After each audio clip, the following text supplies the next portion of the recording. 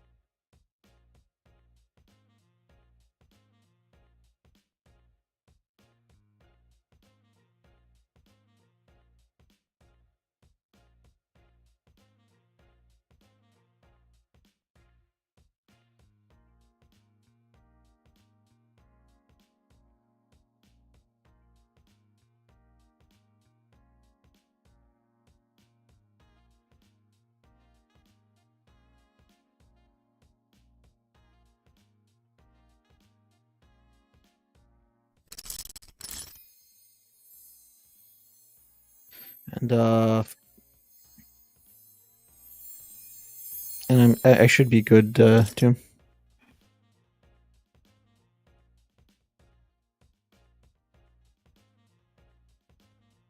Hey folks, how you doing? How you doing?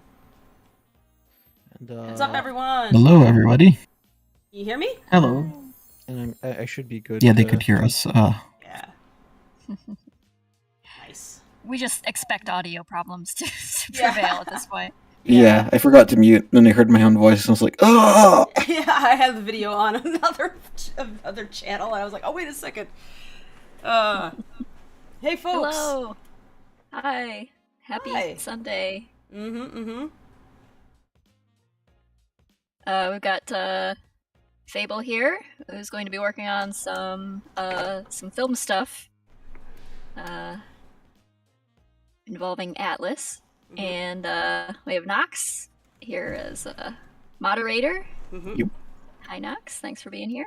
And Tomb and Katie and Jay and Digio kind of hanging out here too.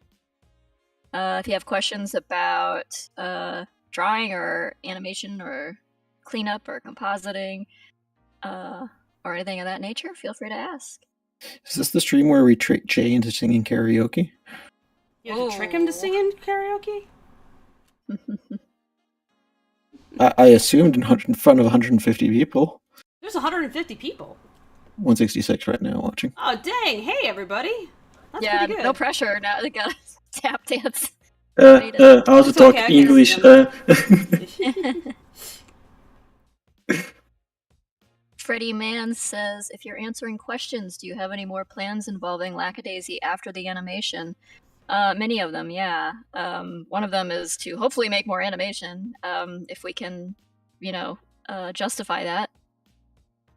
If nobody watches the film, it'll be hard to make the case that we need to make more animation, and hard to find funding to do it. That's the big impediment, is that animation is very expensive and time-consuming to make, and so you can't just like, on a whim, I'm just gonna make another 20-minute short or something, and God, I wish. You gotta come up with that money somewhere. Now there's where I wish I had AI assistance. I wish I had AI assistance that was better at in-betweening, so that we could, and coloring in things, so that I could just say, here's a key color, here's like my keys, do the spacing out like this, and then I just had to tweak it. I could go so much faster, and I would still have the joy of making the thing and having like a lot of control over what I'm making. But it wouldn't be, I would just have like more methods for saving time for myself and energy. Mm-hmm. So just get an AI that can rob banks.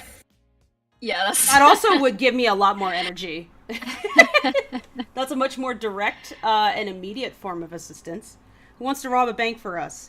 We're very pro-crime, if you noticed. Gangster AI. Yeah, very, very pro-crime. Start up a bootleg market for us so we can fund our animation. But there's also comic stuff happening after the film, too. We've got the reprint of the Volume 1 and 2 books and the art book coming along. Art book is being actively printed right now, I believe. It's been a rough road trying to get things on track with that, because COVID has thrown the printing industry into utter chaos. But but yeah, we'll be doing new books. I've been working on those and doing new layouts, new cover art, new back cover art, new interior dust jacket art and things like that. So, yeah. And then I've got to finish volume 3, so I will be digging back into that. And yes, Eric, we are doing this without AI, or they are doing it without AI. Oh yeah, no, we would not use. Well, I mean, we do have plans to use EBSynth for a thing, EBSynth, but EBSynth right. doesn't really do the work for you so much as apply a painting onto drawings. It's basically applying presented. A filter over the top, taking a filter based on your artwork and applying it to multiple frames of a thing. So. Yeah. Yeah. So you still have to do a lot of work, but I sound like I'm in a tube. Don't to me. That's odd. I live in a I live in a habit trail. What can I say? Sorry, I don't know if anybody else is getting that, but we put Tracy in her cat carrier today. Sorry. Am I sounding like I'm in a tube? No, I'm in a YouTube. I mean... yeah. Have you thought about that? Maybe. Maybe I need to refresh my Discord, or you sound. If I don't sound tubular to you guys, I would imagine it might be on Fable's end that it's OBS is doing something weird, or. I just adjusted and I listened to the YouTube. You sound all right. Yeah. Okay. No. Well, take those turnips out of your ears, then. Let's see if Discord screen share will behave today. Sometimes it just doesn't. $2 Australian, I guess, from Macintosh. How did Rocky survive his childhood? Imp again says, oh, hold on. Sounds like you're talking into a straw. Sounds like a robot with anxiety. Well, yes. Yeah, that's me. Stop insulting Tracy! That's just how I sound. It's just Tracy. Seriously though, okay, so people are saying I'm so confused. I'm just going to assume that I'm audible at least. Sorry everyone if you're hearing me talk through a straw or whatever. Did you hear the question? How did Rocky survive his childhood? Maybe he didn't. Maybe he's just a ghost. Oh yeah. He's actually in a coma the entire time. This is all in his head. What a twist. No, we often joke that he had some kind of Stack Overflow glitch or something, in which he was supposed to be allotted the usual 9 lives that a cat gets, but he got 999,000 or something like that. Yeah. Well, if it was, if it's a single integer, then you got 255. So. Oh, okay. There we go. Now, has he used those up yet? Probably, yeah. He's actually he's right back down to 9 lives. Actually, I mean, he's had multiple run-ins with farm equipment, even like. That wasn't the first time he got hit by a thresher. Damn it! I got a scar on top of my other scar. Well, you got this happened before? Yeah, twice. That's what makes him invincible. He's just made up of scar tissue at this point, so you can't hurt him. God. He has like armor plating your skin. Oh my god, if he didn't have fur, he'd have so many scars. The squonk Aaron gives says now it's not just Tracy. Well, I don't know if maybe it's on your end, or did our audio suddenly change? I think it might be a you thing, Aaron. Sorry. Let me go listen. Unless, Fable, you're, I mean, I'm not having any internet issues right now. Okay. You sound fine to me. And what I hear from you is what they would hear. I'd be the one who would be more of a question mark. Because they're hearing me through my microphone instead of my microphone plus Discord filtering. It does sound a little more funky than usual. Oh, it's minor. Okay. You know what it might be then? It's on my end because I've noticed Discord roboting things occasionally. So it could be that. Sorry. Like we say, it's not a stream unless there's audio trouble, so It doesn't matter how much prep work we do and Yeah, testing. they do not just decide to be. Bloop, bloop. It just, yeah. By the way, Squonk gave $1.99 and says, "Love thank great work, you. guys. Can't wait for the film." Same to you, Thanks. Squonk. Those shitposts are great. Oh. Oh yeah, you're the one doing those animations with the like the transform tool, right? They're awesome. I love them.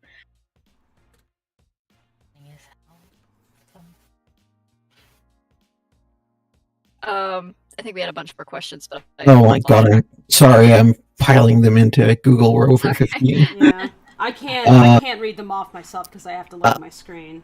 I'll take care of it. Alpha Nerds asks, who is your personal favorite character? Me? Oh, I hate all of them. I thought you meant you for a second there. I was like, I'm my favorite character, and I'm like, Yes, yeah, it's Tracy, me. self-support. Go, Crazy. Tracy, your own favorite character. Yeah, Yes. It would. I would love that, Prejudice actually. for that. Who is their Yeah. own favorite character? Who is their own favorite character? Yeah. Actually, that's an interesting question to ask of the cast. It's like, who's your favorite character? I don't know. Who's your favorite coworker? Seraphine might like Seraphine the most, I think. Yeah. That's why She I love likes her. her brother too. Yeah. Macintosh gives $5 Australian and says, in the good, neutral, chaotic chart, where do all the characters fit? Oh boy. Is I anybody think someone lawful? did that before.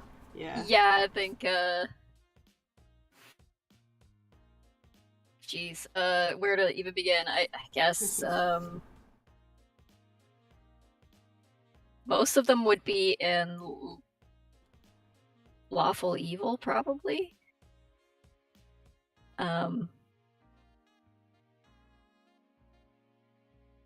Evil good. I don't know.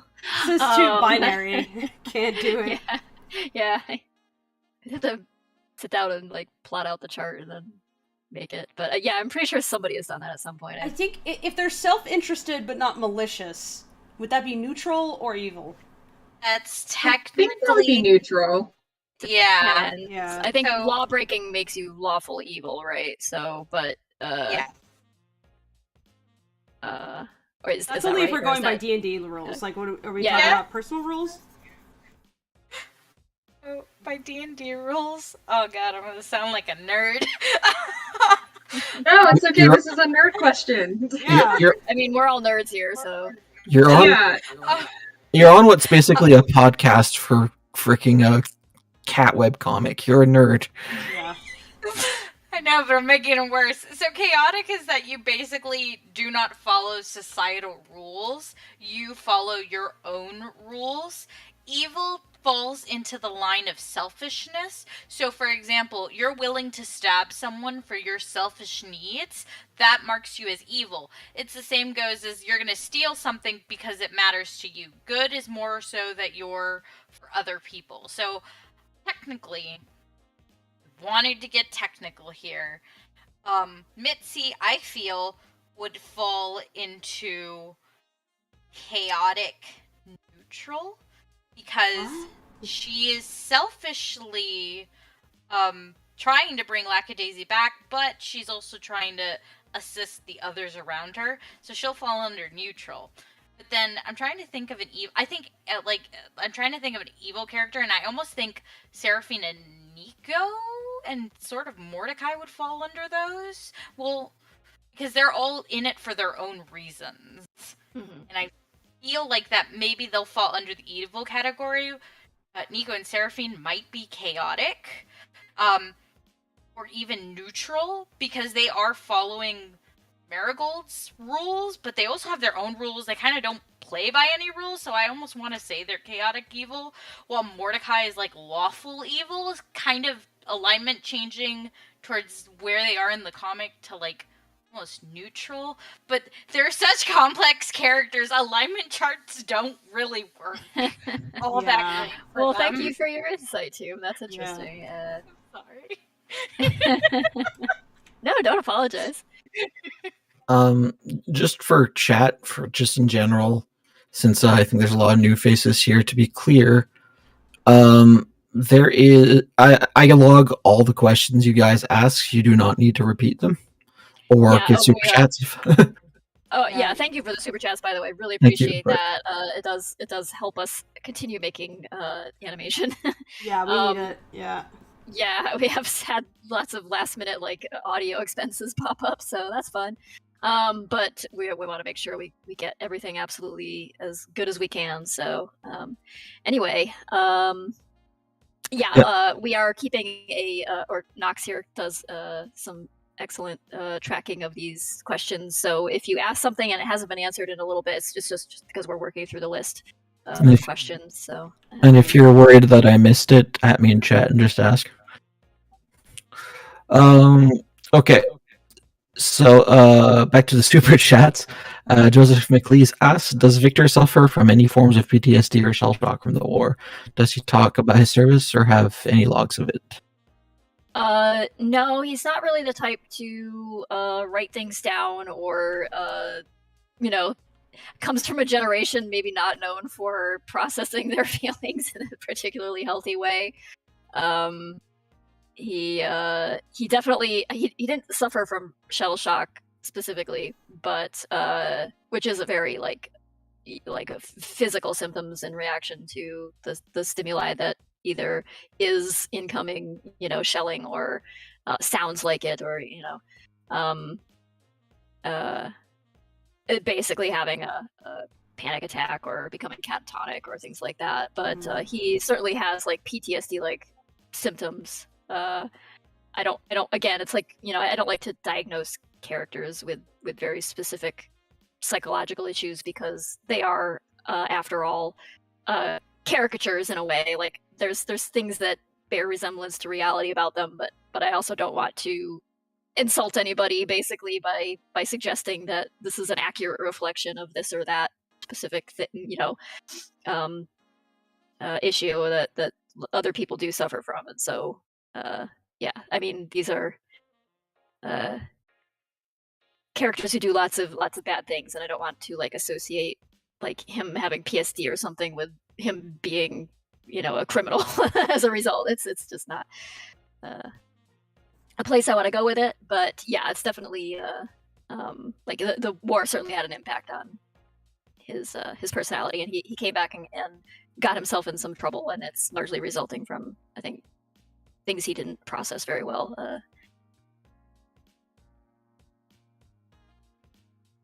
After the fact, or had no outlet really. It's not so much that people couldn't find healthy ways to deal with their shit. It was, I mean, there was just such a dearth of it at the time. Like there was no psychiatric care outside of, if you were kind of well-to-do, you could get psychoanalysis at the time, as Freud had, made that popular. But any other kind of like psychiatric help or anything was really limited to institutionalization, and that was for that was a thing people it had a massive stigma attached to it, and people would avoid it at all costs. Being seen as someone who might need psychiatric care was like that would get you taken away from your family, so there's just like a lot of fear associated with it. It's like, yeah, you need help, but you're not going to get the help that you need.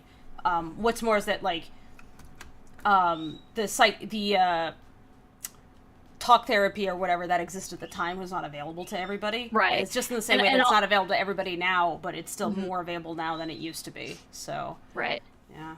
And though we know that things like shell shock and PTSD are very real phenomena now, the sentiment at the time was largely that a lot of the popular sentiment was that people were faking it to get out of going to war, or they just wanted to go home, so they would pretend to have symptoms, and it was a very anyway, I don't want to get too deep into this. It's very depressing, so let's move on. But yes, it has had an effect on him. Cryptella asks, how long do your mini comics usually take to finish? It really depends on the mini comic. Like some of them are just a few panels, and some of them are, if I break them apart for book print, it comes out to like 4 pages or 5 pages of material. So it varies quite a bit. It can be like a couple evenings of work, or it can be a few weeks of work. Depends on the idea and how much agonizing I do over it, and then how much I prologue the punchline. Also, that was a $2 super chat. Thank you, thank Priscilla. you so much. Hey, thanks. Does anybody mind? Previous if one was a I- $5 super chat. There's so much stuff going on. Sorry. Does anybody mind if I turn on my webcam just to show you guys like the warm-ups that I'm doing on the side? Because I am drawing Atlas here, but also I need to like figure out some ideas about how I'm going to approach aspects of this, and I need to do that by hand because I find it a little aggravating to do this kind of thinking on the computer. Sure. Yeah. Okay. If you guys are open to it. Chat, are you open to that? Should I turn on my webcam so you can see my, the rest of my art that I'm working on the side?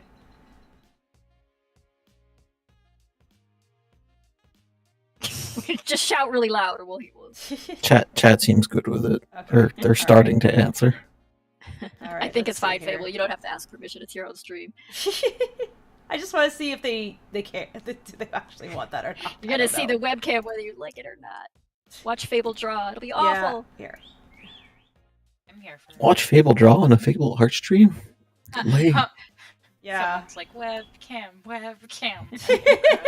Okay. Oh my gosh, it's just an outpour of yes. I love it. Mm-hmm.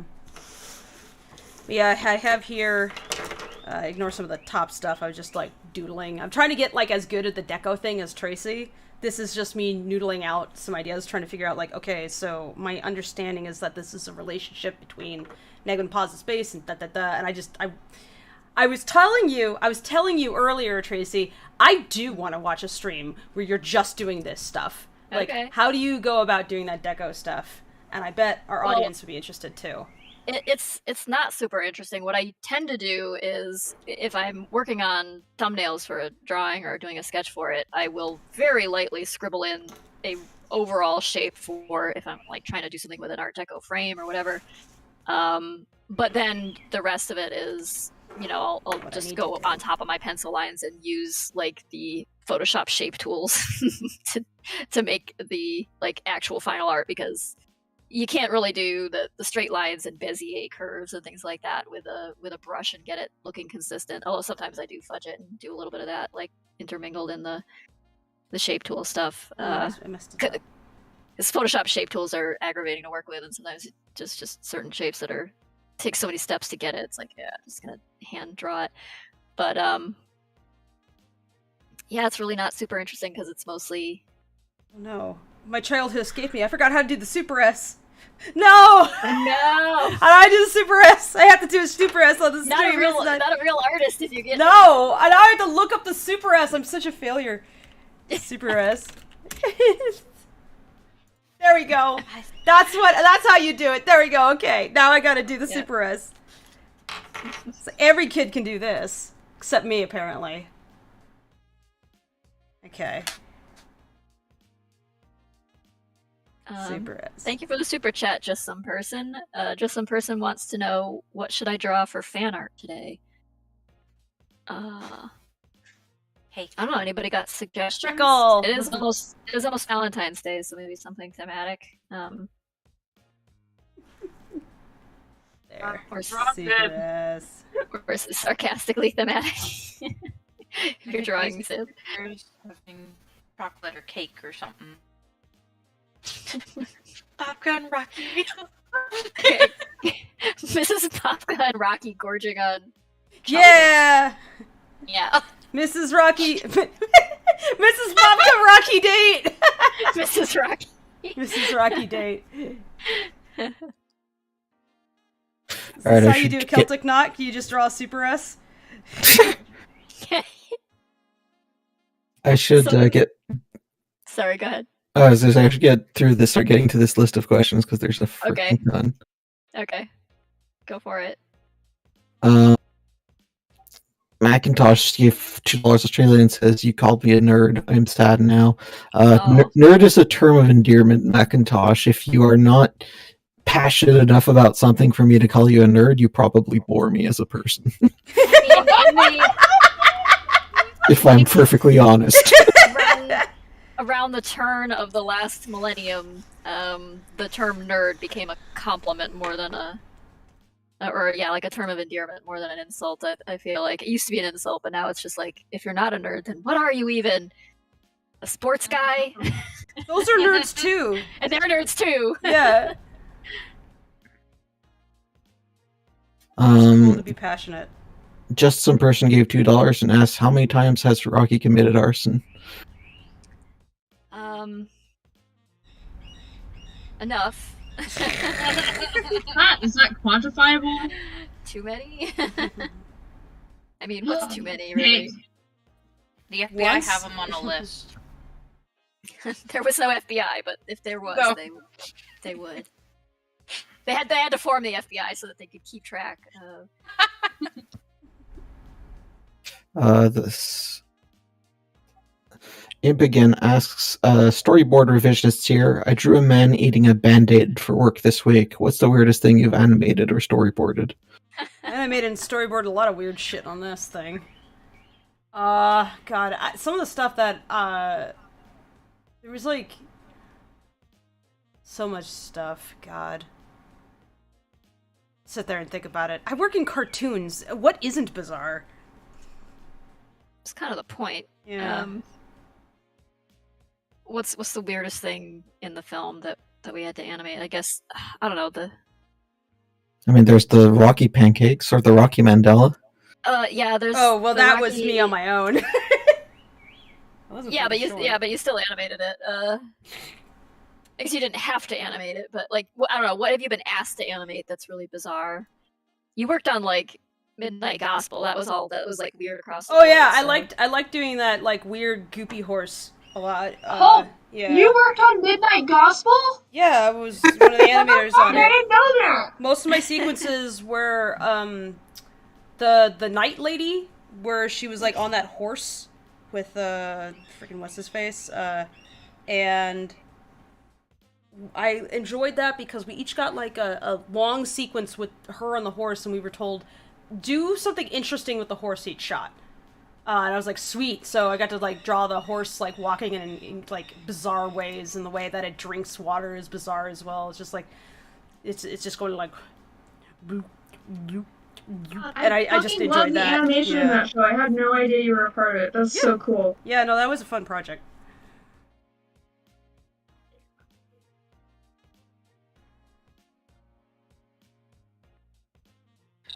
Trusty Gears gives 1,500 isks and says, hey guys, thanks for clarifying Tracy. I was actually wondering if Mordecai suffered from OCD.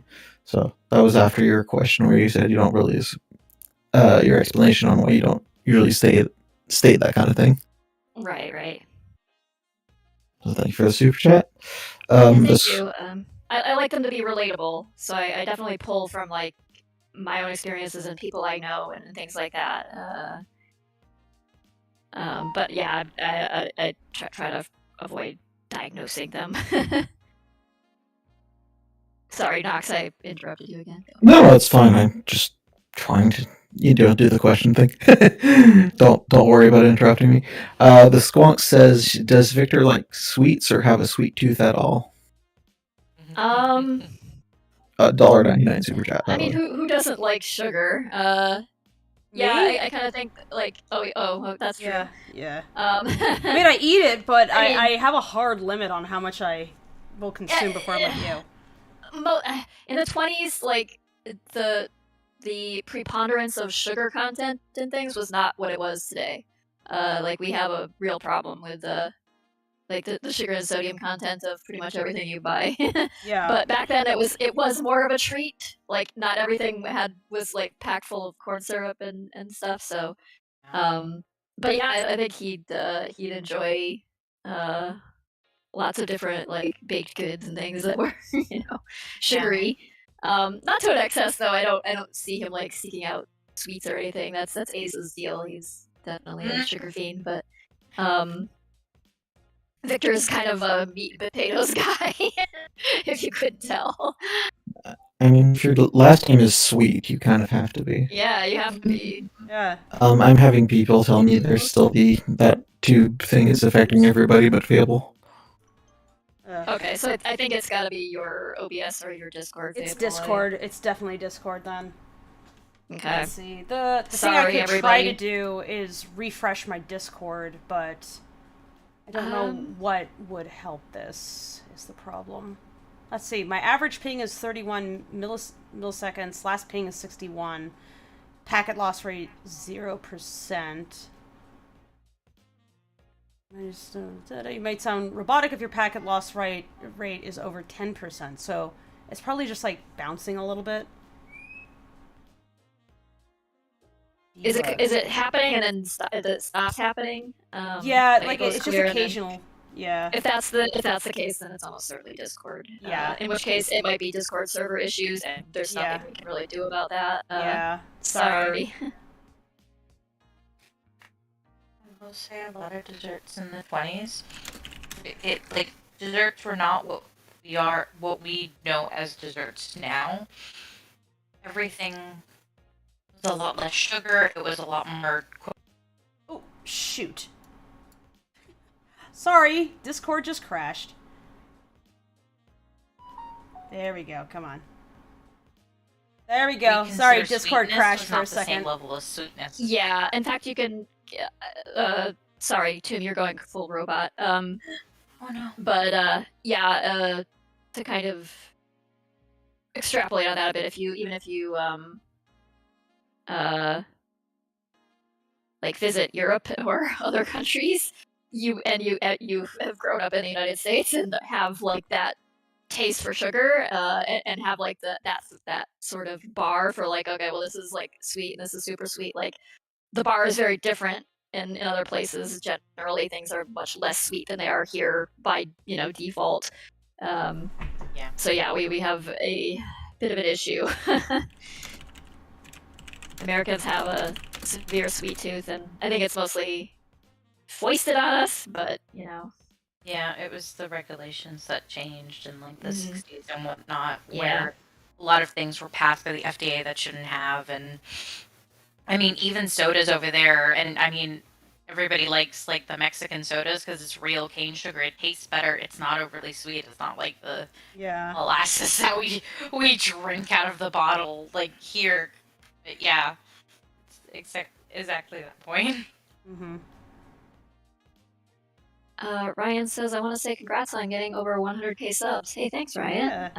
Yeah. We got the play button just the other day. Actually, Oh, Fable, yeah, if you wanna yeah. share pictures, Yeah. I haven't posted them publicly yet. Just shared them with the Yeah.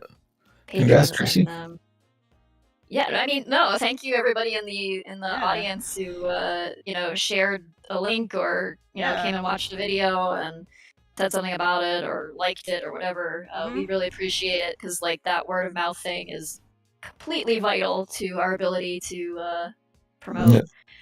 This Actually, stuff. we're congratulating you for 100k, but you just passed 150k. Yeah, it took them a little while to send the thing after but we only just hit 100k in mid-January. And then after the trailer came out, we had a big spike in subscriptions, which was lovely. So yeah, we're at a little over 150 now. So thank you.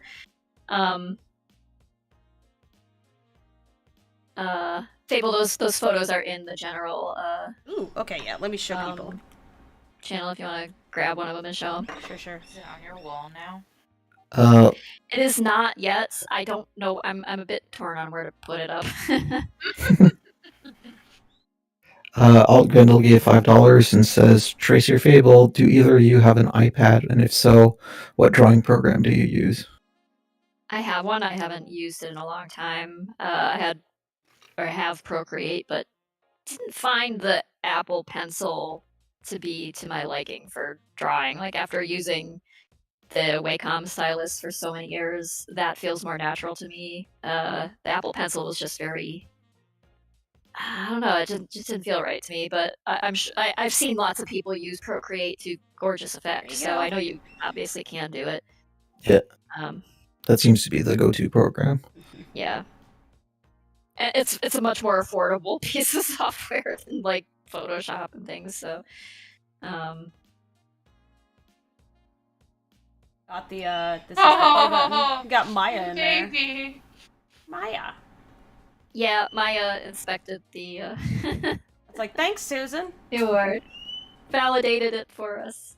It's like, yep, it's authentic. Sniffed by a cat. Official. She sniffed it. Yeah. She looked at her reflection in it. This isn't food.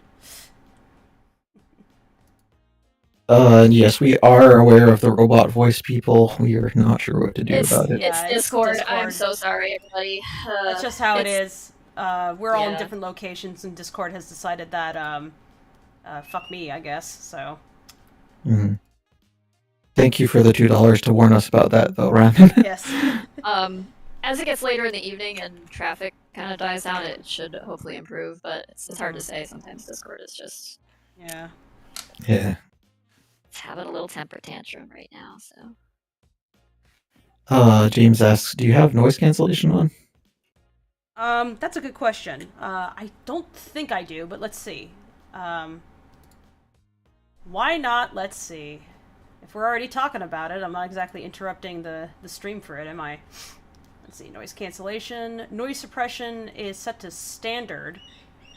But that's from my microphone. Let's see. Echo cancellation is on. Let's turn that off in case that is not helping. Because I have my headphones on anyway. And let's see, what else? I don't see anything else. Attenuation is off. So, enable quality of service high packet priority. It's your router the packets are a high priority. Okay, yeah. Here, I'm gonna set Discord as a higher priority packet. So hopefully that should help. Testing. Hello, hello. Can you guys hear me Let me check. in a non-robotic? I don't know. I will refresh Discord real quick just to make sure that took.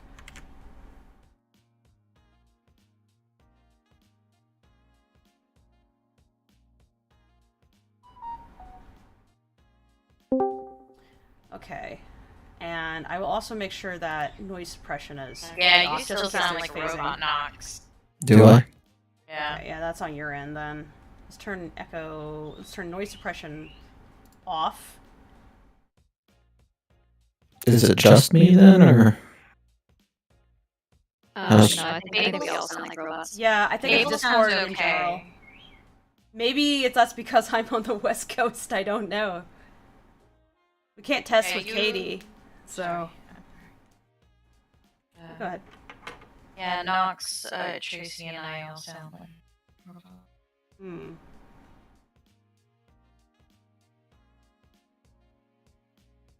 Let's just give it about 5 minutes, and then we'll resume attempting to speak. Sure. Yeah, but I could. Let me just send you the rest of the super chats via text then, Tracy. Or do you... Yeah, just post them in the stream chat.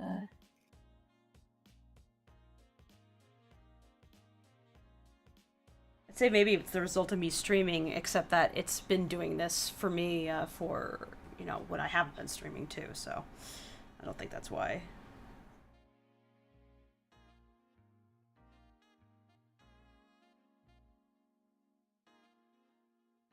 I love drawing with this fountain pen. It just feels good. I love how springy it is.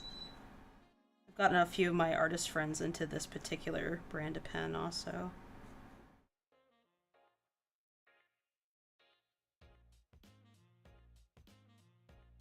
That first one is the guy I called a nerd. Eh.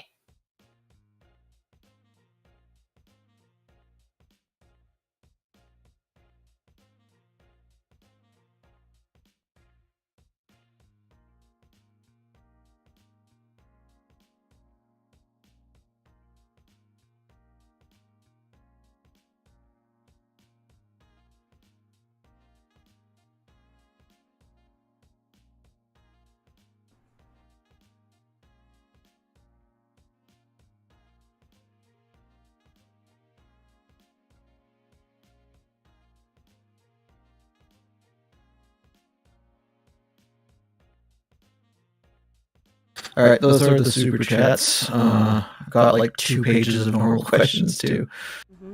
All right. Assuming this audio issue is still persisting, can we have try something and get everybody to mute except the person who's speaking in the moment? Not you, Fable, but just in case this is a echo issue with somebody's audio. I'm on push to talk, so it shouldn't be me. I have headphones on, so it shouldn't be me. Okay, is this any better, or are we still robots?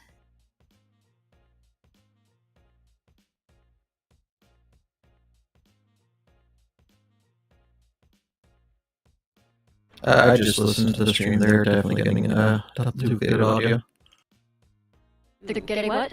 There's an echo. Let me see. Okay. Let me see. Maybe it's me. It sounds like it might be 2 OBS channels or something. Yeah, it's not any better. It's still robot and echoing. I see it. I found it. Okay. I think I found it. There was like some extra audio on the side. I was like, what the heck is that? Okay, so let's see if that worked. Okay, testing. Keep talking, guys. Just talk a little bit. Let's see how it is. I'm sorry about that. Why are there like 5 other sources over here? This is ridiculous. Still, Dominique I'm Allen removing says these still things. robot sounding. More echoing still. What the heck? Oh, someone says, yay, that's better. Yeah, there we go. There we go. Oh, Okay. Okay. Sweet. Thank God. Thank you. Actually, Gosha Yeah. of Hive, you cued us into what it was, so thanks. Yeah. Yeah, it sounds Oh, good thank now. Thank you. I'm going to butcher your name, and I apologize in advance. It's Josue Fraga Costa says, I'm a Brazilian journalist, and I want to make an interview with you guys from Lackadaisy. Do you accept? It kind of depends on what, where, and when, but if you can maybe DM Fable or I over Twitter, that would be the easiest way to make arrangements for that. Thanks for your interest. I appreciate that. Mhm. But if we can make it work, then sure. Great. So sorry everybody for the audio trouble. It's It's Discord. pandemic. it's how streams are. There's always a problem with the audio. Even though I Okay, think let's- everything's fine. Yeah, All right, let's dig moving in on those questions, though, since we fell behind a bit here. Yeah, streaming chat has the 4 super chats we haven't addressed. Oh, let's see. Macintosh says, I got destroyed by the mod. I demand an apology. I Oh, apologize for when you were called a nerd? We do not apologize for that. Deal with it. Nerds are our people, so seriously, it's not an insult. At least as Yeah. far as we're concerned, but how about a non-apology? Sorry if you were offended. I'm sorry you felt that way, you know. Yeah, I'm sorry you feel that way. Wait, let me go get a YouTube top apology tutorial. 1 sec. Yeah. Joseph McLee says, would Nina let Freckle write back to Rocky when he was traveling, or would he have to write them in secret? What did he say to Rocky in them? He could write back to Rocky. I mean, he's not completely disabled by Nina's looming over him, but and I don't think Nina would have necessarily discouraged it as long as Rocky's at a distance. I think she kind of felt like that was what was needed, but Rocky was moving around a lot, and so most of the time if Freckle was sending a letter back, it was not going to, by the time it got to wherever Rocky had sent his prior letter from, he probably wouldn't be there anymore. So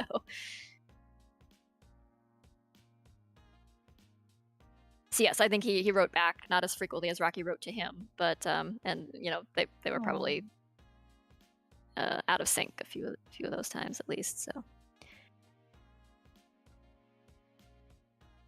That would be a whole interesting series, just like Rocky's like itinerant existence, like in the occasions where he happened to get a letter back from Freckle, just like those bits and pieces where they happen to actually be able to correspond. Yeah. Yeah. That So would've much meant would a have lot to changed him, in I the think. meantime. Yeah. Just a little anchor. Mm-hmm. Freckle would not have had much to say. He would have been like, kind of the buildings in this city are big. I like food by sort of Yeah. like he just is not demonstrative and kind of unlikely to share what he's really feeling.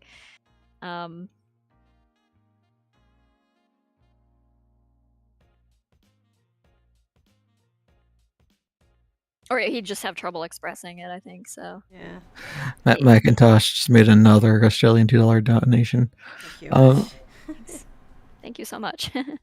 Macintosh, just meet me behind the school after class, and we'll fight it out. Yeah. Referee it. Let's go. All right. Trusty Geyer says, just want to drop another super before leaving. Thanks for the stream. Super excited for next month. Hey, thank you very much. We are excited too, and also a little bit terrified, but that goes with the territory. So, yeah. Devilish the money Galaxy helps. asks. The money does help, though. It's like, oh, good. Yeah, very much so. Be able to, like we said, it's like I had to bolster our sound team a little bit to make sure that our sound person didn't die. break. Yeah, we want them not to die. It's just a cartoon, so we scrounge together. We're trying to scrounge together to get them the help that they need, and we want it to like sound good, not just look good. It has to sound good because I take the audio part of this audio-visual medium very seriously. Well, scrounge makes it sound like we went digging through a dumpster for like some audio people or something.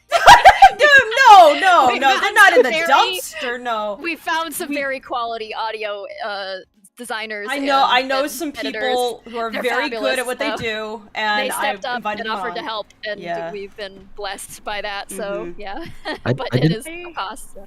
I didn't know M was Oscar the Grouch. Yeah. See, for me, my visual on this is you both decided we need audio people, so y'all went to a farmer's market and just started, like, picking up.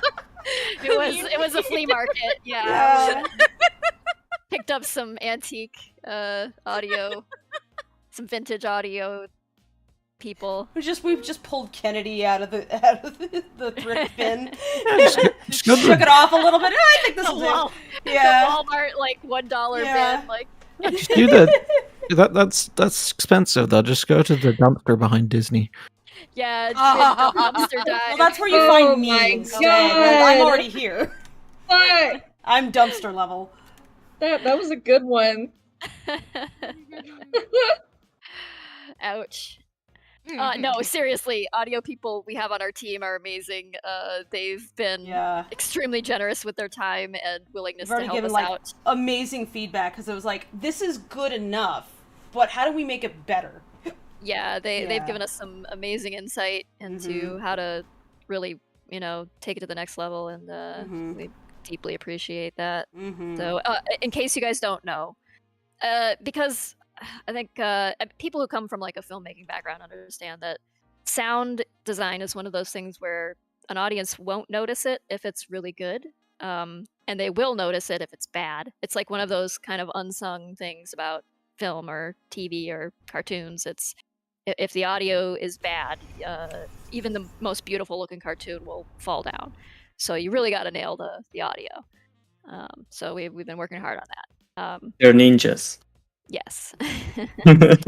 They are lifesavers in a way, really. So like we've spent so much time making this as pretty as we can, but it just won't go anywhere if it sounds bad. So or sounds off or something in some way that's going to be very distracting when you watch it. So we got to get that right.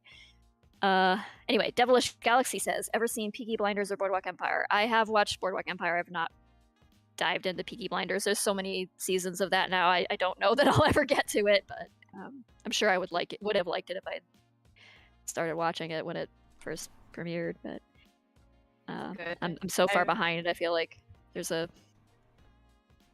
I'm unlikely to be able to catch up. So I mean, they just had the series finale. I'm like, did they end it? Yeah, they ended it and whatnot. So what we do is we binge a season in a day while I'm doing other things. And so we'll do like one season a month, but we haven't done it for a couple months. But you actually would very, very much enjoy it, Tracy, I feel. Yeah, it's a great show. And the partnership they did with Bushmills was fantastic. I got that bottle. Oh, nice. Yeah. Did a prohibition whiskey. It was great. But yeah, sorry. But yeah. Ramen Juicebuck says, leaving, but wanted to say thank you so much. A while ago, I saw your guys' work and was inspired to go in animation school in animation midterms right now. Thank you again. Oh, wow. That's fabulous. Whoa. Congratulations to you. That's really cool. I hope it's not killing you too hard. Yeah, don't die, but don't also die. that's awesome. We need more animation. Fable's like, I have committed a serious crime and been a terrible influence. Well, I love that. So. There was $2 Australian again from Macintosh saying I'm on for the fight behind the school. All right. And $2 from Joseph McLeese. Which of the characters could be president? Well, Jimmy Carter did make a cameo appearance. Yeah, so he can be president. I'm not so sure about literally any of them, the rest of them, but I think a lot of presidents I'm not so sure about. So No. I wouldn't vote for any of them. Nick is a contender in some way. Yeah, Wick has but a then little where bit would of, that like, go? That's sort of like he could definitely do the politician thing. The like, I'm you not know, look saying at he'd me, be I'm a- successful. Yeah, that's the Yeah. thing. You need money to run for office, and you need to have that kind of like politician smile. And he can definitely do both of those. So, But does he but have a mean I streak? don't know. Yeah. He doesn't have, at least in so far as we've seen. I don't think he has the sociopathic streak to really be a, I career think politician. I think Asa is probably the most likely candidate. Yeah, Oh, Yeah, Asa could get it. Yeah. He's He probably seems like a less guy who corrupt would- than most of the actual politicians we run into. Asa could definitely be mayor, at least. I think it's close. Yeah. So hold on. Let me throw something out of left field. Just on charisma alone. Nico. God, I knew you were gonna say that. As a troll candidate. He would run could for you a party and imagine? actually get at least 2% of the vote somehow. Could But you he's running third imagine party. him? in He his has like a little meme campaign and actually gains a following from it. Yes. Oh man, Nico. Seraphine would be like, Nico, we're running on your smug smile, but I'm gonna be the brains behind the operation. Okay? Oh my god. Yes! Exactly that. They're just there in their little suits, like, hey. Up on billboards. That would be funny because also this isn't the suffragette period, so people be like, we gave women the right to vote and they voted for the hunk guy. Yes! Yes! Yes! Yes! Not enough. Can't means let says women Nico- vote! The president will get hot! We can't have that happen! Nico for Bull Moose Party. Yes. Bring back the Teddy Roosevelt party. All right. Oh my god. Um, Macintosh gives $5 Australian and then says, "Before I was so rudely interrupted, how did you come up with the name of the comic?" I honestly, I think I just liked the cadence of the word, and I was like, that would be a fun name for a speakeasy. But I also sort of like, a lot of the story is about the past and reliving the past and regrets about the past, and Lackadaisy comes from basically an expression, an very old-fashioned expression that means kind of woe to the day, like alack the day. Or alackaday. And it was kind of a expression of sorrow or regret or shame about, it's kind of like, woe to the day that I crossed paths with you sort of thing. And I was like, that's kind of fits, so yeah, that's how I came up with the name for it. And I also liked the way it kind of paired with other, I don't know why I decided I wanted to give every page or every update like its own title instead of just numbering them like a normal It's person. an interesting quirk I love it, though. actually. It's like they could have a number too, but the fact that they each have a name is very, I think, speaks to the fact that they're each like their own illustration piece. Mm-hmm. But you can't say the same of every comic page in any comic. being the same thing. Some comic pages, the way they're done, the art's just serviceable, but in this case, it's a full illustration. I tend to approach my comic updates as I try to make it like a complete thought. It may not complete the arc of anything, or or even a full scene, but it's like I try to begin it and end it on a certain note, so that it isn't just completely left hanging most of the time. Yeah. And then when it updates, it's like several pages worth of updates. Basically, you're not just getting like a couple of. A lot of my updates are like when I break it up for book printing. A lot of the updates as they appear on the official website are actually like 4 pages long. So that is how it is. But I guess I just like the rhythm also of like Lackadaisy, blah blah blah, like Lackadaisy, blah blah blah. Like it just. The syllable. You're it's a little bit of that. Like, good syllable count. Yeah. It's a little bit of that like iambic rhythm that Rocky also uses in his poetry. So I guess that's. Thank you, Hulu and eBay Man, for the $2 in the emote. I like that it's Thank a you. lemon. Little dancing lemon. Oh my god. Kare says, so the title is just everyone reacting to meeting Rocky. Yes. Yes. Everybody expressing regret for that moment in their lives. Lackadaisy. Kare. Love you, Kare. That was a spicy one, Kare. Macintosh gives $5 Australian and asks, what is the most embarrassing thing you did? Keep it safe for work. Oh. The most embarrassing thing I did. You guys keep making fun of me for that time I left the spaghetti noodles on fire. Oh yeah. Yeah.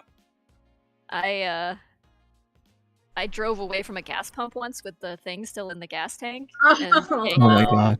yanked the whole like cable right out of the gas pump. Fortunately, I freaked out a little bit the moment I did that. Like I noticed, I heard it come out, but and then I was like, oh shit, I didn't pull it out and like take it off. And, like, but this was like years and years ago.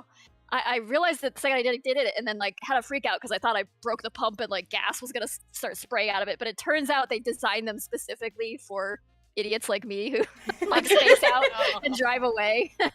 They just like they release and they pop back in. So it was like quite a relief. But the people, there were like a bunch of high school kids like hanging around in the parking lot. Like they go to the Quick Trip or whatever to buy candy or something after soda or whatever after school, and because the high school's nearby.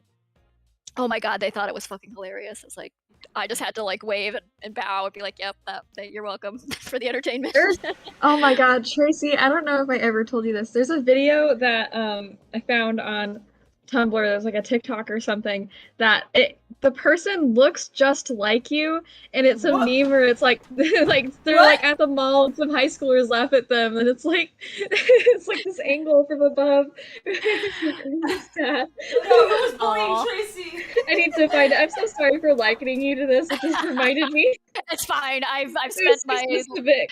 Even when I was in high school, I was being laughed at by other high school kids. So that's the story of my life. Got used to it. Oh my god, where is it? I need to find it now. Okay, well, I got an embarrassing story. Mm-hmm. All right, so this was a work party. Party. I know this one. Yeah, this was a work party. Oh, is this the fountain?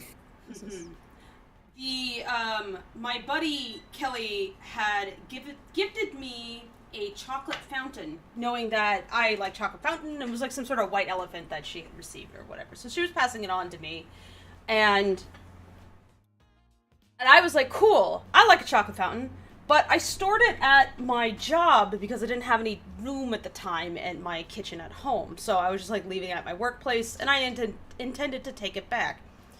Well, we were about to have a work party for Christmas, and I was like, oh yeah, I was stashing that chocolate fountain in the kitchen over here.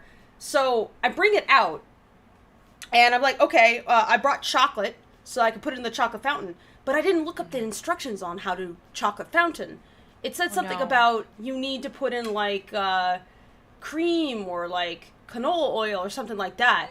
And I was like, oh, okay, yeah, you gotta put in something to like lubricate it, basically. Okay, I get that.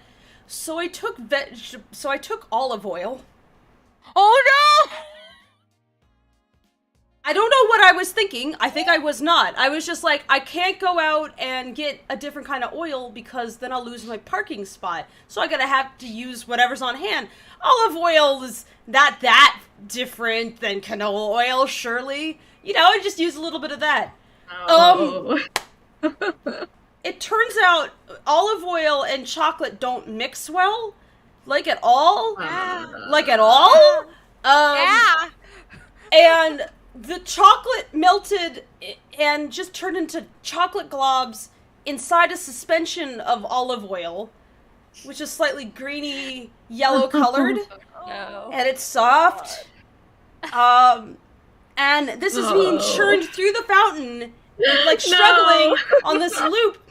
And so the fountain is both heating it up, but also trying to spit it out. And it looks like an anus just scorching, just sharding a fountain over and over of excrement and worse, in just a constant loop in the middle of the work party at my job. And I did this. It was a shit fountain. There was a shit fountain for Christmas. And it's like, you could appetizing. Everybody try some. It was edible, but you didn't want to eat it because you just stared at it like the world's worst lava lamp. The shart fountain. Yes. It was horrible, and it would just like make these horrible noises. It was just like So, it was just like we were just standing in front of it, dumbfounded, like jaws dropped. I was just like, I can't believe. And Kelly's just like, well, what were you thinking? And I'm like, I don't know. And she's just like takes out her camera. It's like, or did I take out my camera? And she's like, oh, Merry Shitsmas. God. Oh my God. Advice The shit to fountain. the chat. Advice to the chat if you're doing a chocolate fountain. Don't do Don't use Please. olive oil. It's not a good replacement for melt the Milk, chocolate isn't it? first. No. So you have to. So I've had to run a couple of chocolate fountains. Fun fact. and I did everything wrong. Oh God. I somehow hit on every possible wrong thing you could do, and getting into the what to do properly would be too long. An Fable. explanation. Oh, sorry. Yeah. While you guys were talking about that, I dug out the video. You found the video. Oh my You God, found the you video. found it? You found it. No, guys, Oh. let's not. Seriously. Will this Let's, get us kicked off of YouTube? You want to link people to it instead? No. I'll put it in streaming chat. Oh God. I'll watch it. Oh, it's my I'll watch it Twitter. as soon as I find that video I was talking about. Oh no! I can't watch it. I can't look at Here, I'll just post a link to this in YouTube. Maybe chat. There take you go. You guys can enjoy that. Okay, So- or you could take a still shot of it or something. But I can yeah. I can No. just show a singular picture. You guys can follow in chat what I was. I found it. Oh, Nox. No. Ox, how did you know? This should have stayed buried. I have powerful search powers due So to I will years admit of that moderation. in my memory, this video, it looked a lot more like you, but it's still so fucking funny. This is like my favorite video. It's in streaming chat. Oh my God, Fable, what the fuck is that? Okay, hold on, I need to view. Advice. Melt your chocolate first. Don't let the machine melt it because it'll never melt it fully. So melt it in a microwave beforehand. Start at 20 and then blast at 10 until it's nice and smooth and keep mixing in between. And then put it in the fountain. The ideal is something called Paramount crystals. You can find them on Amazon or in your local cake store. However, if you don't have that, you can use canola oil or a non-neutral oil to keep it just liquid form, because that's the thing.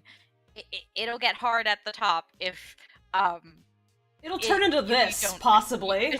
God, You don't no. want this. If you think this is That was great, olive oil. don't do that. I'm pretty sure I destroyed the thing's motor. So I was so horrified by what I had done. I cleaned the thing, packaged it up, stuck it in a corner in the kitchen, and never touched it again because I was like, I should never be allowed a chocolate fountain for the longest I live. God. I love them, but I should not be allowed to operate them. You've lost your fountain privileges. Sorry. Yes. Oh my god. All right. Let's Let's answer some questions. We've got a lot. Mr. I'm Nobody sure they have gave more questions now. Mr. Nobody gave $10 and says, "You guys are on fire. I love what I've seen so far, and I hope the project is wildly successful." Question: I'm on fire? Not again. Question: Ivy's on a rifle shooting team. Yes. Will that ever come into play? Mm-hmm. Yeah. That's ominous. Okay.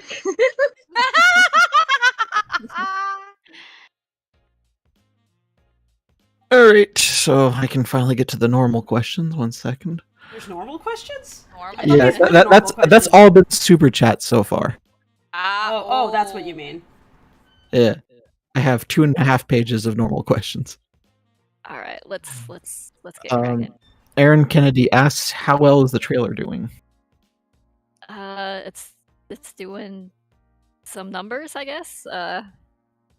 Specific numbers, if you look at it. I mean, we're hoping we can get it to 1 million views by the time the film comes out, but we don't know if that'll happen. It's a little hard. If you guys want to help us get there, then share it in Discord servers that you think might like it, like friends of yours, or like if you are in Discord servers that are about like historical things of any kind, or like cars, or mechanical stuff, or cats, or art, or just anything you think where, oh, I think these people might enjoy that. Feel free to share it in a Discord server, see if people enjoy it. Because I've seen that a huge chunk of our traffic actually comes through Discord. Turns out that people sharing it amongst their friends has a huge effect. So yeah, you want to let people know that this exists, then let them know it exists, essentially. Because the algorithm can't do all the work for us. It really only just responds to people and how they respond to it. And so you effectively train it by how you respond to it. So yeah, when there's a project that you really, really like, if you share that amongst people that you think will also like it, that's how you make a thing get a little bit bigger. At the very least, you'll share something cool with some buddies of yours, maybe have some more stuff to talk about. Talk about them cats in them suits. You have a sewing group? Might they think they'd be interested in cats in suits? Yeah, I mean, the point is, if you share it, we definitely appreciate that, because it does tend to get around that way, and that helps a lot. So thank you if you have, and if you haven't, then and you feel inclined to, then we would no obligation, but that's all right. Just, yeah. Shall I post a link to the Discord? Oh sure. Yeah.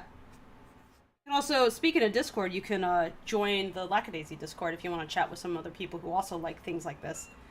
Yeah, there's a lot of artists there, a lot of history nerds there. Yeah. Yeah, hello. Yeah. I'm there a lot. I like to torture people, sorry. Yeah, you do. There's like some car nerds there who share like the old-fashioned cars that they're working on, Yep. Yeah. Also, I'm told we're competing with the Super Bowl right now. Oh. Yeah, the superb owl is afoot. We can't compete with the superb owl, but maybe the Super Bowl. I just couldn't care less about that, so I just need to bring it up. Yep. Oh yeah, you guys have that. Yeah. Yeah. Yeah. An American religious tradition. The Super Bowl. It's a bigger holiday for some people than Christmas. So. Yeah. That's when you gather a lot of people into a stadium and you sacrifice a musician's career at that halftime thing, right? Yes. Oh, we have Easter then. Hey, take it as passionate about hockey in Canada as they do about football in America. I mean, yes. Yeah. But I mean, we also have the Grey Cup, which is our Super Bowl. But so we have football. But I'm from Montreal, right? We have riots when the hockey team goes well. Okay, so that sounds about right. Yeah. So you mishated the Floridas won the Stanley Cup the last few years. I personally don't give a shit. I only found out through a TikToker I follow, and it's like, yeah, Florida keeps beating out Canada. What? It's because all of our teams all of our good players get scooped up by higher paying teams. So Montreal's team isn't actually that good in the end. Even though we've produced a lot of the great players, it's everybody else just pays them more. I see. Now I get it. Okay. Yeah, that's how it goes. Yeah. Emerald Hill Zone says, "Did you know that the classic boxed Kraft macaroni and cheese was invented in the Great Depression?" Oh. That sounds about right. Yeah. Yep. Depression food is, it's an interesting topic. Actually, there's a lot of like YouTube videos of people making recipes from the Depression. I'm sure TikTok too, but it's fascinating stuff. And if you're looking for like cheap but pretty good meals to make, it's actually a good resource. And a lot of them ended up being, ironically enough, vegan because they didn't have access to milk and eggs and things like that. They were very ingenuitive and finding how to make a buck last and how to make food last. And a lot of companies took advantage of that and were coming out with canned goods, things that they could just eat out of the can because a lot of people were living out of their cars or they were using communal kitchens. So they didn't have a lot of time to cook. So it moms would run in, cook as much as they could for the entire day, and then bring it back to the cars or bring it to the Hoovervilles that they had and whatnot. But yeah. Tramari says, I don't think Super Bowl was a thing in the 1920s or whenever Lackadaisy takes place. Sorry, Toom, I didn't mean to step on your thing. I just wanted to answer this question because it was topical in the moment. No, they didn't have a Super Bowl in the 20s. They had championships for football. But the Super Bowl came about in the mid-century sometime. I think the 60s was the first Super Bowl. Oh, is it 1939? Okay, earlier than I thought then. Anyway, sorry, yeah. Wanted to get that one before it flew by. But yes, Depression era food. Good topic. And like Toom was saying, a lot of it's vegan and not super unhealthy either even. So, but yeah, there was like meat was pretty expensive, like usually the most expensive part of a meal. So the thing to do sometimes was to cut the meat out or like just use like hot dog meat or something. Yeah. But, I know that one.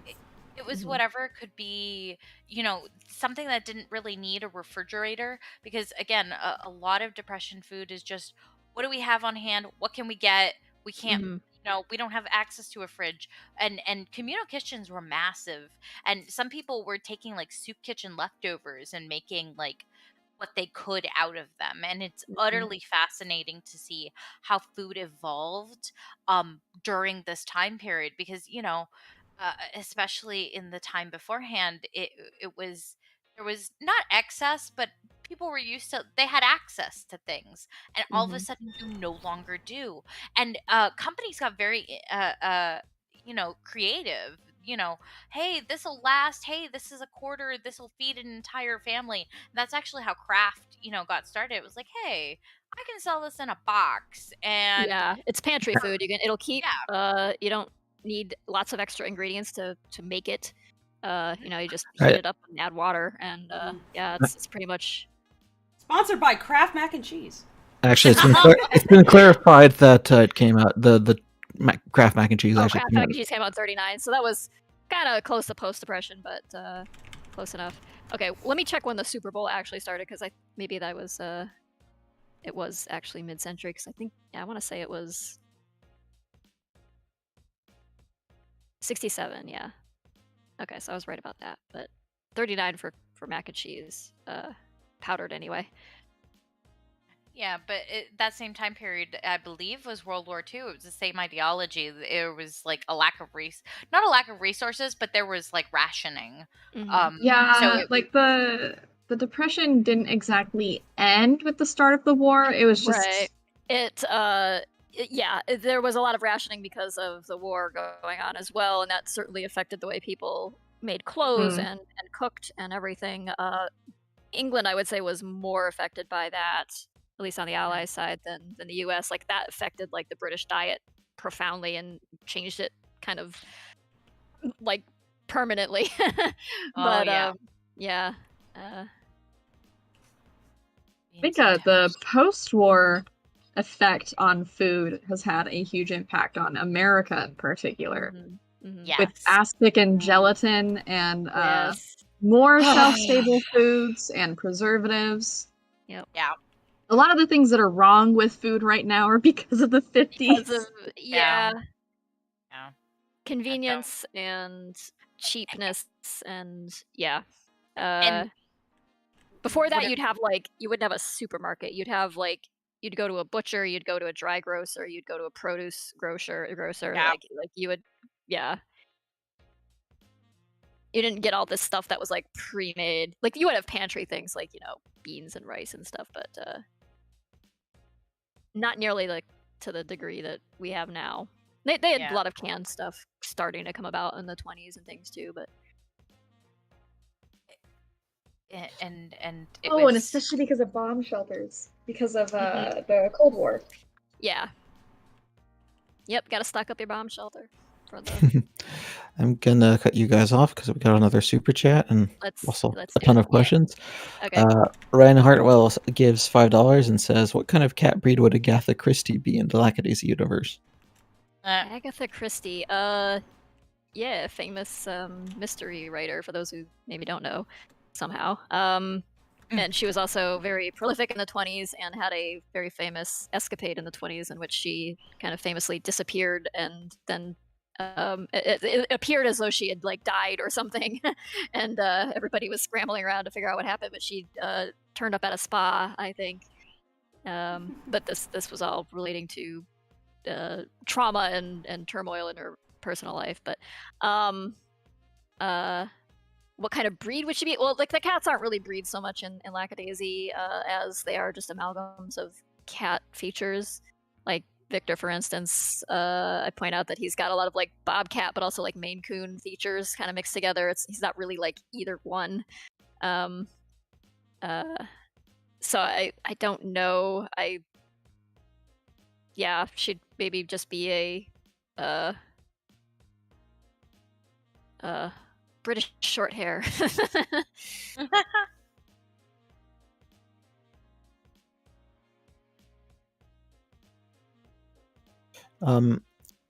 Eric Bihari asks, "Ever thought about abusing smear frames to reduce cost?"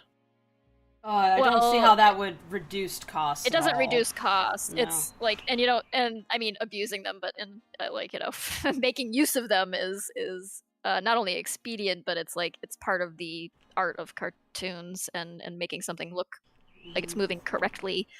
Because if you just animate everything on ones and everything kind of like floats at the same speed, and things change speed depending on what they're doing, and they change in the type of snappiness they have, it's like you kind of need to play with the rate at which things move and use smears to indicate faster movement than like a series of consecutive frames could otherwise depict properly.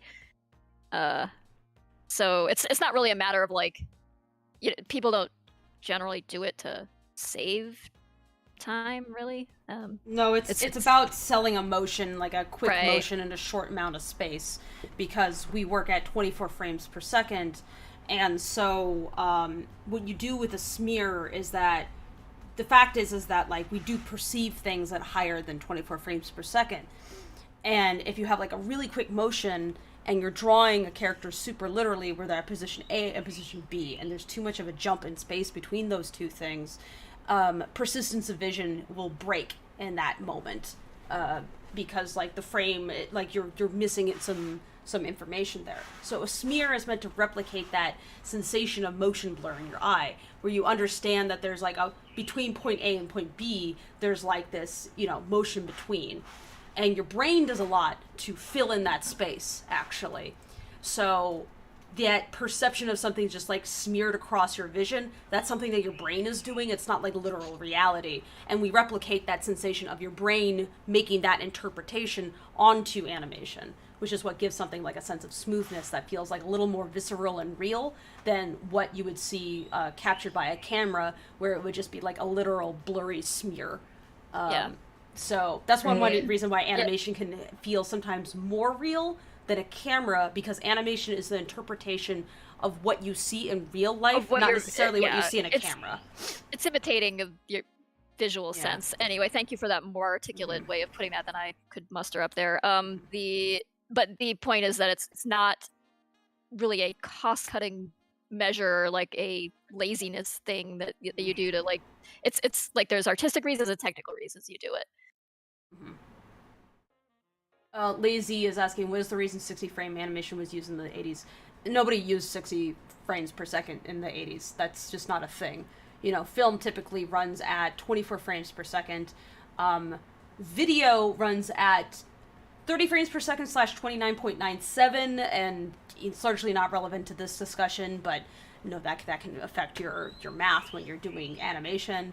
Cinematic film runs at 24 frames per second. So in animation, we work at 24 frames per second. Sometimes we'll skip every other frame because 12 frames per second is all you really need to get across the idea that something's moving. In fact, you can go lower. You can go down to like 6 frames per second, and people still like understand what they're watching fairly well. Like in anime, they frequently work at 6 frames or 8 frames per second as a way of saving money. So in fact, it's the reduction of any use of smears whatsoever and the reduction of overall drawings that like can save time and money.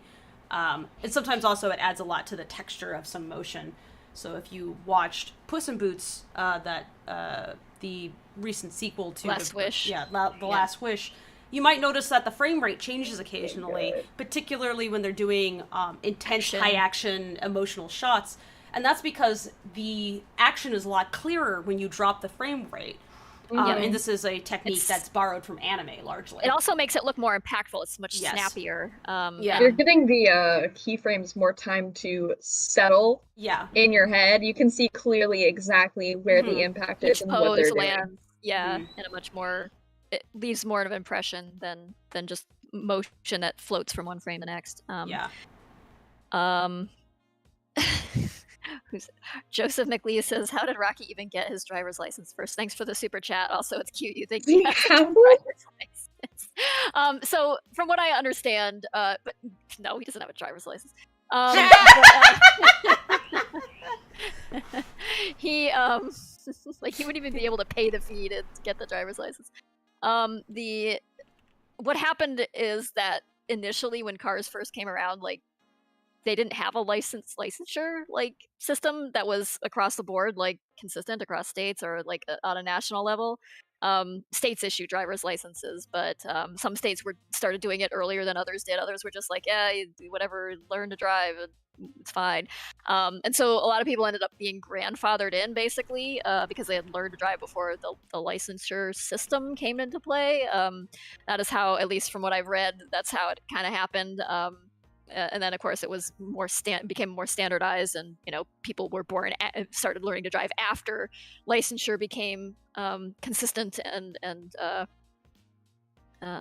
regulated and everything. And so they would have to go through the process of getting a license. But a lot of early drivers didn't really have driver's licenses, or they got licensed because they had been driving already before there were licenses. So. But in Rocky's case, no, he doesn't really do things by the book so much. So he just has a car. Mm-hmm. He has access to a vehicle. It's not his car either, but it's Mitzi's car technically. But and he lives in it. Does she know that he lives in it? I think she kind of has a sense that yes. It's no wonder Victor really doesn't like Rocky. This is that car is his baby, and this boy is destroying it. He's just like, ah! So even if Rocky never opened his mouth, I think he would still be on Victor's bad side just from that alone. Yeah, there's many ways Rocky has put himself on Victor's bad side. All right, the big question next. Forewarned asks, does Fable have a parrot? Are you licensed to own that parrot?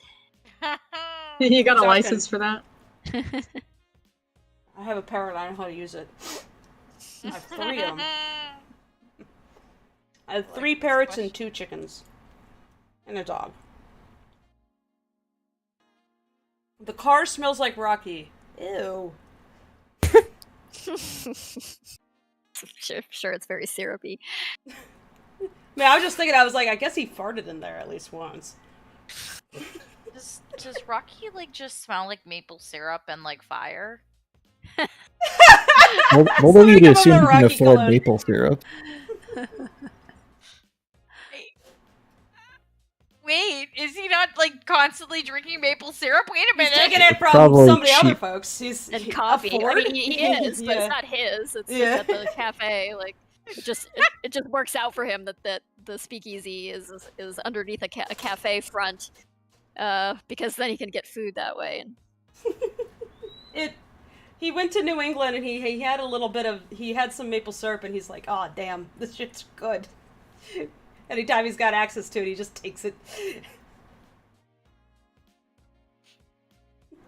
Did Rocky ever head up to the New England area? nope, he went west, Ah. Cowboy Rocky. west and south. There was Cowboy some Rocky. hobo with a whole jug of maple syrup just for some Oh, it'll reason. He would have been immediately thrown from a horse through a brick wall, and then he would have caused a stampede. And How'd he go through the brick wall? Is this just a conveniently shaped, like, rocky width hole that he happened to just like go, is like just stuck into? Very fortunate he didn't hit the wall itself, but went through the hole. no, pretty sure he just made the hole. So I'm thinking, I'm like, how is he even heavy enough to crash through brick? Very Physics poorly don't believe. constructed wall. He doesn't have a driver's license, and he doesn't care about the laws of physics. He's a cat, okay? Cats don't- He's a Physics cat, don't affect cats, and they just don't do what need they want. driver's licenses. I don't know why, but he's starting to remind me of Wile E. Coyote. Oh yeah. Lo-Fi Doggo asks, what animation program do you use? This is Toon Boom Harmony. Just some person asks, who all is here? I guess they don't I see am. any. Oh, the yeah, Discord my icon's right Discord there. thing disappeared. Let me see if I can't bring that up. I thought it was open. Yeah, so Fable, the film director's here. I'm here. I'm Tracy, the person who made the comic. Nox is here, who is a community leader and mod from the Lackadaisy Discord. We have Tomb here, who is our resident culinary scientist. Ooh, She gets and upset at you nice when you talent. say, We have Digio. I think Digio's still here. Yep, Digio is muted, but Digio is one of our animation crew. Katie's here. Katie is also from the Discord and is a artist as well, and makes lots of hilarious drawings of Zib. Horrible things. Yes. Katie, the resident shit poster. Jay is here and lurking as well, kind of just listening in and sitting in the background. But Jay is one of our IT people and a co-editor on the Lackadaisy books and the builder of the Lackadaisy website. Which looks very nice, by the way. Yeah. Yes, it has been recently updated with some nice new features, and yeah, we're fixing it up and trying to polish it and make it pretty. But that's all Jay's handiwork. It should work more easily on mobile now. And oops, Digio bailed. Oh, well, never mind. we brought attention to him and he spooked him. Oh, he ran away. Gone. Okay, if we're quiet, the cat will come back. Ooh. Oh, got the Discord app up. There we go. There we go. Ah, I had actually Lazy set it says- to a different channel. That's why. It warms my heart to know Lackadaisy has a resident shit poster. I guess Well, we that's have a your bunch. Yeah. If it wasn't Katie, we have a bunch more. Katie's just particularly Yeah, cozy. there's Yeah, if you two want to there's be a lot of resident them. ship I'm not the poster, first. please join the Discord server at discord.gg/Lackadaisy. I'm very recent. Ah, shut up, phone. I know it's. Haven't you been around for like 2 years now? I guess it's been 2 years. Holy yeah. crap! Yeah, you're not recent Damn. anymore. Yeah, no, you're old. You're a veteran. I am old. Oh, I opened up my fan art folder to see if I could find something, and the first thing I see is he has like 3 cigarettes. Oh, it's the fucking taxidermy Atlas is in the background. I didn't draw that one. I Oh my edited it in. god! Oh, okay. I'm showing this to chat. Make sure you make it clear that I did not draw the taxidermy Atlas. Really? No, that was one of our Really? crew members. That was Yeah. He just stole Jack it. drew that. Yeah. Jack, one of our animators, drew that. Just, I feel like I've done that one more You guys than make me once. laugh I don't too know, hard. I can't keep track anymore. I have to go to the bathroom. I'll be right back. You guys, if you can entertain chat, I'll just leave up that shit we'll post post for it. that. 1 second. Yeah, hold on. I have a good one. That one too. Alright, we'll have Fable show the chat once. Oh, that was Okay. good. Once Fable's back. There's a Go super ahead, chat. Max. You can go ahead for the super chat if you want while we wait. Okay.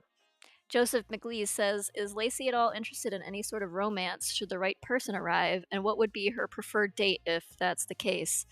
Beer. I think she'd like a nice pragmatic sort of person who isn't pouring whiskey into his breakfast cereal every morning. We'll send her nude. Yeah. Yeah.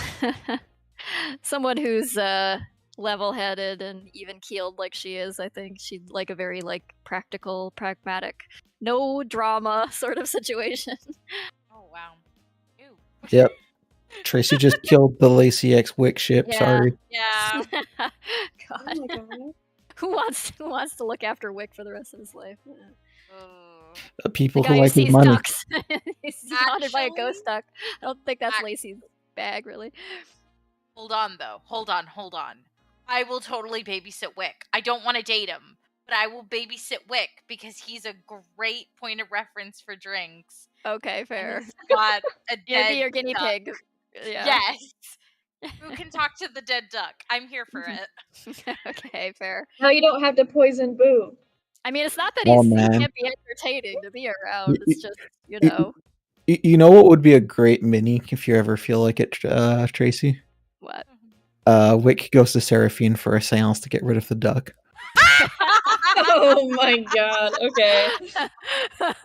We could do like an Exorcist parody.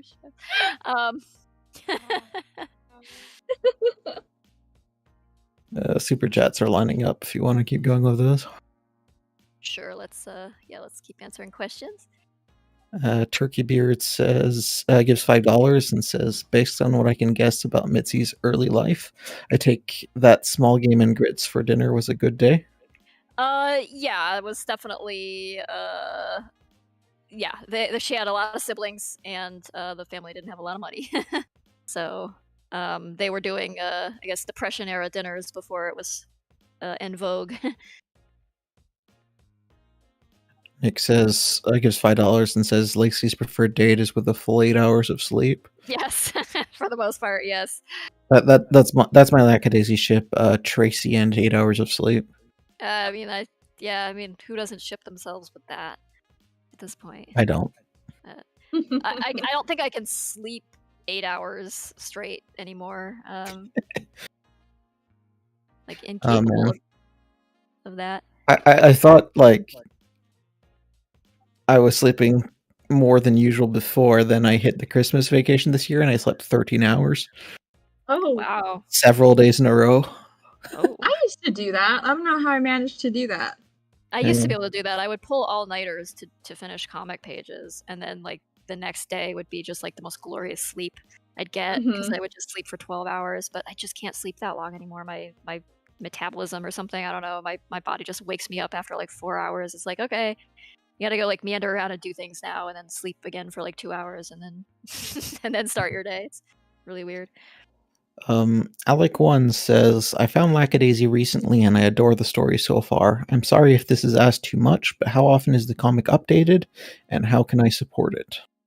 Oh, well, thanks for your interest. The comic is on hold while we wrap up the film. That'll be done this year, and I am anticipating getting back to the comic later this year.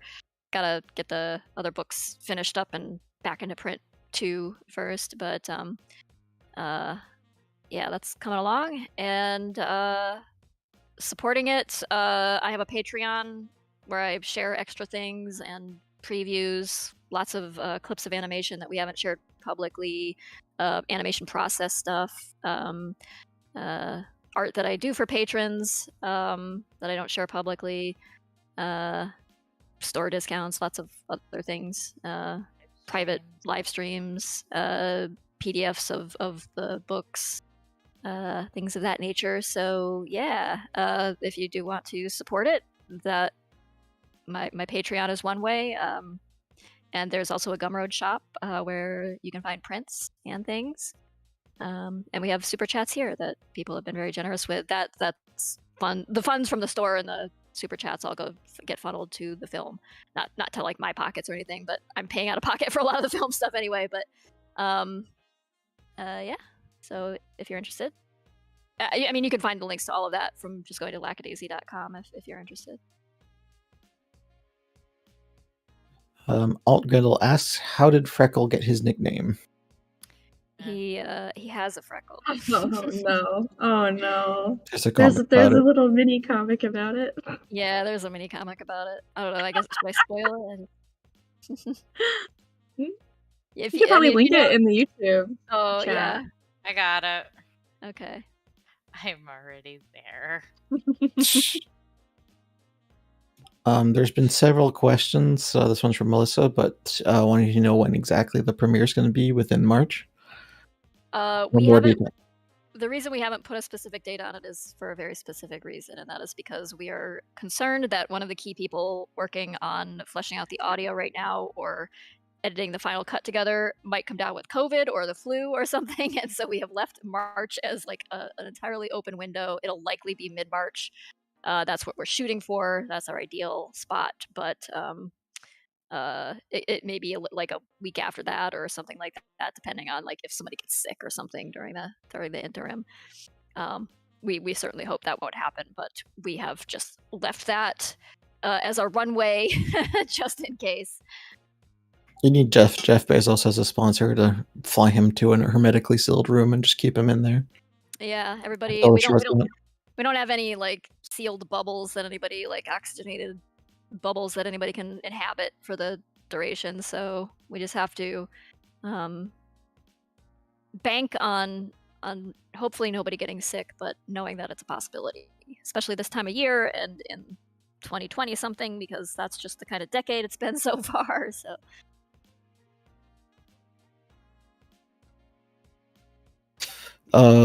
Spaghetti and Animator says, I have an oddball question. Which Chuck E. Cheese animatronic character from the 70s would each Lackadaisy character be? Okay, so there's this lion character. I don't know anything about him, but Zib? All I remember of my experience with Chuck E. Cheese was like they bought Showbiz Pizza, from what I recall. And so when I went to like birthday parties as a kid, like it was Showbiz Pizza, or I think Showbiz Pizza became Chuck E. Cheese. I think. Right. Oh yeah, maybe that's what happened. I don't know, but like yeah, they all got replaced with Chuck E. Cheese. Right. I remember the Rockafire Explosion, which might be its different canon of characters. I don't know. It was like there was like a gorilla who played the keyboard and a cheerleader mouse. Yeah, Fats Geronimo and Mitzi Mozzarella. You have to answer for yourself now. I mean, if there was a character named Mitzi Mozzarella, I mean, obviously it has to be Mitzi, but Mitzi like actually, a bear, Mitzi like a Mozzarella has more like Ivy vibes, I think. Oh, really? Okay, more of an Ivy. I hate that I know this. It was like a bear, I want to say, like in a honey barrel thing, and then there was like a wolf guy who had a ventriloquist dummy, I think. That's Rolf the Wolf, and his ventriloquist dummy was Earl, and the thing in the barrel was actually Looney Bird. Oh, that was right. That's right. It was a bird. Okay. And then the one playing the banjo was Billy Bob. Okay, you sure do know your pantheon of This was a fixation for a while. I'm so sorry. Yeah, we don't have Chuck E. Cheese in Quebec, so I've never been. So we had a thing down here. So Chuck E. Cheese was a thing, but we didn't really have any animatronics to my memory, or maybe I just never saw them. But a really popular place that I thought was the worldwide, but it's not. It was like a South Florida thing. Was Dandy Bear. It was this weird little panda with a little red T-shirt, a little like birthday party hat, and little balloons. And he'd walk around giving balloons to the birthday kids. No. Yeah, it closed down last year after 30 years. Yeah, I guess kids aren't that entertained by that sort of thing anymore, except in the sense that it's like horror. Yes. Now, so.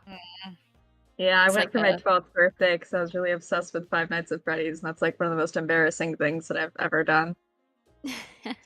Going for that reason is the embarrassing thing. There was only one robot, and it was Chucky, and he was in the corner, and like the air compressors on him were like someone had cranked it up too high, so every time he moved he like jerked his head like super fucking far and it like made his head rattle. It was so scary. I did not like it. They're okay, so they're compressed air. Good to know. Yeah, the compressed air thing is like really popular with those like Halloween themed creatures that you see in haunted houses and stuff. Like I sometimes go to the Trans World Halloween Expo. It's like a trade show for people who run and operate like haunted house stuff, and they have these amazing displays of like they'll just like fill an entire room and they'll turn all the lights off and have just like some like spotlights and things on these like huge animatronic skeletons and pumpkin monsters and flying spirits and stuff. It's really fabulous. If you ever get a chance to go to a Trans World Halloween show, go do it. But that's like animatronics like are just like tailor made for horror stuff. So I guess I could see how it became that because they are so uncanny seeming.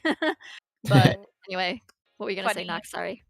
Oh, I was gonna say compressed air is probably the cheapest way to do pretty versatile actuation like that, so it makes sense. Yeah, it's definitely the more like the Chuck E. Cheese and Showbiz animatronics and anything that came after it or was associated with it, most cheaper like pizza place animatronics would have a pneumatic system, which made them really clicky and kind of jittery. So it wasn't as desirable for places like Disney, where most of their larger animatronics, like the animatronics that they have to run every day over and over, like 24/7, are run with hydraulics instead. They have like oil. Yes, probably a more robust system, I would think, than like it would be, but it's a lot more expensive, I think. Oh, is it? It is. It's way more expensive. It's a lot more expensive to run.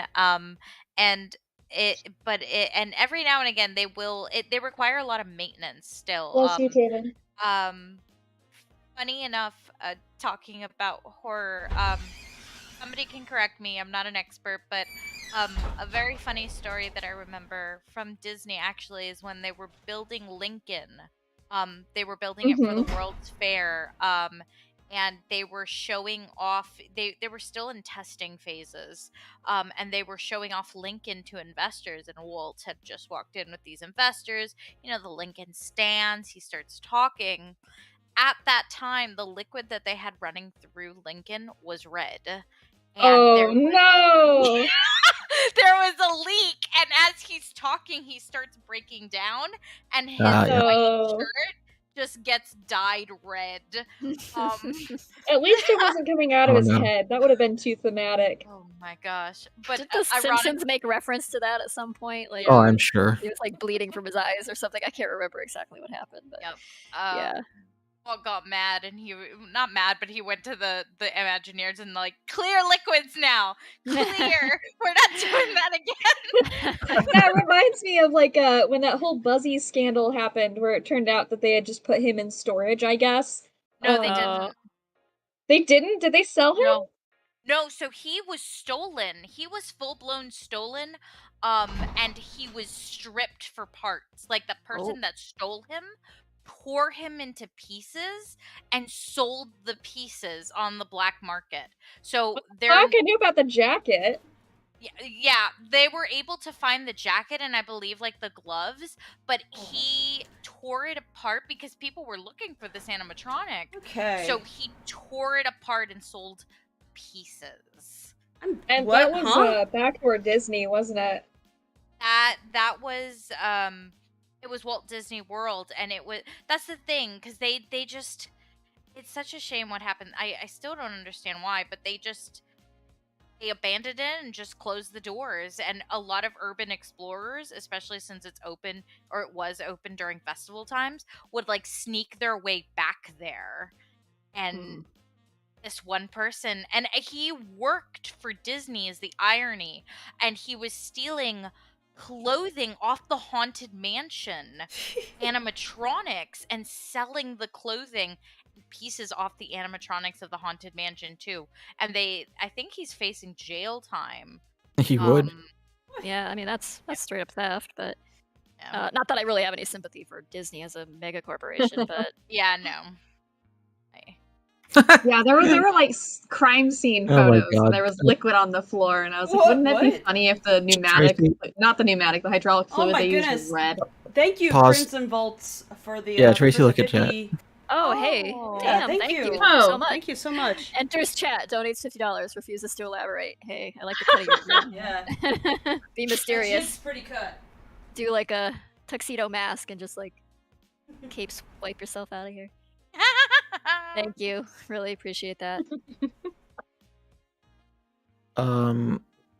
Joseph McLeeds gives $2 and says, "What's Lacy's living situation like? Is she rich?" No, hell no, no. She actually lives across the river in Illinois. Takes the streetcar over the Eads Bridge and lives with her grandma and takes care of her grandma. ZRB gives $2 and says, "Does Victor see Ivy as his adoptive daughter?" Kind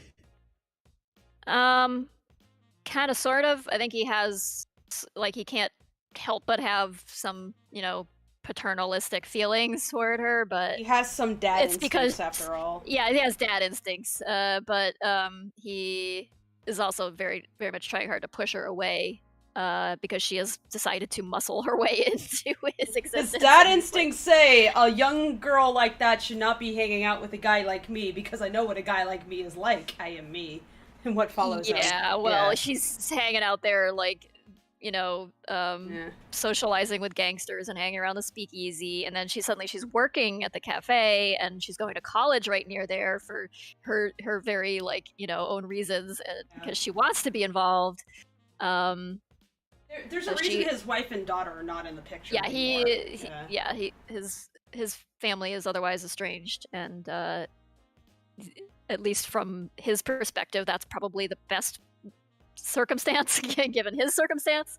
And so he's not thrilled with Ivy's puzzle piecing her way into the workings at Lackadaisy. Okay, very easy question next. Cat Paws asks, "How did you think of Lackadaisy?" How did I think of it? I got hit on the head really hard. Cat-shaped mallet. Toxoplasmosis. Hey, Tracy isn't able to take the cat filter off of her Zoom, so like everybody she talks to, everybody. I thought everybody was cats, and everything was sepia toned in the 20s, right? So. Well, it was at the time. Yeah. Yeah, I mean, in 2006, Zoom was sepia. Did you know that? Okay.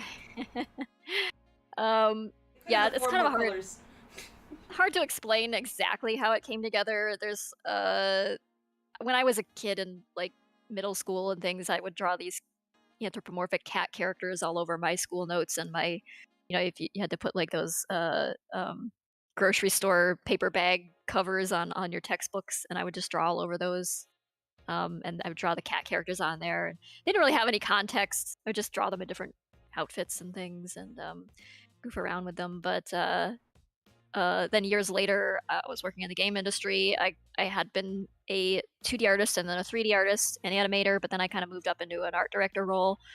So I was doing a lot of task delegating and interviewing people and making art Bibles and guides and training new artists and things like that. And I wasn't doing as much hands-on art as I wanted to be doing. So I needed like some kind of outlet at night, I felt like, to do art and storytelling and things that I just felt compelled to do. And I had at that time recently bought a very old house in the St. Louis area. I had just recently learned about all the limestone caves underneath St. Louis, which fascinated me a lot. And like there's a lot of stories that attached to those that have to do with like the brewing industry here and bootlegging and things like that. And I was listening to like a crap ton of like Squirrel Nut Zippers and other like, you know, swing and jazz revival stuff. And all of that just kind of like culminated in an idea for a story. And I was like, wasn't sure what I was going to do in terms of like drawing it or whatever. I would have like wanted to animate it, but it like to tell the kind of story I wanted to tell, I couldn't, you know, solo animate anything more than like a 30-second clip of it or something. So I couldn't like tell the kind of story I wanted to tell that has lots of characters and long form, you know, format, unless I did it as a comic. That was like the way I could do that by myself in the late, you know, wee hours of the morning and late at night. So comic was my approach, and it became cats because I just like those characters like just kind of burbled up from my past, and I was like, they seem like they fit here actually. I don't know why. Just, I don't know, gangsters and cats and the 20s just seemed like somehow a natural fit.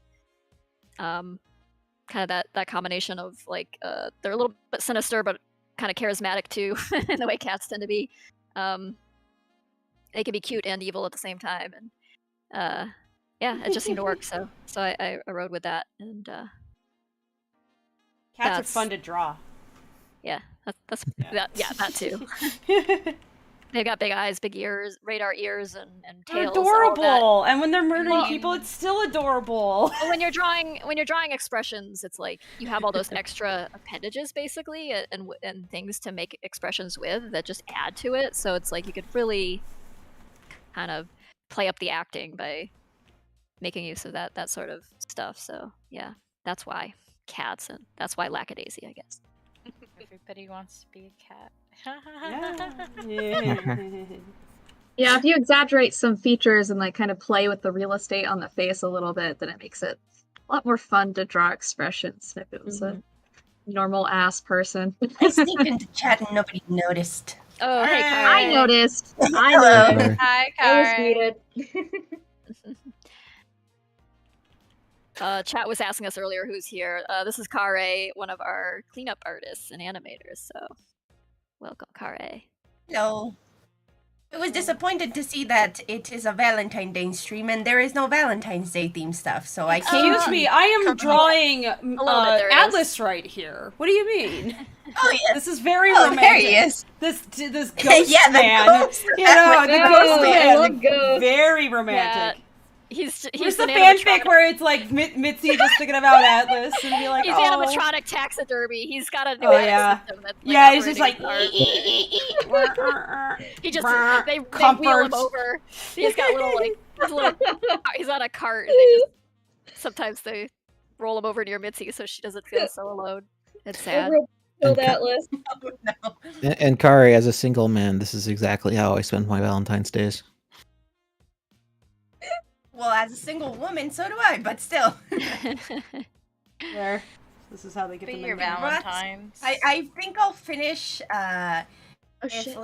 like you would by any chance would like to show what I'm making, I'm going to finish Freckle and Ivy today. Lazy I says, think the sorry, go ahead. I think the only people that have seen it have been Fable, you, Tracy, and Tom. Oh yeah, Dude. I look forward to you posting those. They're adorable, especially that one. You know which one I'm talking about. There we Yeah, go. I know. This is how it works. Lazy says when Victor and Mordecai are murdering people, they aren't adorable. They are terrifying. Well, that's another like I think tool that's that you kind of- adorable. well, I mean, I some find people that some people adorable. yeah, I mean, some people are into that, I guess. I don't know. The other tool that using animal characters hands you is that you can make them animalistic as well.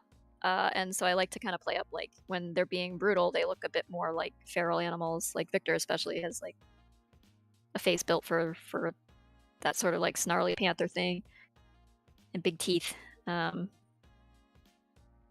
yeah, that's part of the design. You can make them real cute, but you can also... Poor mourning Mitzi, just dragging her dead husband behind in a wagon. True love. That torch. He's just like propped up on an armature with little like caster wheels on the bottom of it. Oh my god! I look up at stream and I.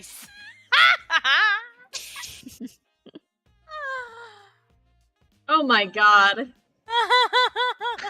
Okay. I love this. I love you guys. She's dragging him to the funeral. No, they're on a walk together. Oh, they're on a little romantic. Yeah, okay. She brings him to the park sometimes. Why does this remind me, and Tracy might know it, of that one episode in the Cabinet of Curiosities? The lady and the skin thing. And she the taxidermy lady? Yeah, that was so good. Yeah. Yeah, I like that one. That one was messed up, but yeah. I got the tail end of it because I walked out from I don't know what I was doing and I caught the tail end because Boo was watching it and I went, okay, I'm leaving now. Is she crying or is she covering her nose from the smell? Yes. Yes. Why not both? I mean, if he was properly taxidermied, he shouldn't smell. But... Mummify. Yeah, like at the Lackadaisy, they'd properly anything. Yeah, they didn't seek out a licensed taxidermist. Yeah, I don't think Victor had to do it. It wasn't done very do this. artfully. What? Quackenbush did it. Yeah. Get what you pay for. Yeah. Question mark asks, do you have any advice for staying on model? Practice, like, actually do some warm-ups for one, and for another, don't necessarily overly rely on onion skin. You'll notice that, like, I flick between my frames a lot. That's because my instinct for volume is a lot better than what I would tend to do if I had onion skin on. Mm-hmm. But also, you can also just, like, draw and then, like, trace, you know, just determine your angles to begin with and just, like, trace those. That's what model sheets are for. Sometimes you're just, like, taking images directly off of them. Having clear and, like, complete model sheets that show the characters from the pertinent angles and you know, making those available to your artists and, you know, a lot of the artists on the crew would spend some time, like, practice drawing the characters to get used to drawing them and drawing them quickly. So yeah, practice and tracing from the character sheet just to get a feel for, like, the flow of various lines and overall shape of something. Oh, this triangle shouldn't be so hard to draw. This triangle. Yeah. If you guys want examples of the of character sheets, please check out the Lackadaisy Gumroad. Oh yeah, we have the whole character sheet set available for download for free. And if it's useful to you in making your own character sheets or, you know, learning to draw characters or whatever you want to use it for, then have at it. Ownership posts. Dominique Allen says, have you guys been following any other indie animations such as Please Stay Tuned, Screen Time, and among the others, also Circus of Wishes? Kind of, sort of. Like, I've been, like, seeing their stuff pop up on Twitter and looking at it, but haven't, like, dug deep into any of those. We've been just so... It's not out of lack of interest, it's just we've been very much heads buried in this thing and getting it done. But yeah, I've been seeing, like, draw your character in this indie animation style, like charts going around with including those. Oh yeah, I'm honored that somebody slipped us into that. I was like, oh. Yeah, but lots of animation coming your way, so that's good to see. Lots of people just taking it upon themselves to make animated things.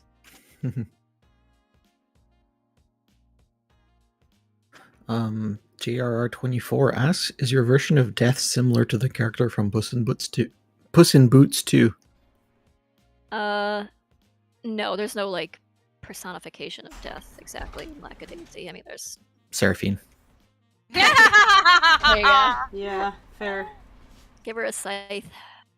Yep. She would love it. She would. That'll be good Halloween. If you want to make a Halloween print, you can do that, Tracy. Sure. And nothing bad will happen, by the way. It'll be fine. With Seraphine? Yeah, totally trustworthy. It'll be comedy gold. All right. Like it trust Rocky to operate a forklift, sure. Yeah. Oh no, this is turning out cute. It wasn't supposed to. What was it supposed to do? I don't know. I don't think I ever go into this thinking, oh, this is gonna look adorable. Kind of just mentally prepare myself for it looking like shit and just rolling with it.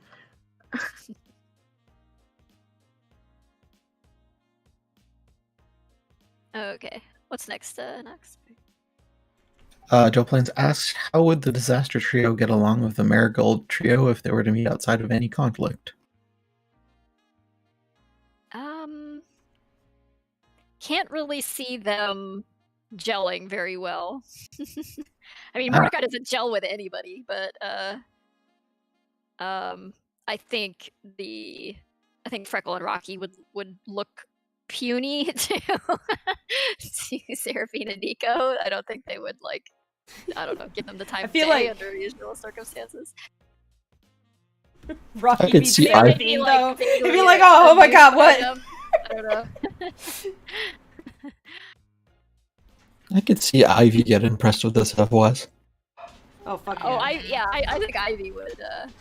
Yeah, honestly, of all of them, Ivy would probably most easily get along with everybody, but except for Mordecai again. But I mean, she already knows Mordecai, though.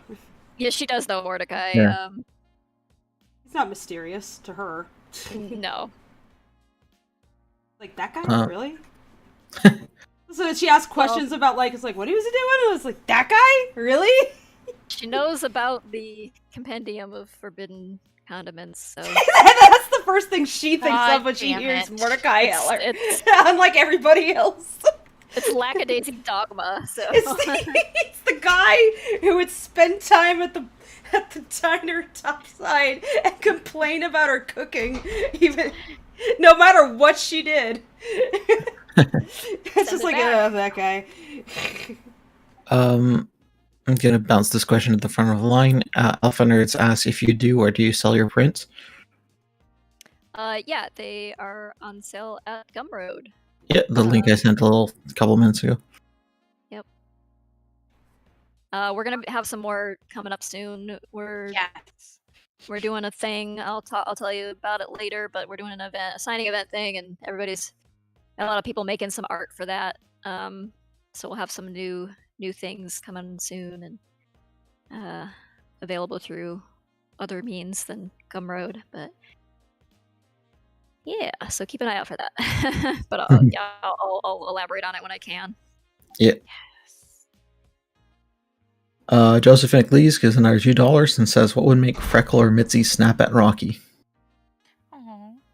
What would say that again? Sorry. What would make Freckle or Mitzi snap at Rocky? I mean, Mitzi's not really the type to snap at anybody except maybe Mordecai. She's definitely more of the She accidentally snapped at Zib. That's true. She has Zib, yeah. She Speaking of snaps, this drama. She has to know somebody better than she knows Rocky. Like as much as Rocky fawns because he wants to be a useful, important part of this establishment. They kind of know each other more at a distance than anything. Like she's kind of on a different tier as like one of the founders of this place, and he's a hiree. So she's gonna have that kind of like backstory or anything with him, where I don't think she would snap. Like she would express disappointment or exasperation, but I can't see her kind of talking to him the way that she does with Zib, who's a peer. Zib's a fucking nightmare. No, Yeah. I mean, he's like one of the most normal ones, and that's kind of saying something. I mean, among the people she's surrounded by, he's not that bad, but all things being relative. When that guy's the sane one in the room, it's like, oh shit. Makes you wonder. Yeah. That's why Zib is also just like, Jesus Christ, this is not the position I should be in. He's not only the sane one, he's the responsible one. Yeah, it's just like, holy crap, how did I get here? This is terrible. I don't blame him. Maple Paint Tube gives $5 Canadian and says, I find it hard drawing without references while others seem to do fine with none. Do you grow to use references less, or do you continue to use them? Well, you just memorize them better. Depends on what I'm drawing. So I don't use references for my own characters because I've drawn them all so many times. I feel pretty comfortable like drawing them from any angle, doing whatever. But if I need to draw, if I need to draw something like very specific, like a very specific model of car or something from a specific year, I will look up photos of it and things to make sure I'm getting the details right and stuff. But yeah, I mean, never balk at using references if you need them. References are very helpful. You don't have to like. It's not cheating. It's not tracing. It's looking at a thing in order to draw it more correctly. Babe, what are you doing? They wanted something Valentine's related. I gave them something Valentine's related. God damn it, Fable. Sorry to interrupt. That's what I came for. That's fine. This would be more entertaining than there you go.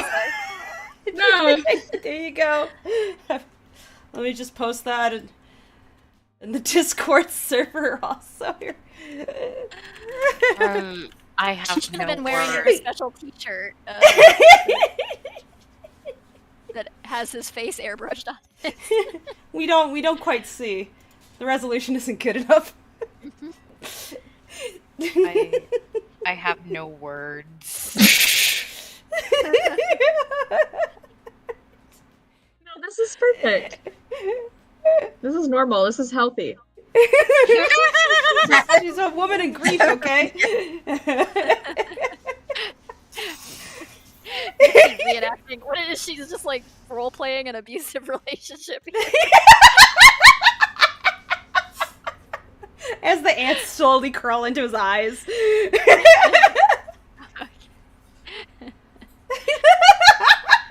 It's gotta feel real, okay? You'll see more lively that way. See, he's breathing slightly now. This is normal. It's normal. Whenever Who are you to judge? Has your gangster husband ever passed away and you had to take care of the speakeasy? How about before you judge a woman, try walking a mile in her shoes, okay? It's fine. Let her cope. This is her cope. It's a very healthy coping mechanism. Yes. Rocky's her therapist, okay?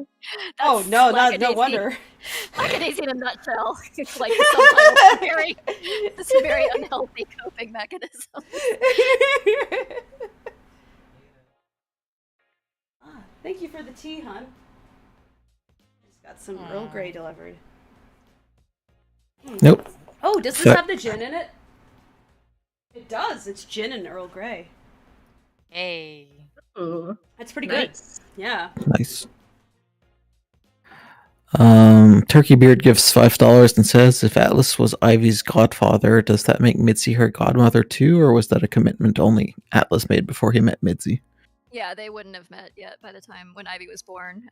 So that was pre-Mitzi. That was pre-Prohibition. Yeah.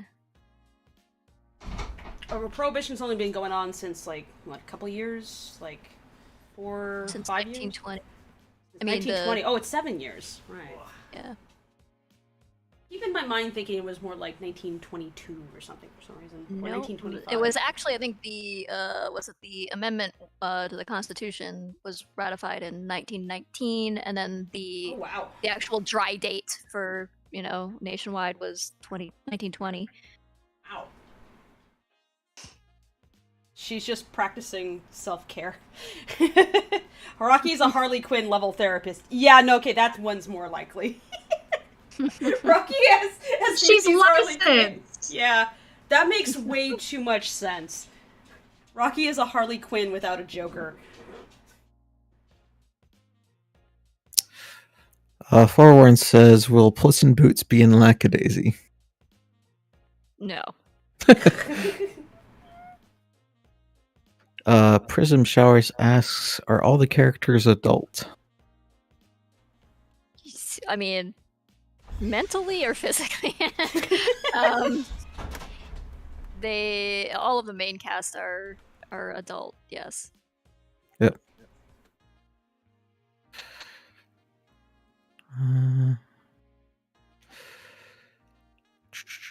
Even if they don't act like it. Ishmael says, does Rocky's violin have a name or something? Seems like something someone Rocky would name. He didn't name his violin for some reason. He did name the Tommy gun, but hasn't nicknamed his violin yet. Demi Druid says, does the cast have songs that remind them of certain characters?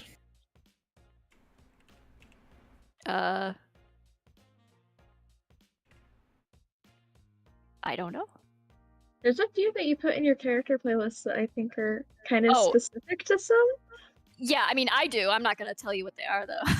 But that might reveal them. It's not me. It sounded like the question was for other, like the crew, if they have. Do I? Songs they associate.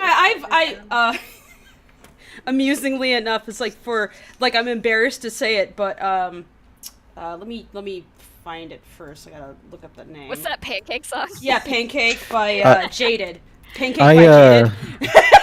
Does it have anything to do with Rocky, really? No, but I just think it's funny. They're just singing about pancakes. They're really they're not singing about pancakes. Not about pancakes. They are allegorically singing about something else. But there was a song I heard that I was like, this feels like a Rocky appropriate song, which is "Put Me to Work." Let's see. I also really like that song myself. Let me find it. Someone pointed out to me that "Put Me to Work" by Big Data.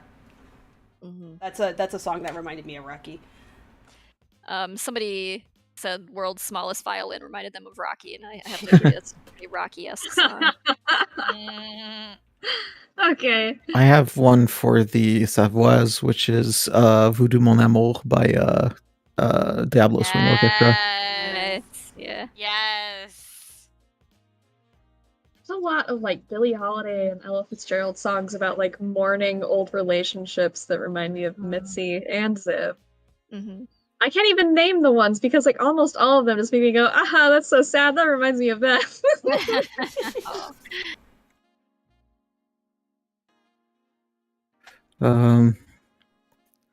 Spaghetti and Animator asks, what was Rocky's mom like before she passed away?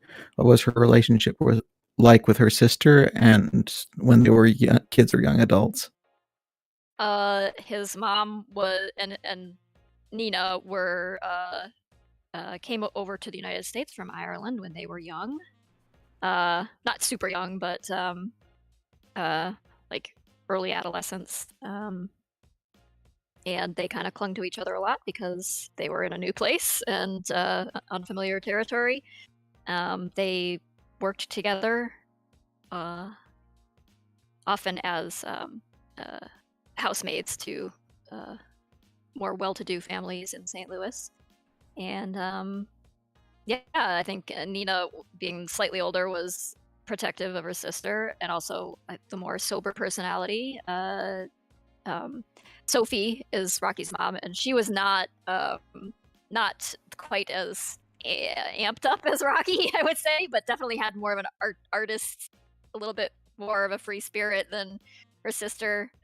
And she married someone that Nina didn't approve of very much. A pair of wandering eyebrows stopped by. Yeah, and Nina was like, "Oh, hell no." Fell for the eyebrows, and that created a little bit of, kind of set the tone for Rocky and Nina's relationship. Although Rocky certainly didn't help matters. What was the rest of the question? What was their relationship like, and what was Sophie like? Yeah. Sophie was a musician. Nina played the piano and Sophie played the violin. So Rocky kind of gets cute to see. I think Rocky's initial introduction to violin, although he didn't have any extreme formal education in it, came from his mom.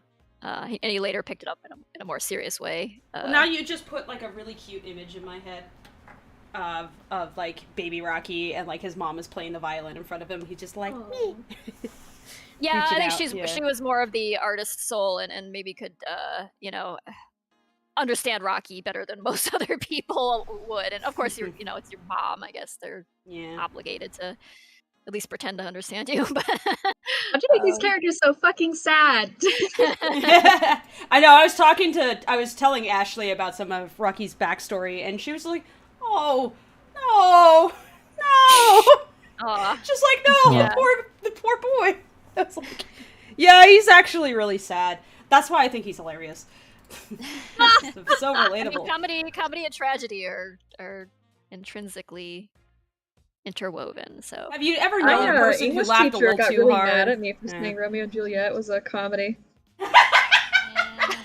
Romeo and Juliet is a tragedy, and then I'm like, these stupid goddamn It's also kids. pretty fucking funny. Yeah. Comedic timing is literally the climax of the story. I know. It's so funny. It is dark, you could absolutely interpret reasons. that as dark comedy. That, they one of them looks dead, and so the other one kills themselves, and then the other one wakes up and then sees the other one has killed themselves, and then it's. Yeah.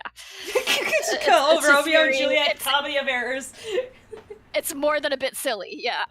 But and also when you take into account that they're basically children, it's the kind of the point is it's making fun of those kinds of intense rivalries between families. Yeah, well, it's making stupid. fun of the the butt of the joke are the families who propagated or continued this feud that led to the nonsense that ensued. Shakespearean plays have something to say, actually, and they tend to be pretty socially aware. That was why they were popular. So I don't know if its intent was to be funny, but its intent was to. I don't know that it was quite the romance that people have later interpreted it as. It's a great love story. It's it's really not. It's more of a castigation of. I feel like it's the adult. The opposite of a love story. Yeah. It's a lust story. Yeah, it's more of a young love, teenage, over emotional story kind of thing. No, I think a warning. Yeah. Yeah, I think more the point is that the victims are the two lovers, but the families victimize themselves by continuing to by their blood feud instead of burying the hatchet, and that was the result was tragedy. So I think that I get is more the cogent point of it, I feel like, but everybody wants the love story to be the the thing about it. It's meh. Which I never found it very romantic, honestly. It's just, it literally begins with a guy insulting the other one's genitals. So yeah, exactly. They were neener, the very start of it is neener sort of bullshit. Did you bite your thumb at me? Yeah, exactly. It was very much likening someone's body parts to a shrimp. The French taunting the British and Monty Python, like from the castle. He literally cheated. He went to Juliet after he couldn't get it with her cousin. Like, it wasn't. Yeah, he was a serial womanizer. Like it's not that. it's not a love story. It's He not just a deep love story. They were kids and they were dum dums. Yeah. But yeah. But Banana just countered with, "Have you heard of the tragedy of Dark Plagueis the Wise?" Oh my god! Now that's a love story. listen. Happy my Valentine's Day. Godfather- Yeah. My confather is a Sith man, and every now and again, when we're talking, he'll just look at us and go, "Have you heard of the tragedy of Dark Plagueis the Wise?" And we're all like, "Yes, yes, we have." Is that a thing now? Like a Sith man? I'm like, like Sith man. Oh, yeah. New archetype just dropped, guys. archetype, New okay. new shipping archetype. The Sith man. Just like, your various friends. You have the nerd, the glasses guy, the jock, the Sith man. Your friend, the goth. The emo. It's a type. It's a type. Oh god. All right. What were you we were talking about comedy and tragedy. Oh yeah. Anyway, Yeah, sorry. His mom was often ill. And so he spent a lot of time at Nina's with Freckle and kind of grew up with a somewhat more sibling-like relationship with his cousin. So as a result of that. And there was the question that went by. Rocky's mom died of tuberculosis, right? Yeah. Assumption. Sucks. Poor fucking guy. That was an evil little laugh. Fable's like reveling in it. It's even funnier when people go, oh god, that's so tragic, and you're like, about Tenting your fingers like, yes. Yes, he said shit Hurt like. him some more. Curb stomp him. I love Fable's Drop the anvil. This is why I like doing shit with you. We have the same attitude of like character writing. It's like, make it worse. What is the point of having characters unless but to torture them? I also enjoyed playing The Sims and putting all these objects around them to like make them light stuff on fire spontaneously. Oh my god, Oh, my yeah. brothers grabbed my Sims file that I had left on the computer. Like, I had to go to the bathroom, and I came back, and it was like full of chairs, and the oven was on fire. And I was like, why? God damn it! And I didn't know that I could like go back and like go to the last save. So I was just in agony, like freaking out, like How does someone as a parent not look at this situation with your kids arguing about a freaking Sims house be set on fire and not just laugh at it because it's just like I'm pretty sure my parents did. It's like, oh, keep listen, fighting. This okay. is goofy as shit. Let me get the popcorn. I have a dirty little secret with Sims. Not secret, because I eventually did tell her. But my sister. So we shared a game. We shared a computer. And my sister was about 8, 7 at the time. So it's a single-digit number, is what she was. And I had to share my Sims game. And I walked in one day, and I'm watching her play, and I'm like, "What are you doing?" "Oh, this is my murder house." Yep. Hold on.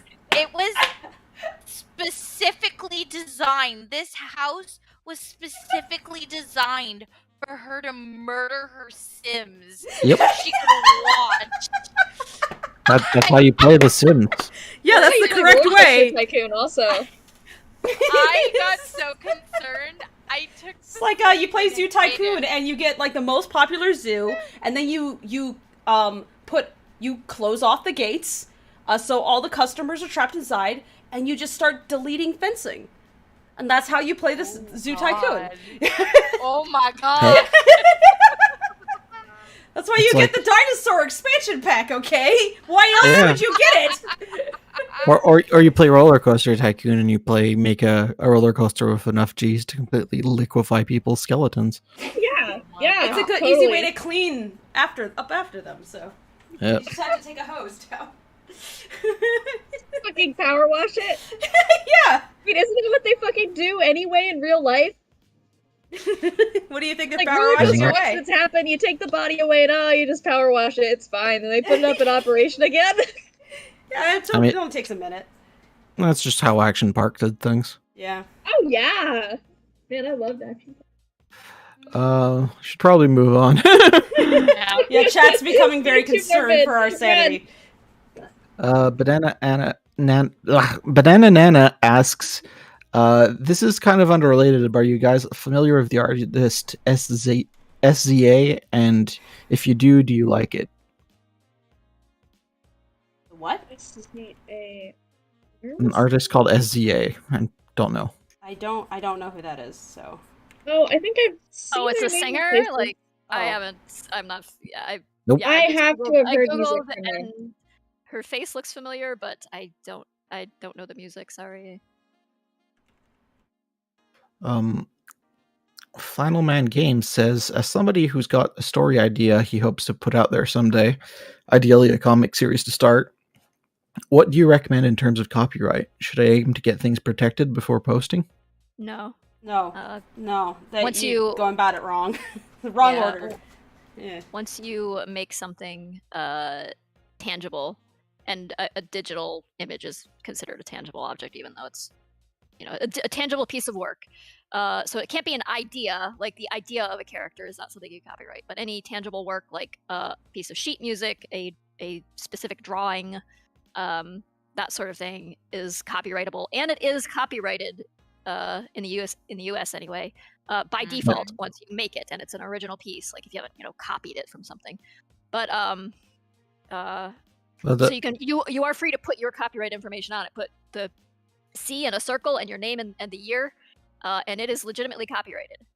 Even if you don't do that, it's copyrighted. But it's in cases where there may be like reparation or like recompense that you are seeking from some copyright infringement.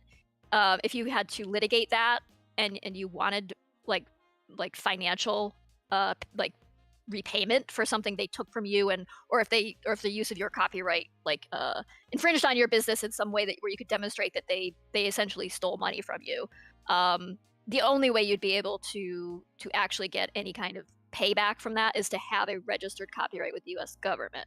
But that's like the only case, and you can register after the fact. All you have to do is demonstrate that you were the original creator and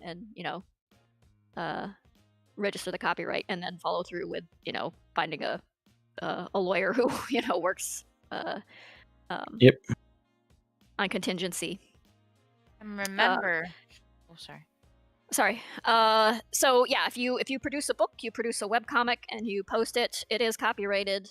But I'm gonna just go ahead and say that, like, yeah, people can steal your stuff. They can like repost it. They're going to do that, in fact. But put your name on it, put your URL on it, whatever watermark. Just consistently do that with everything. You may have to, on occasion, chase down somebody who's, reposting your things. Sometimes you could do something about it, like if they make an item and like post it up on AliExpress or something. You can generally contact the platform and have it removed with a DMCA notice. Again, it helps if you you have backup information or a previously posted. In fact, using the internet to post things in like an account somewhere online where it has a date can serve as proof of the original posting and ownership. I have actually used DeviantArt URLs, like DeviantArt posts, as proof of my having posted something years ago, and somebody else then reposts it, pretends to be, the artist who made Lackadaisy or whatever on Instagram, and I've been able to deal with that by pointing to, okay, but I made this art in like 2009, and here it is, so maybe that's not their art. So in some ways, posting things publicly protects them a little bit. People can usually clearly make out that you are consistently posting art of a similar style and telling a contiguous story. So anyway, I'm meandering, but the overarching point is no, you don't need to register copyrights. If you're making something original, it's already copyrighted, so don't go spend a crap ton of money until you need to. Don't balk at sharing things because of intellectual property theft, because usually it happens in very minor ways that aren't going to fully, they're going to destroy you or your ability to continue making your thing. There'll be an annoyance, but and in some cases somebody might earn some money off of something you made, and that's frustrating. But overall, the benefits of sharing your work and getting it out there far outweigh like those little nuisances. So that's my experience anyway. I'm sure there are horror stories you can find, but they're pretty few and far between where somebody has had like their entire catalog of stuff stolen somehow and can't prove that it's theirs or whatever. But if you do your basic groundwork and get your watermark and URL and everything posted on things and such, you should be okay.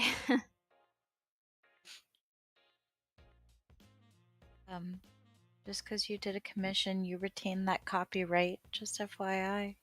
It depends. It really depends. Unless you sell it, yeah. It really depends on the agreement. So if you're doing commission work, something you may want to bear in mind is that you should have paperwork. Like you can find boilerplate, like license transfer and things like that, or work agreement contracts out there that you can use and modify to have a client sign. You and the client both would sign it. Yeah, you don't need to like hire a lawyer. Yeah, you don't need to hire a lawyer or anything. Like there's stuff out there that covers it. What you want to establish is payment, when payment is due, who owns the copyright to the artwork. If you retain the copyright, you want to state that explicitly, because very frequently it may be interpreted that because you've been paid for the artwork, you have transferred the copyright and ownership to the person who paid you. Because if you are working for a company, that is traditionally how it's done. If you are working for Disney and you draw something while on the clock at Disney, it belongs to Disney. So it's often will be interpreted that way. So if you are doing a commission for somebody and they may come at you and say, Tomb has experience, Boo has experience with this, having happened recently. Somebody commissions art from you and pretends it's for a personal reason, and then later goes and makes T-shirts out of it and is then selling it and commercializing it. Yeah, you kind of want to establish, like, is this like a pet portrait you're just going to hang on your wall? You may charge a different rate for that because you're transferring ownership of the art to this person, and it's just for it's personal, not commercial. And you may charge a different rate for something if the person is not only commissioning art for you, but purchasing a license to reproduce the art and make money off of it. So yeah, bear that in mind. You may want to seek out like a different work contract for different situations that establishes usage of the art and permitted usage of the art. If somebody commissions you for a personal piece and then they want to commercialize it, they should have to come back to you and either pay you an additional fee for like commercial fee or something like that. If that's the way you want to set it up, then you should do that. And so yeah, get your ducks in a row so that you aren't screwed over. Basically, it's just like always have signed paperwork. Especially if you're doing a like commission work that's of any considerable amount of money. If somebody's paying you a few $100 for something, like, have paperwork. It's pretty simple to just be like, can you just sign this and put your date on it and read it over. It's like one page agreement.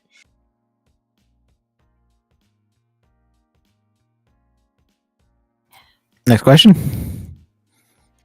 Sorry, Tomb, I just talked just kind of steamrolled over you trying to say No, things no. there. I apologize. No, you said exactly what needed to be said too, because a lot of people who are doing commissions or are looking to get commissions don't know this information, so it's important that Right. You're good. You said exactly that. Go for it. Mhm. Yeah, and it's very easy to fall into situations where you don't feel like you need paperwork. It's always safest to do it with that involved. If you're doing commissions of any considerable size, that's all I'm saying. And put your copyright info on it. That's...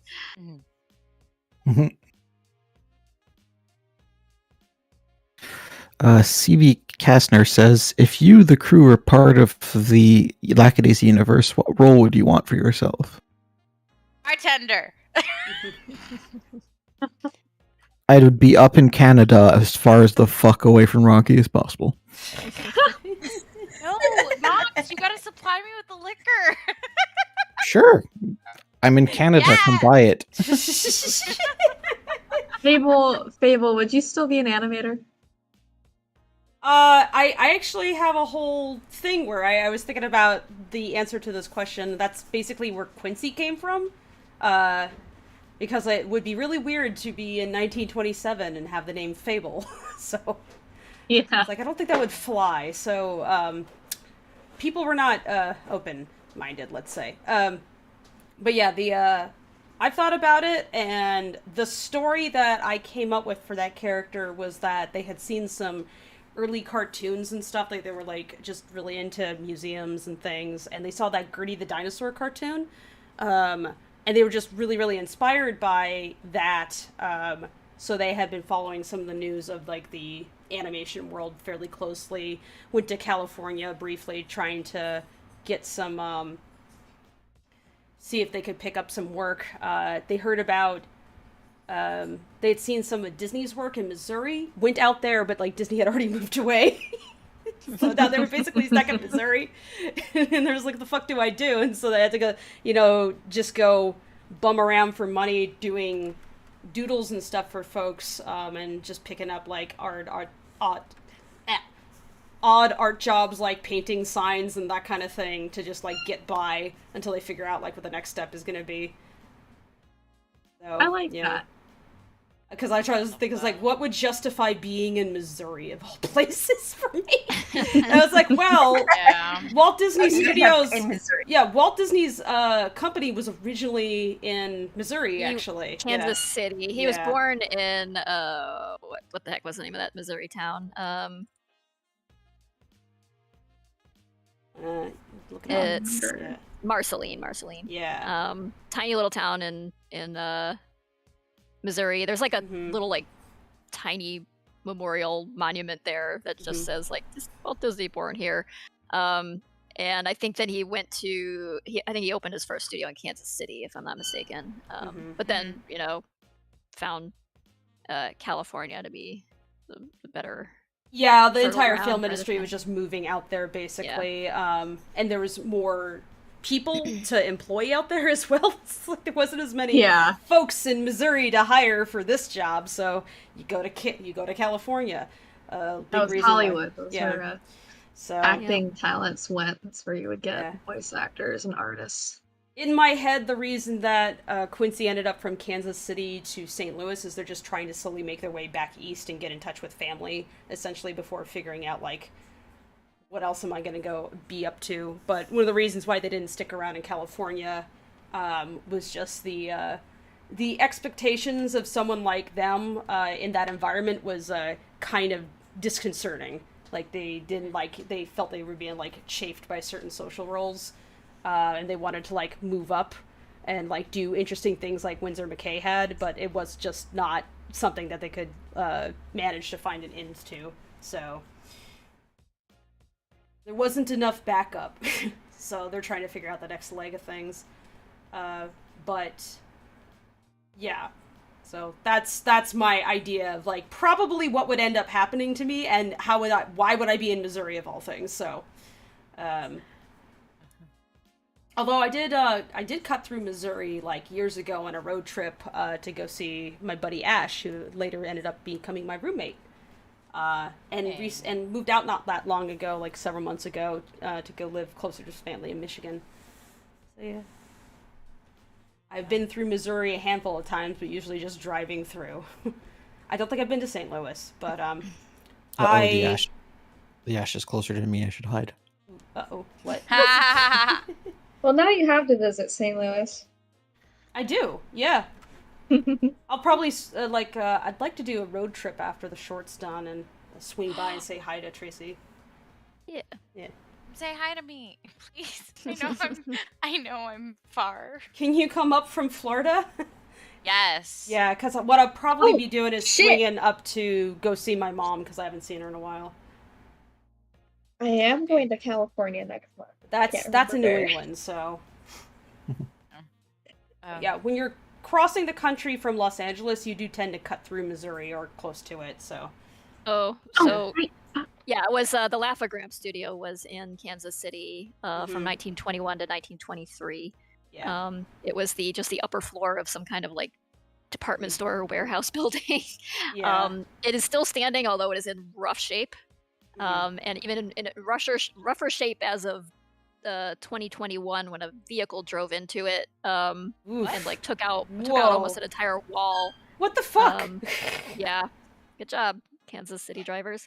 So yeah, I think they're restoring the Disney it, nerds cry out in pain all as one. Yeah.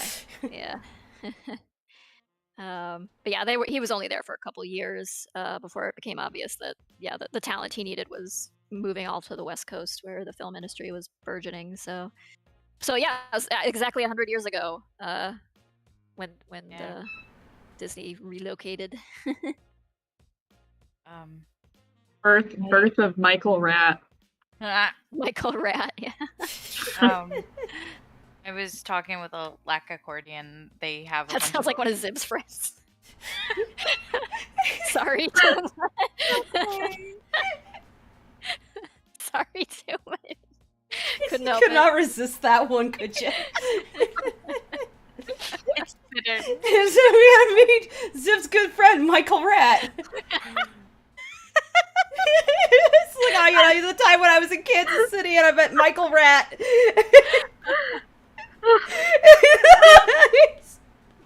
Weird dude, smoked a lot. Talked a lot about movies. I don't know, it was weird. Really high squeaky voice.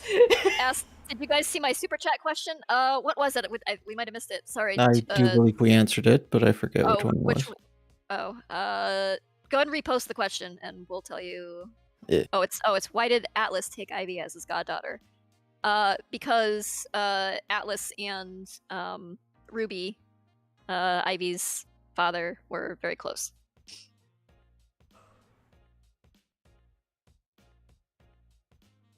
Wait, I think I asked you this already, but I think you said that Ruby's in the background of a picture somewhere. Yeah, there's a picture of some of the older crew that has Ruby in it. I think it's one of the first pictures in the comic, right? Yeah. I can go find it. It's on the website somewhere. Yeah. And I think it's on the wall in one of the photos in the cafe. Next question. Philip asks, does Nox stare into people's souls? Yes. Yes. Yes. Absolutely. Not mine. You couldn't find it. Gotta find the soul before you can stare into it. Yeah. Nox does keep record of everybody's weaknesses, though. Personal weaknesses. Oh yeah, every time I say uses something them about like against thunderstorms or something, he's like, weakness cataloged. No!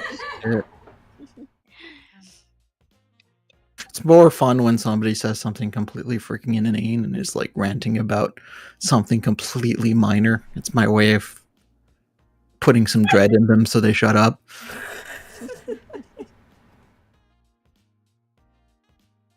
Ishmael asks, has Rocky played poker? Yeah. Not well, but I mean, we did test him.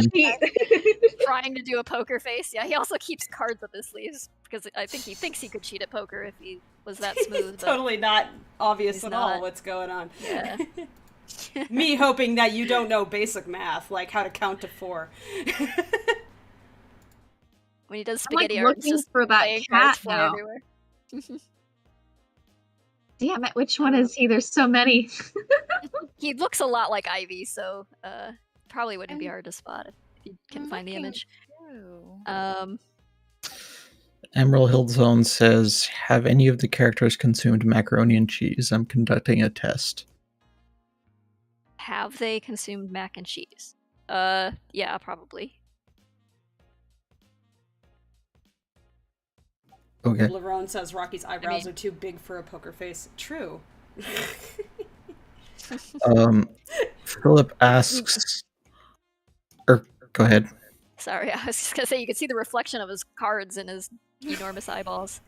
That'd be another good bit, like Rocky playing poker with the band and them seeing like him cycle through a series of faces, and they've just learned how to decode each face into like a suite and a number.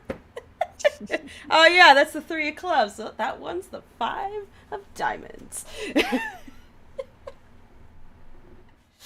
They keep a cheat sheet on hand. Yeah, Eyebrow code. the very shitty version of the Penn and Teller routine.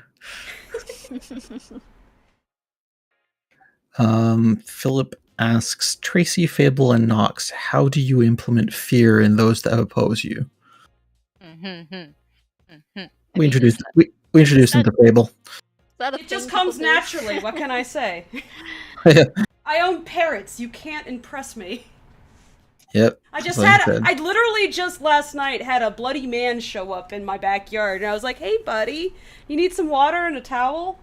Like, Is this the thing that actually happened? Yes, yeah. I'm not joking or exaggerating. I came home last night, and there was a bloody man in my backyard. Okay. Yeah. And I had to, like, be like, "Hey, dude, let's get you home," basically, and the cops showed up, and I was like, he's hurt. It's like, I don't care what the heck he did that got him beat the hell up. He said something about a gang, like some got in trouble with a gang or something like that. And it was very topical. Yeah, very, very topical. And yeah, he had basically hid in my backyard. He was huddling by the hose faucet outside. And I had just gotten home, so it was one of the few times where we weren't at home. And I think because the house was quiet and the gate was unlocked, he was able to he couldn't get in the house, but he was able to just come in and he was just huddling by the water, basically, trying to, get himself cleaned off. But we came home in that moment, and the dude just, like, huddled against me. He was just hiding. And I walked outside to put my birds to sleep, and I had a shirt full of parrots. They dove into my shirt because it's time to come inside. So I had a shirt full of parrots, and there's my dog at my feet, and she's going, "Whoa! Whoa!"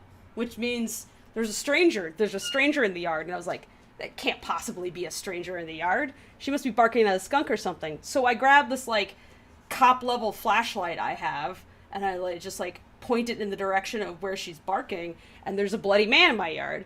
So, and just chatted with the guy. It was just some dude named Georgie who was having a very rough night, and I was like, initially we called 911, but it's like, this guy wasn't gonna hurt anybody. He was just like, a stick. So I was like, he was also deathly afraid that, like, the guys who had beat him the fuck up were gonna come back and, like, kill him. So yeah, that's fair. Yeah, fair. I mean, his face was just, like, covered in blood. So he requested a mirror and, like, a towel, because I asked him, I was like, "What do you need?" And I got him some water too and some Advil. And the cops showed up because, like I said, initially we called 911, but he seemed pretty afraid of what would happen if that happened. But they did, like, appear in my yard, and I was like, "Hey guys, just, back off," basically.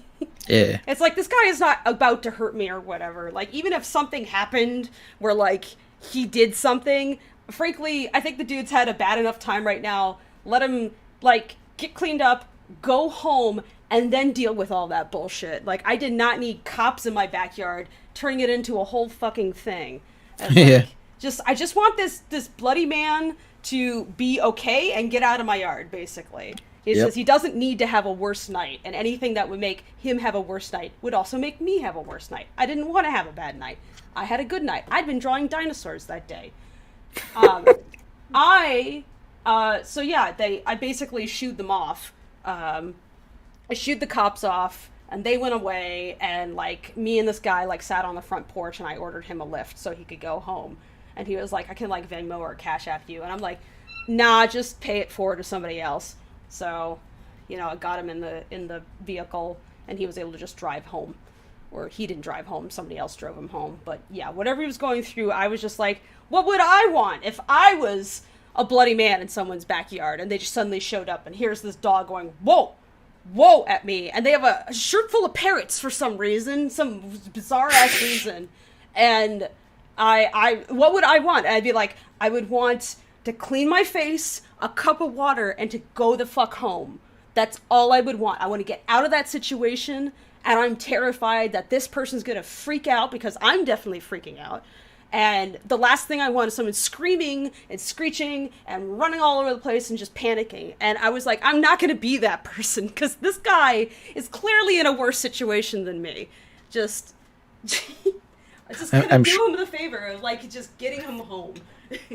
I'm sure the 5-foot-tall, blue-haired person with a shirt full of parrots shooing away the cops is going to be a memory for them. Yeah, that's going to be an interesting conversation he has with his buddies. So I don't know what his situation was. I don't care. I didn't want to be involved with whatever he was dealing with. You know, it was an awkward situation where he just wanted to get the hell away, and I couldn't blame him. And I just want to, you know, make sure that my dog isn't having a woof or there's nobody scaring my roommates. So I just took care of it. Yep. Yeah. Nice. Yeah. Eventful evening. It was an eventful evening. I drew 3 dinosaurs. Did you know? I drew an Allosaurus and a Triceratops and a Lambeosaurus. They had a bunch of Tyrannosauruses, but I chose to draw those 3 because everybody else was looking at the Tyrannosaurs. And I figured Lambeosaurus needs its day on this page of my sketchbook. I have no idea whether I did a good thing or not, Turkey Beard. I just honestly was like, freaking out was not the appropriate reaction to this situation, especially since scared people tend to react really irrationally. And I didn't know if this guy was like on something or whatever, or he was sick. So when people are, you know, in trouble in some way, they're not always going to behave in the most rational ways. And I just wanted to make sure that everything was kept real chill so that he understood he didn't have anything to be afraid of. That said, I mean, my cop light is a pretty heavy object, and I'm pretty sure I could have broken this guy in half, but, you know, like I said, there was no reason to freak out. Also, to be absolutely fair here in this situation, Clint was there. If Clint wasn't there, I probably would have been inside and talking to him through a wall. It's like there was a second person there. So, I'm not so dumb as to think that, like, just a small person like me can just, like, ward off anybody. But that wasn't what the situation was. So. Next question. Yeah. JK Seraphim 4 asks in all caps, how do you audition for a character? You respond to a casting call generally, or if one of your, you know, voice actor contacts lets you know there's an opportunity, or if you have an agent, that's their job to find you, you know, auditions to do. That's how you do it in general. For Lackadaisy, we aren't casting anybody right now. We have a full cast of voice actors for this, and did the voice recording quite a while ago, because you need that before you start animating. Yeah. And if we do stuff in the future, we'll probably, you know, hopefully we will. We'll be calling on the same people to come back because we love them all very, very much. They're doing a great job. But, you know, if we're adding anybody, we will likely put the word out in the voice actor community, or we'll put up a post on Twitter about, you know, send your demo reels in for, you know, we're casting for this part. Yeah. Send us your reel. So have a reel ready. I mean, for this or for anything you might want to audition for, it's good to have a reel up and ready to go that you can just send out at a moment's notice. Forewarn asks, can we see everyone's cats? You can see them at the end of the film. We put the production cats in the credits. Nice. Alpha Nerds asks, will there ever will they ever graffiti something on like a bank or mansion? Me? No. I Why? mean, I'd like Found to. him. Oh, are you Sorry, I've asking? been quiet this whole time, so I've been trying to find Ruby Pepper, and I think I fucking found him. Shame. Anyway. Oh my god. Is it this? Hold on. Which one do you think he is? Hold on. Gosh. I feel so dumb. This was like a Where's Waldo. This is how I felt. I'm sorry. I didn't mean to send you on a wild goose chase. No, it's fun. I get to read the comic again. You and I are on the same page, but I bet you money that we're both wrong. So hold on. I already snipped it, and I'm gonna put it in streaming chat. Tracy, is this like Oh. Yeah, that's him. Oh my god, Yes! God! All right, let me show. He's got the same buck teeth. Oh my god, we were both on that He's so wild goose cute. hunt. Oh man, it just looks like Ivy. She's her daddy's girl. He's adorable. I didn't think you'd Look be at that adorable. guy. He's exactly like him. Yeah. New Blorbo. New Guy in a Blurbo photo in the discovered background. Ivy's dad. New Blurbo. Who's Oh my god. I don't know why, but for some reason, and I maybe imagined it or maybe I confused it with another scene, but I thought there was a scene somewhere where Atlas is walking and like it's like a almost like a flashback where Ivy's like following her dad into the speakeasy or whatnot, and like Victor or somebody is there, like Atlas or Victor is there, and it's like a far away shot. I don't know why I think this. That's Yeah, was there a picture out there of like little Ivy in the speakeasy at some point? So I feel like I might have seen that, but I could also be like just imagining shit because I have read your comic like maybe 7 times now. I think possibly some of these are images you guys dreamed or something. yeah. But I will admit that I've been working on this a long time. I've done a lot of like sketches for people on request and streams and things, and I've drawn things that I don't even remember drawing. Like I will find stuff in folders like, oh yeah, I did draw that. And like, so it's entirely possible that something like that does exist. And it just never ended up on the website or something. Yeah, There's you a do tend guy. to. Yeah, okay, but There here's is a a little question. drawing of her cutting her There's- hair off though. Okay, so we see Atlas, Yes, we see there is. Victor, we see Ruby. Who's that other guy? Is that Asa? But just younger? No, I didn't think so. It's like, this is not the right face shape, but who the fuck's that? no, that's not Asa. No, Yeah. this was Lackadaisy crew. So is that Psy? I just didn't expect to see him in that corner. It Nope, seems like there's some Sai central wouldn't have been things. hanging out with them. Hell no. No, I didn't think so. Nah, the musicians and the proper gangsters did not really. They weren't that buddy. They kind of had their own, cliques, I guess you would say.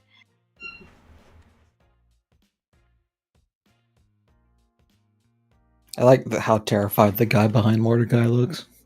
I think he's just looking between things. He's trying to show up in the photo. He's like, I'm here! Have to Oh, do he's that in like- every Yeah. single fucking family photo. Yeah, he's like, this guy in the trench coat's flashing me. Oh no! God. That's why the other guy Whole makes. new context on this picture. Thank you, Nox. You're Thanks welcome. for that image. Nox. Yes. Can we just go back to talking about the shit fountain, maybe? All right. I'll go back to questions.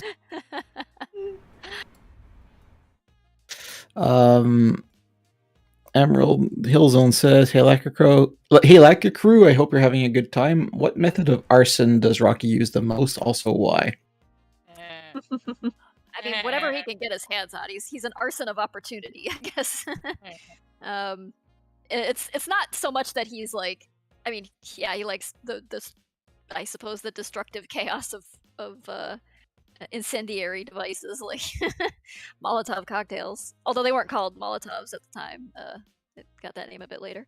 But I mean, pretty much anything that's available, or it's more of like a spur of the moment thing. Sometimes It's planned the pit improvisational project. arson, okay? Yeah, he's Yeah. right. It might start as one thing and then become something. Any a bit asshole more can walk around with a gallon of amplified. gasoline and a lighter, but this guy, he makes do with materials on site. He's an artist. It's not just fire Sculptor though, of too. place. It's kind of likes to invoke the elements.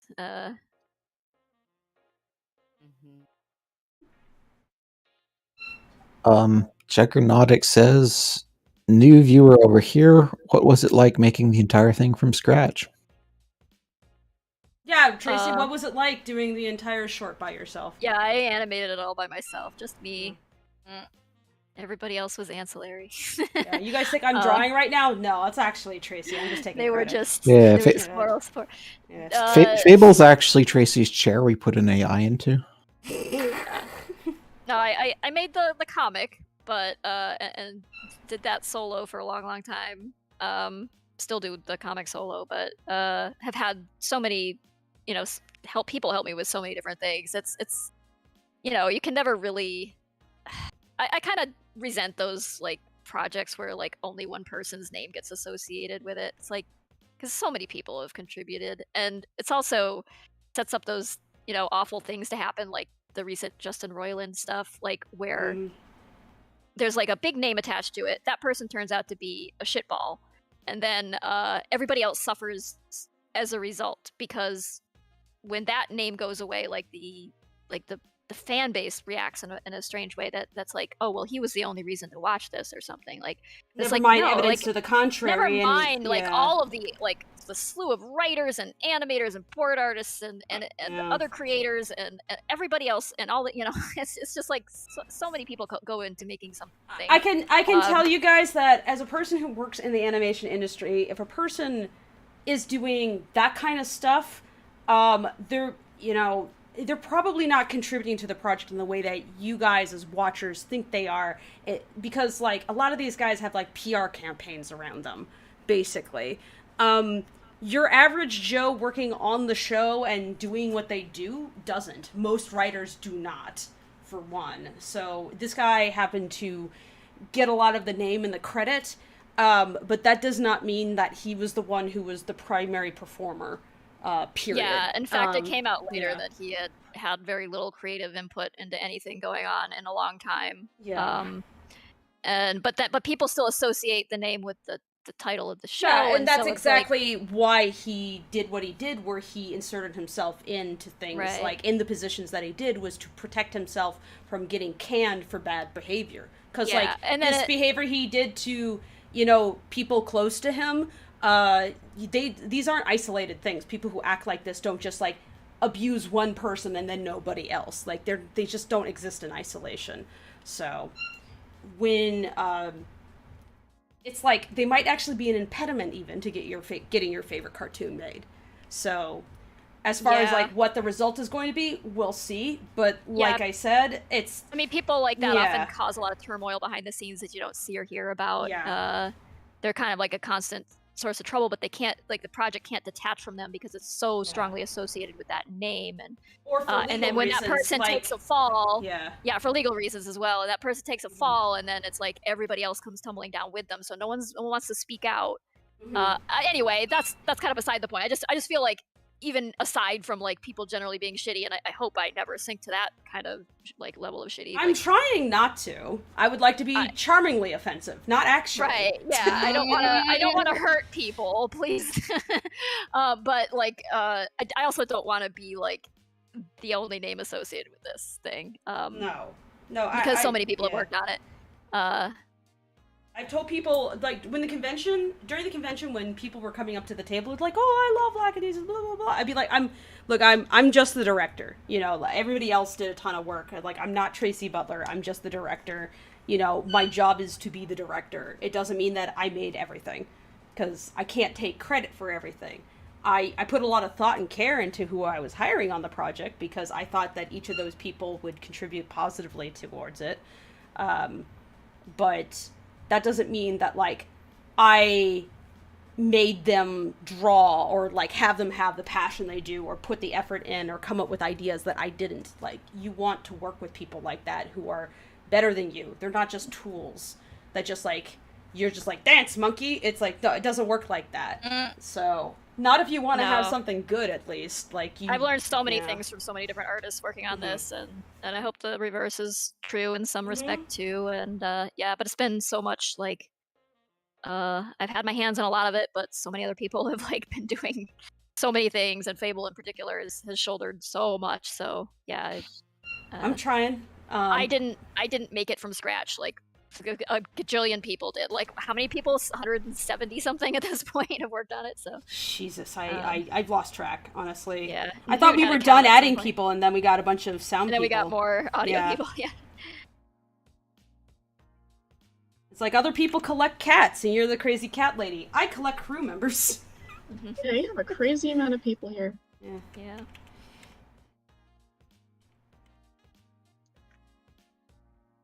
But yeah, if you were asking more about like the process of making the film, it's been a ride. I have a question for you, Tracy. So you said that you've learned a lot over the project. What did you learn? I think I just like tried drawing characters in different ways and maybe loosened up a little bit on my drawing of different characters. And gosh, I've just learned so much about just like the jargon of animated filmmaking, because I came from a game design background, like game art and game animation. There's a lot of overlap, but it's also different in a lot of ways too. So it's just been an education in like terminology and pipeline and I mean everything. It's almost hard to name anything because it's like so much of it has just been pure learning. That's interesting. What have I learned then from this?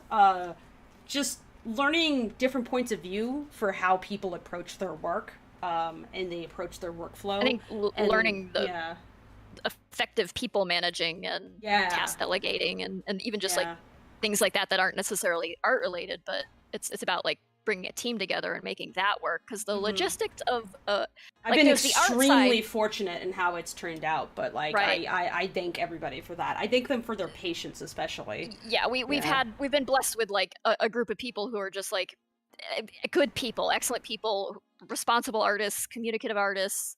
Overall, like everybody's just been great. And but that's like, often you will encounter people who don't have experience and haven't done studio jobs before and are still in school or things like that, and are like, this is their first freelance job. And so you do have to do some teaching in ways that you might not have expected. Like you're teaching art things, but then you're also teaching like, well, you got to communicate and you got to be like, consistently, and that's really all we're asking. And and you have to have some patience, and especially during this like pandemic, it's complicated. It stretches your patience skills, because what you learn is that it's like it isn't worth it. Like there's so many awful things. It's like, what are you going to do when somebody comes to you and they have a really serious situation and they say, I need some time, or they say like, I need to step away. You say, of course you would say, yeah, go ahead and take it. But then you have to ask yourself, would you ever stop a person who said that they need to do it? They could have just decided, I just don't feel like it. And you still gotta allow them the dignity to like walk away without making it in a big, huge deal. Like, because, they might come back for all you know. But also, if they don't feel like doing it, if they don't have passion about it and they want to step away, then let them. Because if they're not feeling it, they don't want to put in that energy. You gotta find somebody else who's willing to. You can't breed contempt. Good at working with people, basically. And it's some of what I learned doing game stuff, because I talked before about having been moved into an art director role, which I really didn't want. I didn't want to be a manager, but I wanted to do hands-on art. But I did learn a lot by doing that. That has helped a lot with this project and helped me recognize places where when we were missing a production manager, and Fable was trying to do all of that, and it just like dawned on me, I'm like, we just have to hire a production manager, because this is ridiculous that you're having to do the wrangling as well. Like, you need a person to do that. Yeah, I mean, so if you're looking to do animation yourself, I guess the point I'm getting at is you've got to understand the pipeline. So you should start really, really, really, really small. Understand the various processes, from storyboard or script storyboard to rough animation to clean up to compositing, and audio. Like, understand all of those bits and pieces. Even if you occasionally bring, one or two other people on to help, doing something where you have to kind of understand baseline everything that's going on is vital, because then you start bringing in a team of like 100 people, and you're going to have a logistical nightmare on your hands if you don't know exactly what order to do things in, and how these pieces need to tie together, and who needs what kind of file formats, and how the files need to be set up for them.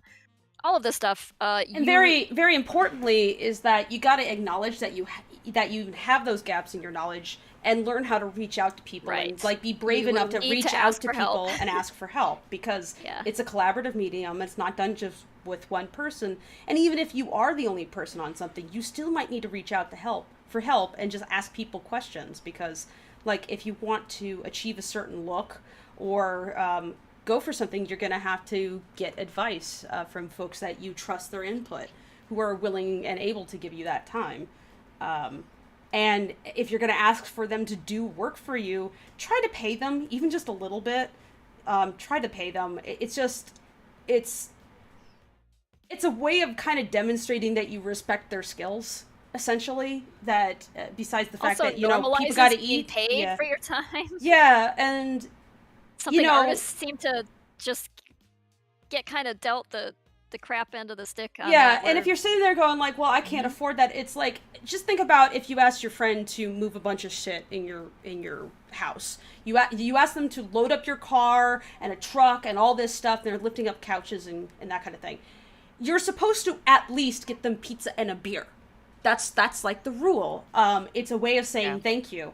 But the thing is that pizza and a beer is not going to cut it if you're working on a cartoon, or maybe that is what they want. But the thing is that you talk about it. You got to talk to them about like what kind of compensation do they want. Don't let them say zero.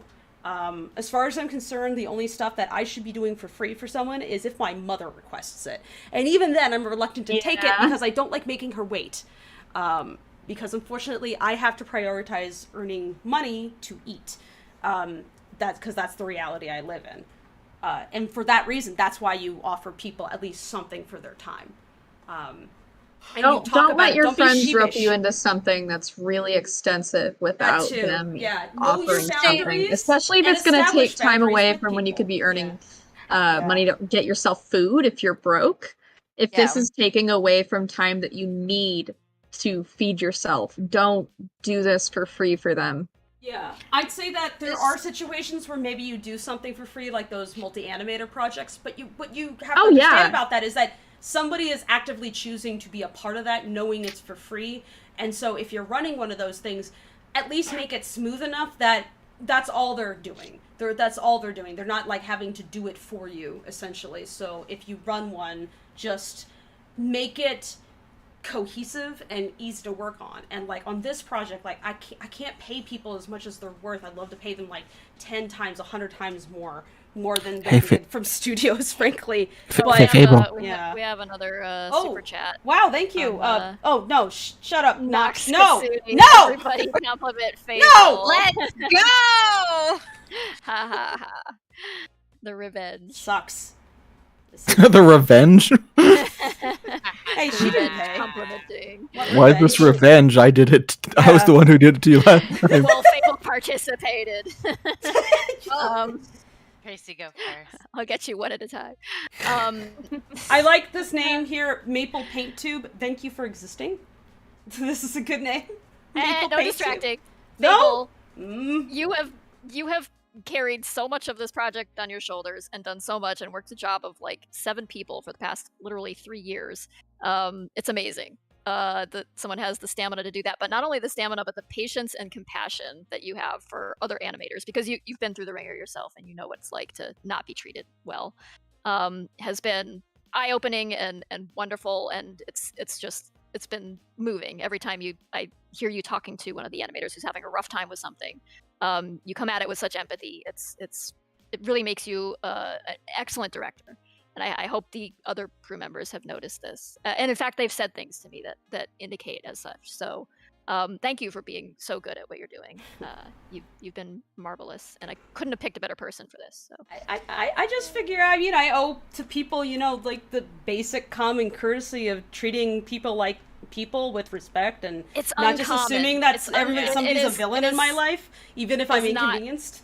We may call it common courtesy, but it is uncommon, especially when it comes to managing people on a project. Like, I've been on so many things, and the tempers fly, and people are impatient and not understanding and demanding and mean. They usually are not met with compassion when they, you know, something goes wrong and they hand in work that isn't good or right, or they've lost a file, or just something bad has happened. And your approach is always like, okay, what has gone wrong, you know, in your life that is, you know, go take care of yourself and we'll figure this out. And, you know, you've been so good to people, so thank you. Well, I mean, geez, a bloody man showed up in my backyard, and my concern was, there's a bloody man. He's bloody. That's the important bit. It's not that there was a man in my yard, it's that he was bloody.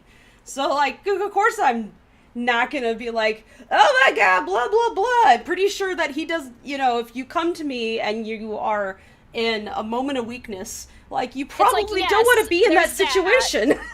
You know? It's like, yes, you want to help people, especially when they're hurt and in danger, but it's like even in much smaller ways that comes through, and that's important, especially in someone who's directing a project. We've had so many directors out there, so many like people praised as heroes and as geniuses, and they've gotten away with unbelievably awful behavior. I don't think I need to name names. You know who I'm talking about.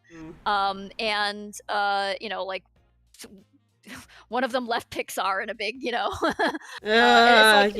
that guy. I was so angry that he but turned they've out gotten the way away he with did. it for so long, and they've mistreated people in astonishing ways. And what I see from you is just a whole different approach, where you aren't like like, you know, you may do genius level work, and I think you do. That is an extreme thing to say. But I like, you can be that kind of talented and that kind of skilled and knowledgeable, but also be a compassionate person, and that's really cool. Oh, yeah, thank you for not being awful, Fable. Jesus, guys, I have a reputation I'm trying to uphold here, and you're undermining all of it. You gotta accept All right. it. Tracy accepted theirs. Yeah. So, you gotta Take it. accept it. They're not gonna believe me anymore. Yeah, there's a They're lot just of like, other. oh, that's just a softie. It's like, no, shut up. Yeah, Fable Shut up. likes their I wave a stick at you.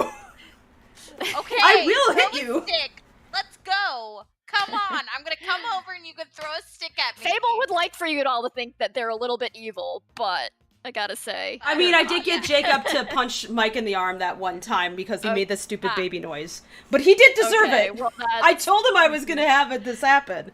I was going to send a guy after him. Oh, good. Well, you all are extremely cruel. I can't believe you did this to me. Well, hold on. I got something to say. No, we're not done yet. I'm waiting for two. No. What? Right. I got words to say, but I'm probably gonna mess up on them, so this is fine. But hey Fable, you're far too short to have the amount of compassion, normal passion, talent, and knowledge that you do, because you just exude just fantastic. And it, you know, talking to you is a highlight to my days. I could be like really upset and I see you in chat and I'll just jump in and I know that I'm gonna have a good time talking with a friend, and it's always a joy, and you just exude that joy, and you're so passionate about everything that you do, and I'm very, very grateful to know you, and I'm very, very like, oh, I'm not gonna cry. Stop it. It's supposed to make Fable cry, not you. My face is dry, I'll have you know. I know, I'm crying because I'm a dummy. I actually could use more water, frankly. I've been talking a lot. But thank you. And you know what? You're a fantastic person, and please keep being fantastic and, you know, doing what you do. Oh, no, Vibrate to a corner now. It's just like if I say things like I think the world can be better, I'm serious. And at minimum, I should at least make the attempt. Like, and I don't think I'm doing anything perfect. I just think that maybe we can. So I'm gonna try. So why not?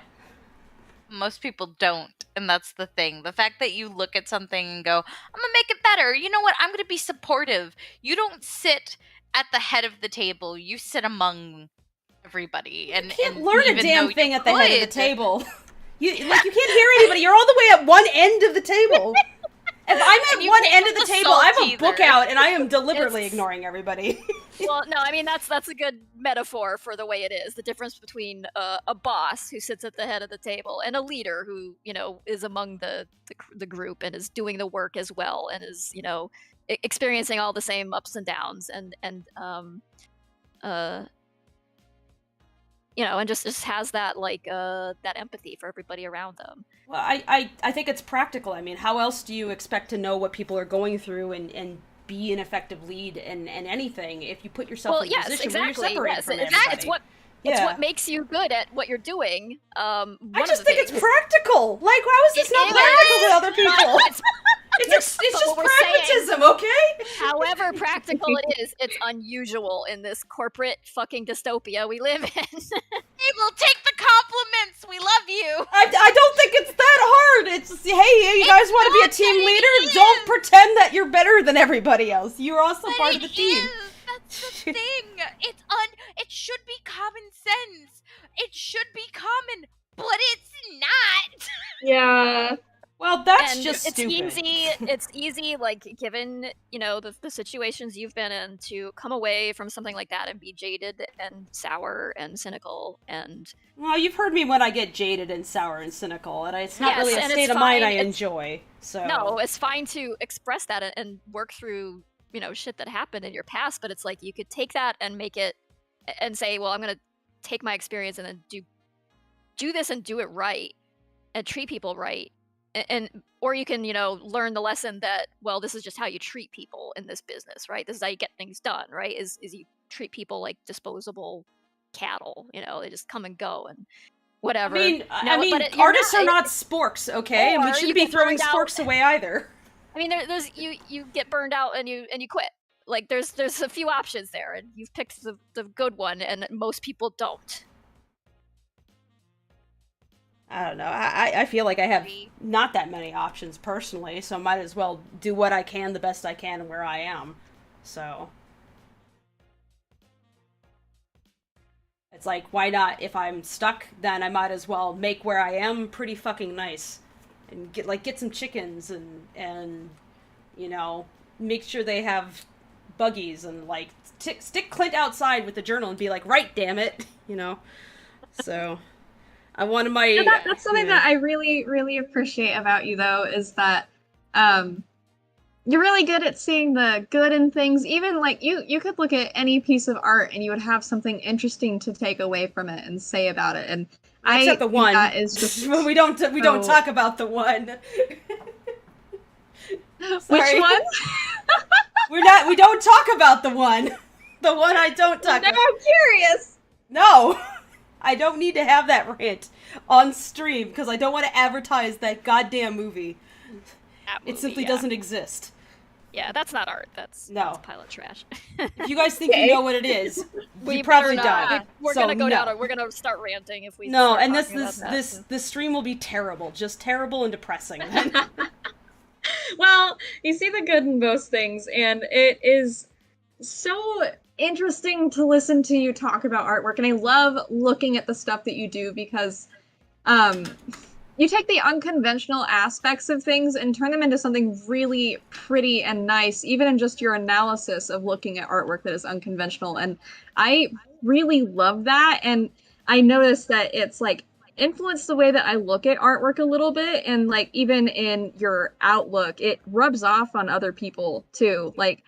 I know that it's common sense, you're supposed to be a good person and everything, but it's so easy to be cynical and upset and just bothered by things. It's nice to hear that you have a way of handling it and you're able to talk about it, and it helps other Well, people figure shit out too. I'm gonna give some credit to everyone. I don't think being a good person is common sense. I think you have to learn it. I think you have to learn it from other people. You have to decide for yourself like what makes sense. Because some things are just it's what you learn, and so Well, I think if you learn those things, you try to import at least a little bit. a lot of people do the reverse of what you do, is they have the facade of niceness, and behind the scenes they're not nice. You do the opposite. You pretend you're not nice, but you are. You're Well, see, I'm just anticipating the call out post, and I want it to be really funny. So Yeah, well, that's it. Fable's taking compliments even worse than Tracy because they cling to their evil goblin persona, even though they're a nice person. Yeah. Fable's great. Don't believe the persona. look, I have bitten people. I'll have you know. I'm pretty sure that's why they don't invite me to parties anymore. Listen, we see the man behind the mask. Cannot hide anymore, Wizard of Oz. I feel like having bitten people will only get you invited to parties, especially if you hang around Jason. It was a friendly bite, okay? We were wrestling and drunk, but I can't really blame the alcohol. I'm pretty sure I was sober enough to not. But anyway, it was a good time. We laughed. They didn't, but we laughed, so, you know. It's not something I make a habit out of doing. Most people do not appreciate getting bitten. I was sober for my biting story. I'm not gonna lie on that. Does everybody have a biting story? Am I the only one who doesn't know? I don't. You don't? Unsurprisingly. Have you never bitten someone, Tracy? Not since I was like 4, maybe. Well, do you remember that then? Then you have a biting story. I don't even remember that. You don't remember biting anybody whatsoever? I just assume I probably chomped somebody because that's the thing that toddlers do, but yeah, well, it's a lot more amusing when you have more teeth.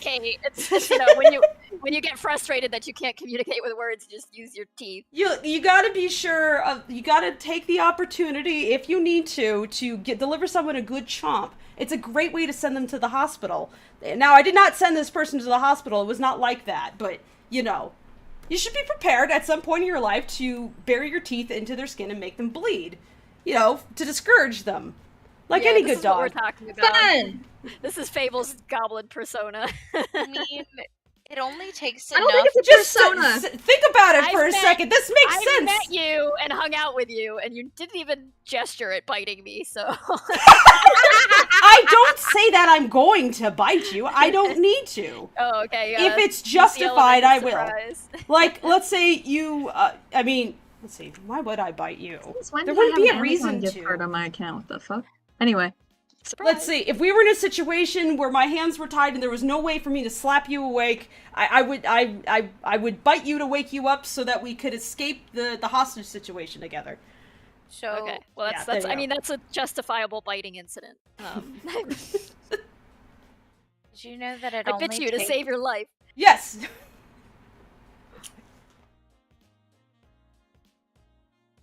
All right. Hey, Nox, I think it's your turn. Yeah, it is. Fable, you are one of my favorite goblins. Aww. That's very sweet. But Fable, I admire you a lot as an artist. I admire your work, and I admire the crazy team you were able to put together and manage. I've only ever heard great things about you, and it's been an honor knowing you. It was great meeting you in person. I'm tired of all the great things people heard of me. What are the bad things people have heard of me? None. None. That's terrible. Yeah, that speaks to an unjust world. Fostering your... Sorry, go ahead, too. No, the only bad thing is putting all that cotton candy in that drink. That's it. That was a great idea, and you are wrong, because science. Making that god-awful slushy. It was pretty good. That's it. And then after it sat on the counter for several days, threatening to drink it, And then leaving it on the counter, having forgotten about it for several months before finally, about 6 or 8 months later, going, oh right, this thing. Because Clint was like, get that goddamn thing off the counter or I will throw it away. And I was like, well, I don't want to lose it. I need to drink water from that during Wasteland Weekend. It's very useful. I paid money for that thermos, okay? So I had to clean it up, and I opened it up, and I'm like, I'm pretty sure that there's going to be like a new civilization in there or something. I opened it up, and the most bizarre thing happened. Absolutely nothing. It looked exactly like I had put it there yesterday. Yeah, There was but no you difference. probably incidentally summoned a demon with that shit. It so- didn't even smell bad. It smelled the exact same. It smelled drinkable. My mouth watered in memory. I did stop myself, though. I'll let you know. I didn't want to get sick. I have a job to do. Accidental demon summonings is how we got Katie, and that worked out pretty well. That's true. Katie's just an imp. We didn't get a demon. The demon of shit posting. Yeah. Oh, I got Demon boomed. of cause problems.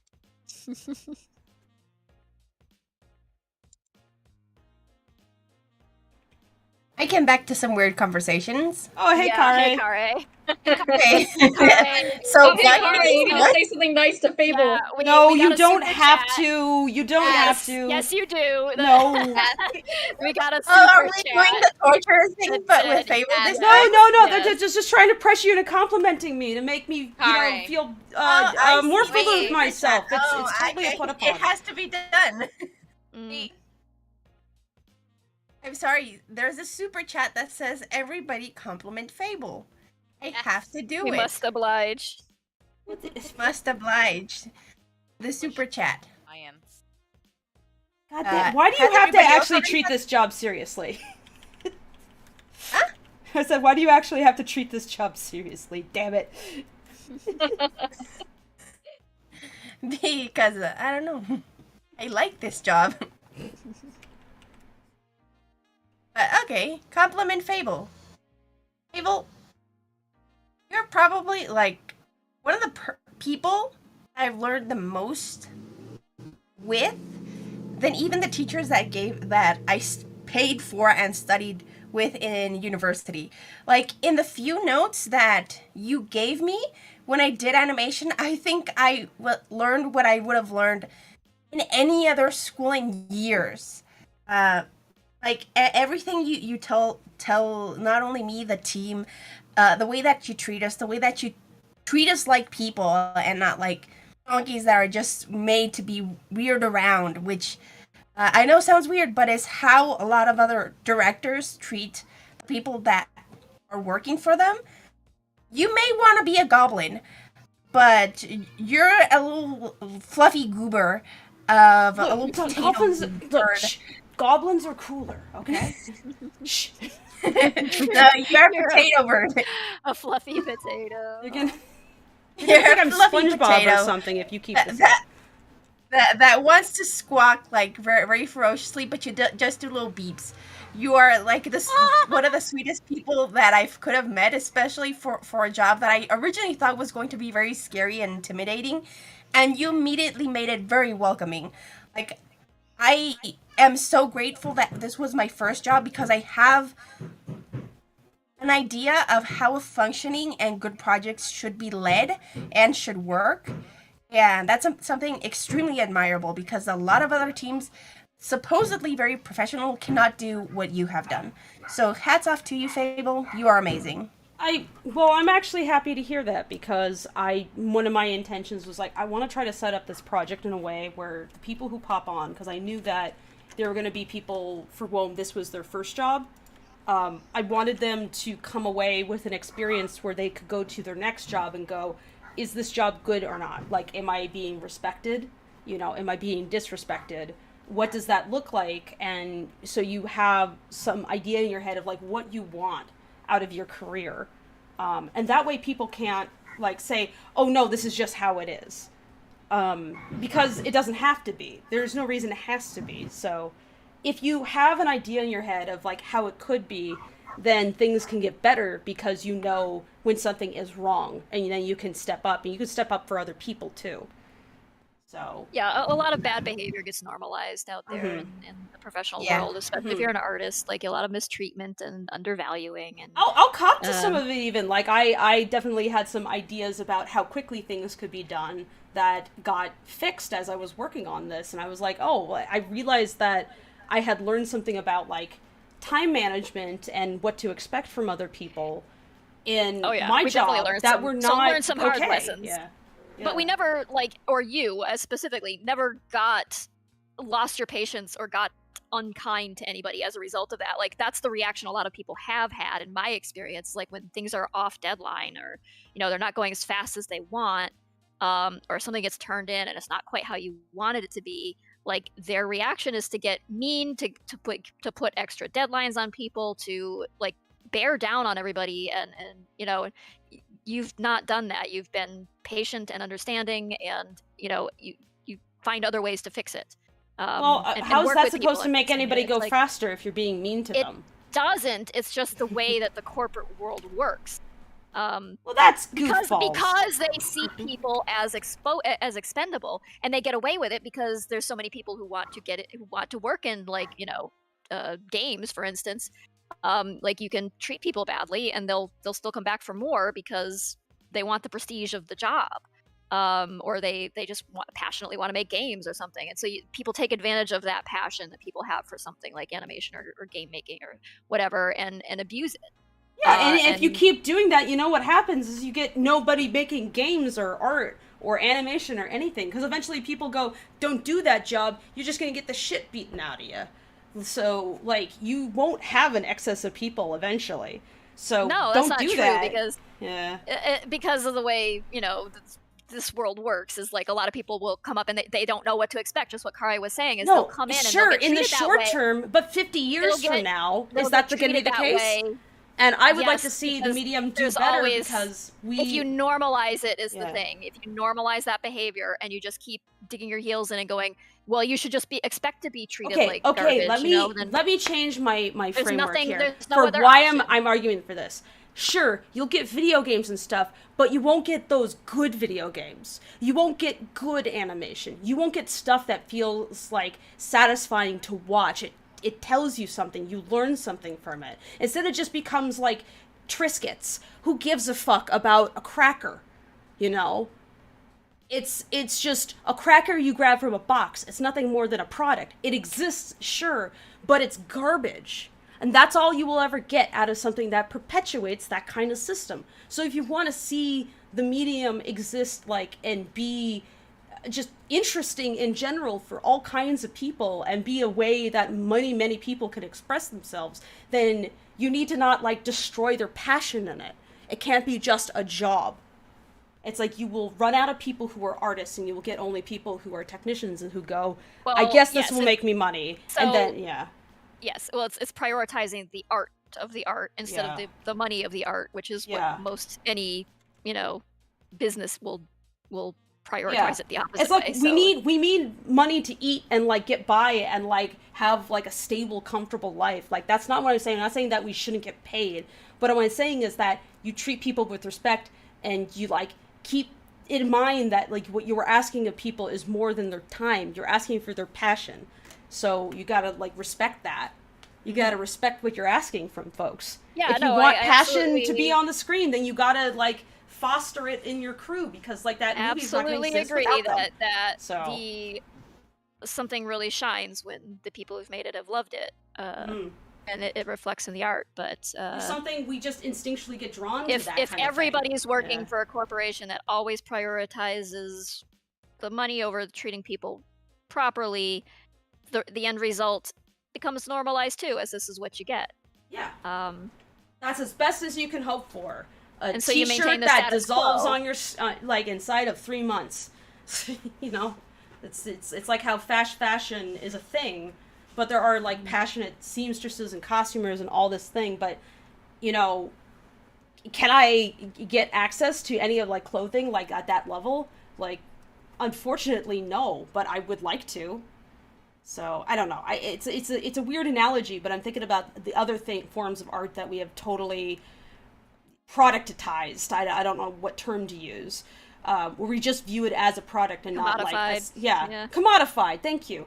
We just view it as a product, and we downplay craft as just lowly and not to be respected. And I think that craft is extremely important. I think that the art that we engage with every day, that's just like a normal part of our lives, needs to have, you know, craft respected. And I think animation and entertainment is a kind of a craft. It's not just an art form, and, you know, that it's somehow separate from its utility. I think that storytelling shares a good deal of utility. It's just like a form of communication. I don't think there is a distinction between artwork and craft in many ways. So, yeah, you know, bad things happen to mediums that just get completely consumed by that. I don't want that to be the future of movies and cartoons. Because I like this shit. Nico Sapikov says, when's the movie coming out? In March. Probably mid-March. We haven't put a specific date on it yet. Yeah, we will just let in you know case of... in case of COVID, yeah. you know, infection or something, and a key person, Fable among them, or one of our sound people or something, that would throw us off. But hopefully that doesn't happen, and we will release, you know, on target. But we will let you know the specific day in March when we have it set.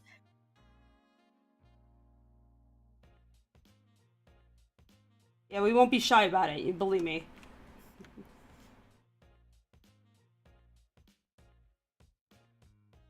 Did we have any other questions in the wings? Oh, we had a ton. Sorry. Let's try and address those. We should probably be wrapping up here soon, but let's plow through some questions real quick. And... All right. 1 second. I'm just trying to reset my windows here.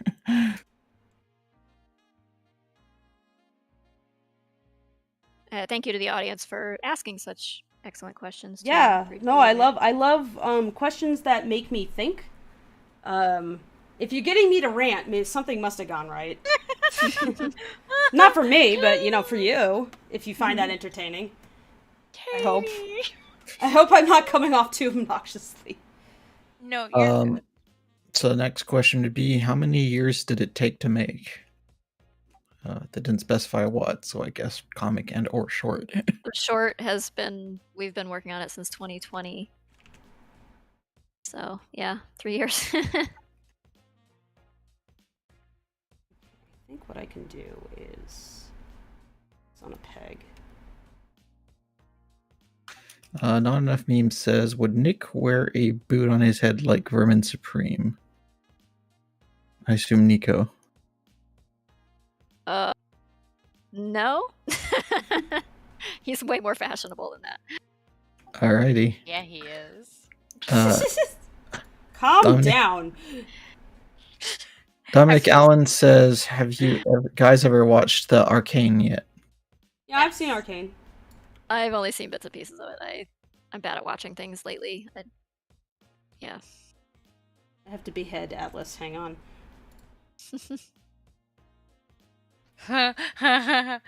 So Fable's the murderer. I got it. Fable did it. Mystery solved. It was me all along. Naberto Sanchez says, I've been in a bit of a Hulk phase recently, specifically the Immortal Hulk. Have you guys heard of it? If so, what do y'all think? Have not seen any Hulk stuff in a long time. Sorry. I like the emphasis on long. I have not. Just don't have any input to provide. No, I like how you general. said it. Comic book movies exist. There you go. Yeah, they sure do. I just haven't watched them.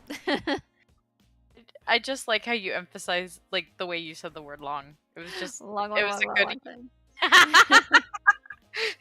I watch more comic book stuff than Tracy does, but that's I don't know. I don't like talking about it. I have it's not interesting to me to talk about in the past few years.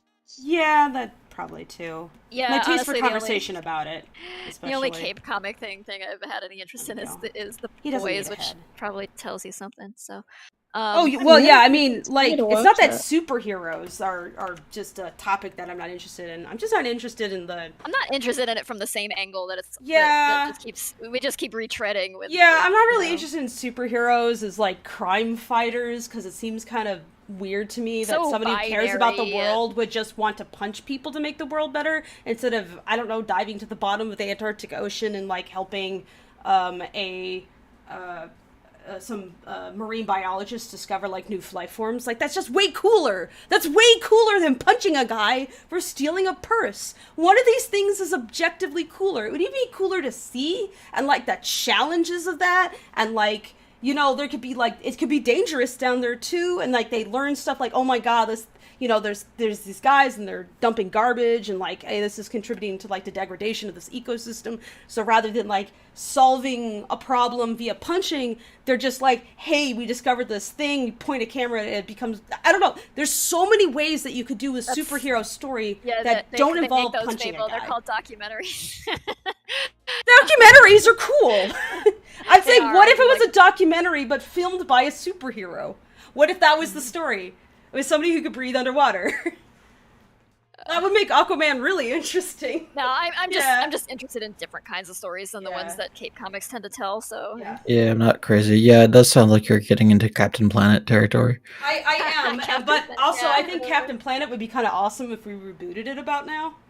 I do Yeah, that. it would be. I'd love to make a new I mean, Captain Planet. I remember when I was a kid, I thought Captain Planet was so ham-fisted and outlandish, like when its portrayal of the villains, and then as I grew older, I realized, oh no, this is actually like just how they are. John Mulaney in the new Puss in Boots movie, it really is how assholes like that are. Yes. Like, oh, this is Not actually really an realistic, exaggeration. I guess. Oh Yeah. well. But You know what movie needs a reboot? Fern Gully. We need to. Well, that'd be Yeah. fun. I thought Batty I Coda was mean, a favorite character of mine, if you you couldn't just tell. you can't capture that 90s-ish. You cannot. No, you shouldn't even try. No. No, but I'm not more so like reboot, like redo it, but more so like, okay, we have a new set of like environmental problems. I'd Mhm. love I mean- to see a movie tackle it. That's You know, that's like true. the same, But I like a mean- spiritual successor? Yeah, that's Yeah. what I mean. Yeah. Thank you. Sorry. Wasn't that what Avatar tried to be? No, Avatar is not the spiritual successure to Fern Gully. It's not I'm- spiritually a I'm successor. joking. Don't you dare Um, insult Fern Gully in front of me. Avatar and its papyrus logo. Also, All right. I have but one claw, but I will use it. All right. Beware. Cray Cat Cat asks, "Do I need to read the webcomic before seeing the animation?" Nope. No. You can watch the animation without having read the comic. Reading the comic will provide some extra context for some things that happen in the film, but you can watch the film without having known anything about the comic if you want. Vape Lord Marco 420 asks, and I will preface it before saying this. This was hours into the stream, so I have no idea where they got this. But they ask, "Oh, do you set pasta on fire?" How did I? Do I? it was How? Fable. What? It was Look, Fable. It was only Fable has done twice, that. okay? It's a magic trick. It was only twice. It's a secret. For legal reasons, we cannot tell you. You cannot attempt this at home. Yeah. Um, Leave the pasta fires to the experts, please. yeah. Guy with the green cat says, "At Lackadaisy, where did you guys learn how to animate Satan?" Look, he's not skilled enough.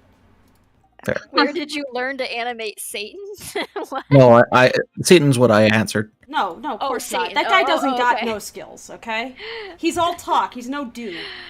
I don't know why I couldn't parse that. Satan Where did came you to learn- me, damn it. I went to Satan animation school. What was it like in Satan animation, Tracy? You're alma cum laude. It's really nice. Alma Mulder. It's really Very nice. pleasant. Yeah. Yeah? warm, They got huh? like brick buildings, or is it like more modern, like postmodern? Brutalism. Brutalism, architecture, okay. yeah. Alright, that can be interesting. It's a bit warm, but Yeah. Yeah, I like it. I like the warm yeah, temperature. warm. It's not humid, I hope. Like, it was more of a dry heat, Yeah, maybe? more of a dry heat. Yeah. Dry heat. It's just like Los Angeles, then. Okay. That's not bad. I guess we should have you guys actually answer the question. Oh, right. What was the that question? part. Did you learn how to animate How? Satan and other things? Yes. Or sacrifice. Satan et al. Fable went to school, but had been animating before that, as I understand it. Mm-hmm. And I don't know if Kare's here. Maybe Kare has. Did Kare? Yeah, I went to an animation school, but like I said before, I think I learned more animating by myself and by proxy by like Fable that like helped guide me than I did from that school. And also that school did me really dirty, so I'm not gonna mention them. I'm sorry. It's there's okay. a lot of schools out there that are not great. Happy to take your money, but don't really leave you with the skills you need to get a job. A lot of it's like not every school, but it's just kind of the problem is that some of that wouldn't be too bad if not for the fact that school can be really expensive. And that's part of the problem. It's like it's difficult to justify school in general when it costs so much money lately. Yeah. That's something I want changed. You can take it upon yourself to learn. Yeah. There are situations where you would need a degree, but if you're not in that situation, for instance, you don't need a visa to live in another country, then you can do self-learning sort of stuff. If you're not planning to emigrate at any point, then a degree doesn't matter. But if you would like the option, it does matter because this is how immigration rules tend to work. You get more prioritized if you get a degree. But if that doesn't matter to you, you especially nowadays, you could technically learn just by gathering up information online. What a school can do for you, it doesn't have to be an in-person school either. What a school can do for you is that they will have be a central location of resources, ideally. This is all the ideal. A central location of resources, both material for you to work with and people to talk to, who you have scheduled time with, each week, multiple times a week, and that it's allowing you to make the time to dedicate yourself to a craft that takes some time to understand and learn because it's so intensive. And that can help you both if you want to make your own stuff, but also if you want to get a job, because then nothing that you would expect to find and the problems that you would encounter in both a job or like making your own stuff would be a huge surprise because you would have already like done some of that stuff already at school. So it can be really good as a way of like building a network of people also, because a lot of the times the folks that you went to school with, you see them later down the line in jobs as well. Not everybody though. Like I said though, this is the ideal situation. Just the ideal. And you can get this kind of experience without spending like hundreds of thousands of dollars on it. And I honestly don't think you should be spending hundreds of thousands of dollars on it. My personal philosophy is if you're going to go to an art school, make sure you go to an art school that also has other forms of education at the school, like other categories, so that you can expand your understanding as a storyteller through sciences and history and psychology and other forms of art, like getting access to a range of things that will inform you down the line, and very importantly, teach you how to educate yourself for the rest of your life, because animation school should not be the height of your education. That should be at worst the start of your education. So you're supposed to learn more as you go. But it can give you a head start, but there's just so many problems with that also, because again, this stuff costs a lot of money. Not every school is all that interested in giving you that leg up, or they'll boast that they give people a leg up, but they don't.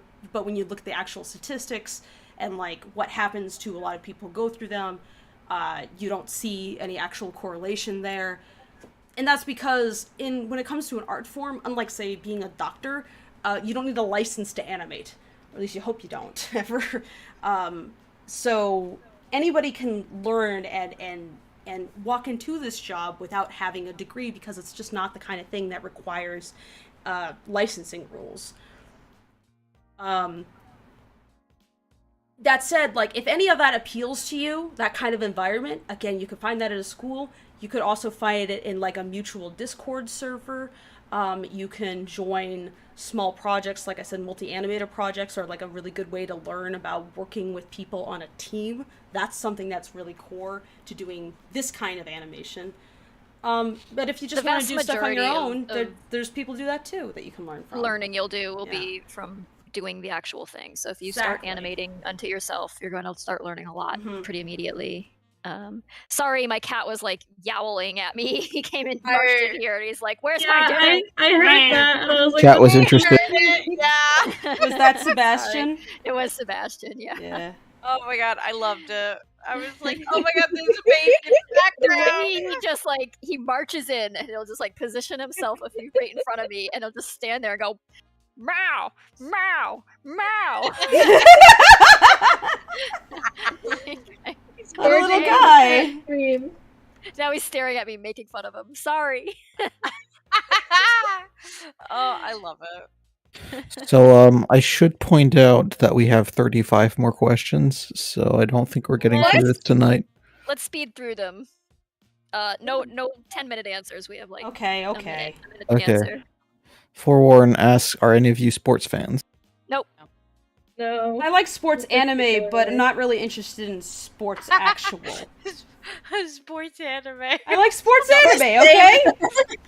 Look, I'm here for it. Haikyuu is very compelling drama, and I very much enjoy Blue Lock lately. I'm interested in women that play sports. Have you watched the lesbian golf anime? No, I have not. Hello. Yeah, it's called Dirty Ring. It's great. It's so good. It's like the most anime version of golf ever. It's so good. On that tantalizing note, let's move on to the next question.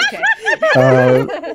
ZRB asks, as somebody who is learning animation in college in 2D and 3D, what would you recommend to practice in the basics of drawing, such as drawing shapes to create characters, follow tutorials and basics? Pencil and paper. Yeah, fundamentals are very important, and understanding character construction and translating 3D shapes to 2D planes is a very important thing to be able to do. Making turnarounds of the characters, drawing character sheets, all that kind of stuff is pretty important stuff. So yeah. Don't be afraid to try and emulate what other people are doing when you are learning. Yeah, it can be very helpful to imitate existing things, or take somebody's existing character sheet and redraw it to teach yourself. Mm-hmm. In fact, that's what I tell the folks on the crew to do before they start animating anything. I'm like, whatever character you're working with, draw them a few times. Trace over the model sheet. You are supposed to. Like, that's how you're gonna, like, gain the muscle memory to construct this character. Because you're gonna, like, I can provide construction notes, but you have to, like, take that internally. And you're not gonna be able to do that if you don't, like, trace over it exactly and start finding, like, the shortcuts to what you need to do. You will struggle otherwise. Uniqueness, just to be clear, we aren't like talking down to anybody who enjoys either sports or no superhero stuff. Like, absolutely fine and totally legitimate for you to enjoy that. It's just I just lack interest in that particular type of storytelling. I veer more toward like horror, thriller, weird, I like David Lynch, and there's no excuse for that. So I'm not judging. I have broader taste than Tracy. I like watching pretty much anything to figure out at least why people like a thing. I like watching shitty movies. I do like watching shitty movies. Yeah. Man, we should watch shitty movies together. Different folks. We did the other night, but it was too shitty to bear. I would not recommend the shitty movie that we watched last night. Not that I won't talk about emotional trauma. I can't recommend it because it's kind of really racist. It's the kind of racist from the 90s where they were like, haha, we don't think we're being racist. And it's like, you really are, though. It's like, why was this okay when you watch it? We had a lot of problems. It was the animated version of The King and I. Cannot recommend it at all. It's just kind of like, you're going to want to turn it off after about 10 minutes, I bet. Yeah, it's not one of those like, Yeah. oh, this is so fun because it's bad and it's lacking self-awareness at how bad it is. It's more like just a oof. Everything about this is like A poor wow. decision. Yeah. Yeah. Anyway, moving on. Fucking weeb asks, does this also apply with learning new techniques in video editing? Does What you were just talking about. This was an Learning- expansion on the question. learning from Satan or oh from the like learning about character drawing and things? I don't know that editing is quite requires that skills. I guess Editing, but it's more of a- here's I guess- my opinion on editing. Get a sense of rhythm.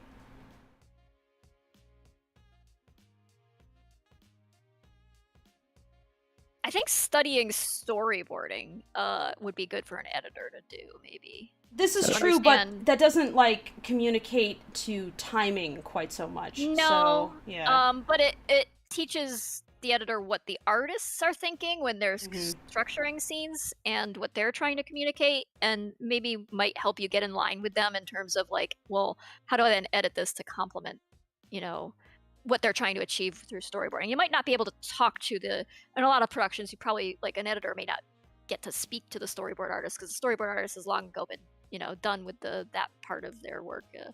And moved on to other things. But by the time the editor gets their hands on, the final cut or whatever, or picture lock or whatever they're doing.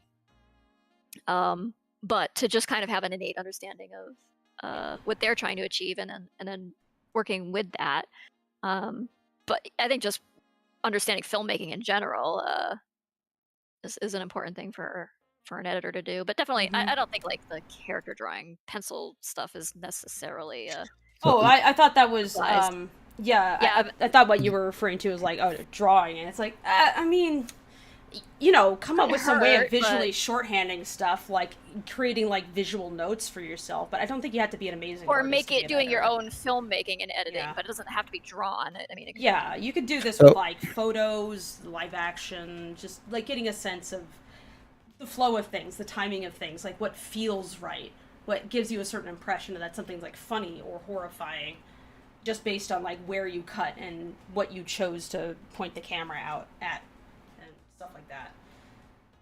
So I suppose one of the pieces of advice you gave about drawing that applies is to learn editing, you're going to need to edit. Yeah, actually. Oh, yes, start editing. Like, a lot of our editors, like, I mean, they do video stuff, but a lot of them also have done a lot of, like, motion comic stuff, which has helped them probably learn. Not necessarily learn on our project, even though we had them doing that sort of stuff, but they'd done a lot of it in the past. And I mean, you could just find a comic and try to edit it together and do something. Yeah, I mean, I found that I was Film or learning a lot whatever. about editing just by working on those things, and that was during the process of making this. So I definitely came through between like the animatic and like the final cut.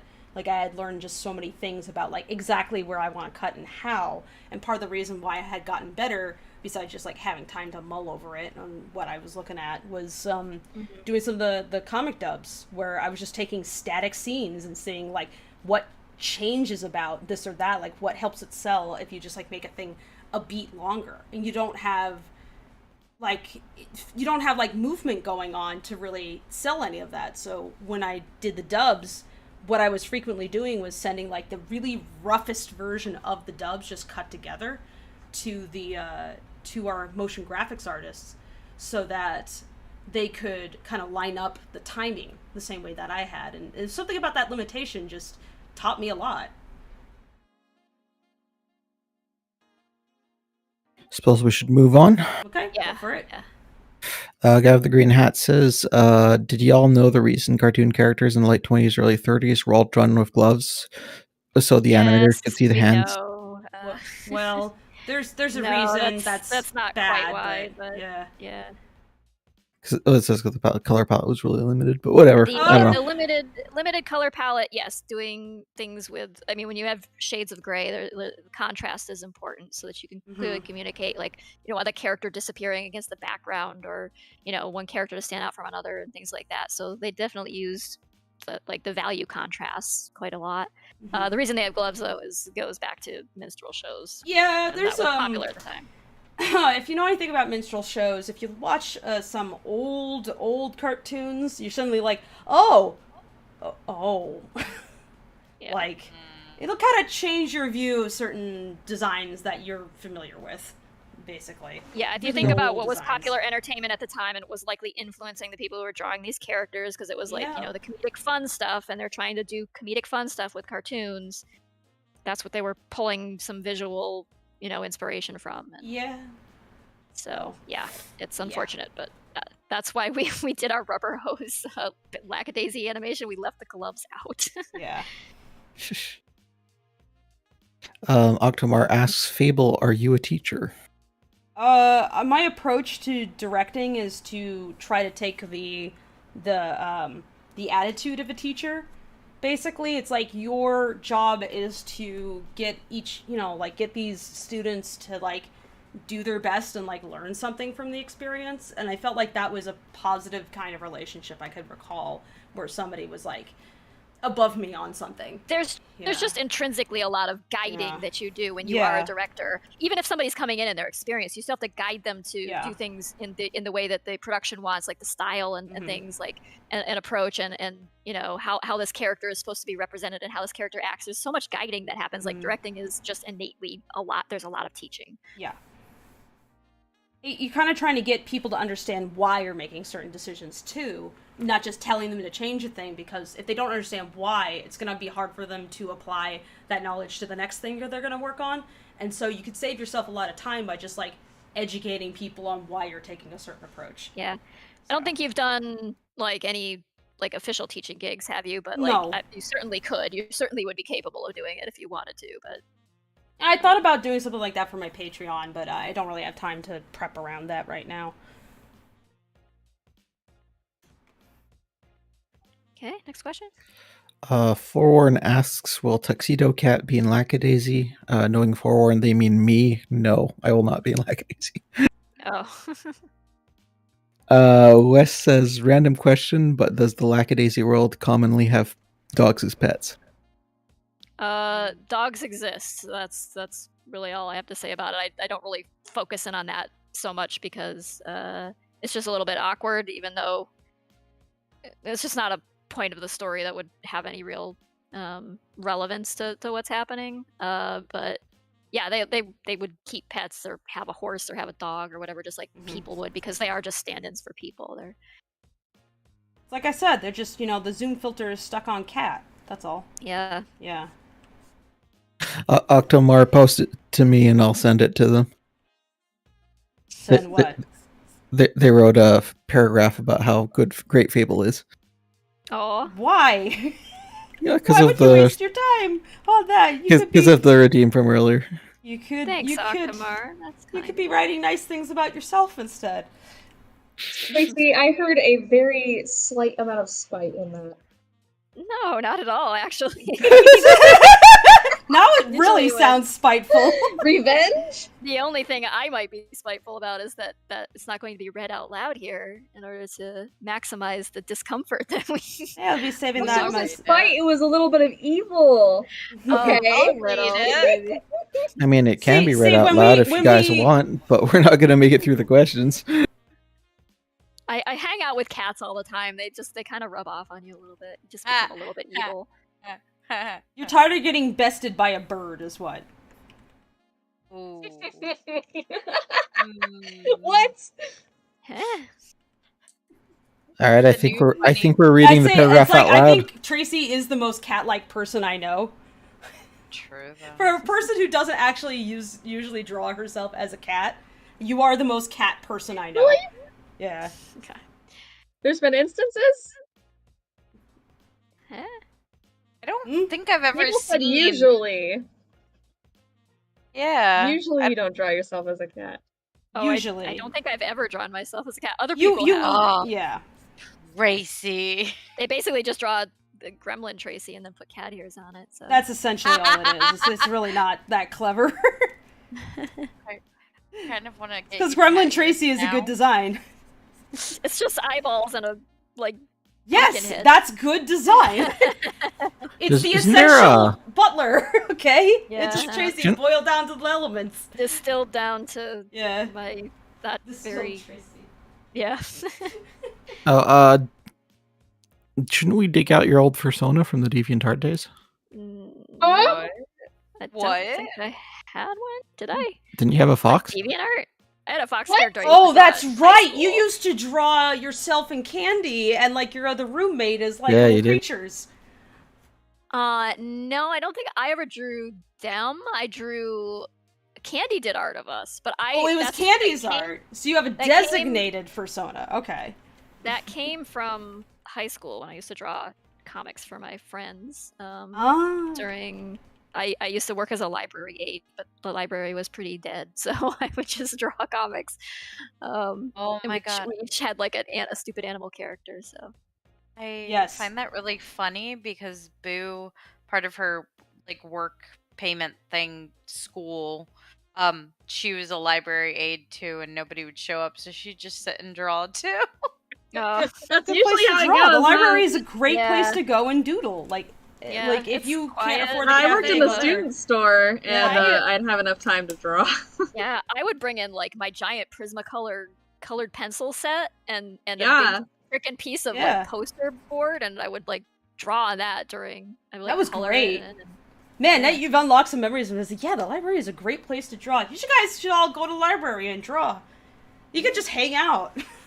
And then you could put like a really We cool should book all in front just of go you. to some random fucking library in the middle of nowhere and meet each other and just draw. Say nothing. Dude, that would actually be awesome. I'm not gonna I would totally do that. If Yeah. somebody sets that up, I will do it. Actually, bring my the friend snack. Andrea and I, we were library aides together, and we decided we were gonna do senior skip day. But we were like, we didn't know what to do with ourselves on senior skip day, so I guess we just like went back to our source, our like, you know, our little primordial pond, and we ended up at the bookstore where we would have just been at the library anyway. You know what we were talking about going to Vegas? Let's just all go to a library in Vegas. Let's just all go to the library. Let's go to Oh the my library, God, but in no. Vegas. And that's our random Hear me out, library. though. What stays in the library in Vegas, or what happens in the library in Vegas? Wait. What would the library in Vegas be like? Is it just a library, or do they Vegas it There up at are all? probably slot machines in the library in Vegas. Oh my god! Keep slot machines. There's slot in the machines. library. There's slot machines at the airport. But they're very Oh, yeah, quiet it's slot everywhere machines, there. You see. Wait, Very, very hear me quiet out, slot though. machines at the library. There's their quiet slot machines. You have to put headphones on. You can drink coffee while you play the slot machine at the Vegas library. Vegas is such a surreal fucking dystopian place. It is weird. It is very weird and colorful and flashy, and it's fun while it lasts. And then when you leave, you're relieved to be out of it. I Hear me out, flew though. Vegas when I was little, and all I remember is it being freaky as fuck. There being a pyramid for some reason, and also the Space Oh. Needle, but not the real Space Needle. And Yeah. then going to a very shitty Jack in the Box that gave me food poisoning, and getting a keychain that I activated in the sunlight. That's all I remember. That's the true Vegas experience. Congratulations. I went to Vegas only once, and that was for the first Minecon. I somehow got dragged into, like, Deadmau5's posse. That was kind of weird. What? What? This is a chapter I haven't heard before. Well, you didn't tell me. I didn't tell you about, like, ending up in Deadmau5's posse? No. Yeah, No? I was rooming with C418. I think that was it C418 or was one of his buddies? I forget. But, like, I went to the very first Minecon. Okay. Well, I'll preface it with, like, I used to be, like, not a big deal or anything, but I had connections to various, like, Minecraft streamers, and this was before it really took off, and I could see that it was about to take off, and I was like, I just really like this game, and I would like to work on this game, and I was trying to angle for, like, a job in the game, but it didn't work out. I like how Fable just casually drops. Oh yeah, I was I was in the posse of the most Rooming with C114? I What? forget if it was him or if it was a buddy of his, I gotta be honest. It was just so long ago. either way, like Deadmau5 is like the most in demand electronic music artist in the world, and you're just casually drop. Oh yeah, I roomed with him, I was didn't in his room with posse there. him. No, but he wanted to hang out with C418. I happened to be rooming with him, and like we were just walking together, and he just like dragged that guy into his posse basically, and I was like, oh, I guess I'm just following people then, and so I did. They were just like, yeah, whatever.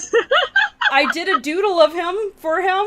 Like we ended up in his hotel in Dead Mouse's hotel room. I remember it was just a bunch of folks hanging out and chatting, and I was like, I don't know what to do here. These are all people that are like involved in music. I don't do music. I do cartoons. So I just like, I have my set of cards where I just like do caricatures of people and draw them. I was like, I guess I'll just draw the people in the room. I'll give them cards, because why not? So yeah, I drew Dead Mouse, and he was like, "Oh, cool." He really liked the doodle of himself, and I don't know the guy personally or anything. Don't ask me anything about him personally. As far as I heard, like there's some but this was just like I had no idea at the time, and I just happened to be in a situation where I was in proximity essentially. But he did try to invite me up on stage during his performance at the first Minecon, but I was scared shitless of being up on stage. I was like, I don't know what to do. Everything's really noisy here. This is kind of overwhelming. I go into the bathroom, and the damn bathroom just has like bottles and bottles of cologne everywhere. It's like, can't even catch a breath in there. And then you go out, and there's just so many people. I was just like way overstimulated, and I was like, I don't want to go up on stage. It's going to make this anxiety attack worse. I just wanted to go back to my hotel room. Why was I in this club anyway? Anyway. I mean, so that's basically the Vegas feeling. It's like, why am I here? So, oh man, high key, if we were gonna meet in Vegas, I know several locations / speakeasies. We should go. Nice. I could draw people. Okay. I do my game where I see how much I could like get drunk with spending no money at the same time. We've got to tackle these remaining questions so we can wrap up. Yeah. Lazy says, how much money does Rocky or any of the other Lackacats make? Do they just work for free until Mitzi makes money? They have not been paid in a while, but typically no. They had been paid regularly prior to that. That's why Mitzi was in a big scramble to find funds. Does the Lackadaisy world have any discrimination or prejudice between the cats since it's set in the 1920s? It does. It's not really a focus of the story so much, but you can pick up on it in probably subtle ways through the character dialogue more than anything. I don't use like fur color or anything to differentiate, race or things that other, a lot of popular anthropomorphic animal media does that sort of thing. Like Cats 2019. It's awkward when people do that. Yeah. I mean, it can be, but it can be done well. I feel like, this isn't a hard rule. Handled it. Blacksad handled it in an interesting way, but yeah, I like Blacksad's take, but yeah, Cats 2019. That was just really awkward. Yeah. Yeah. But yeah, if you're paying attention, you can pick up a little bit on there's a little bit of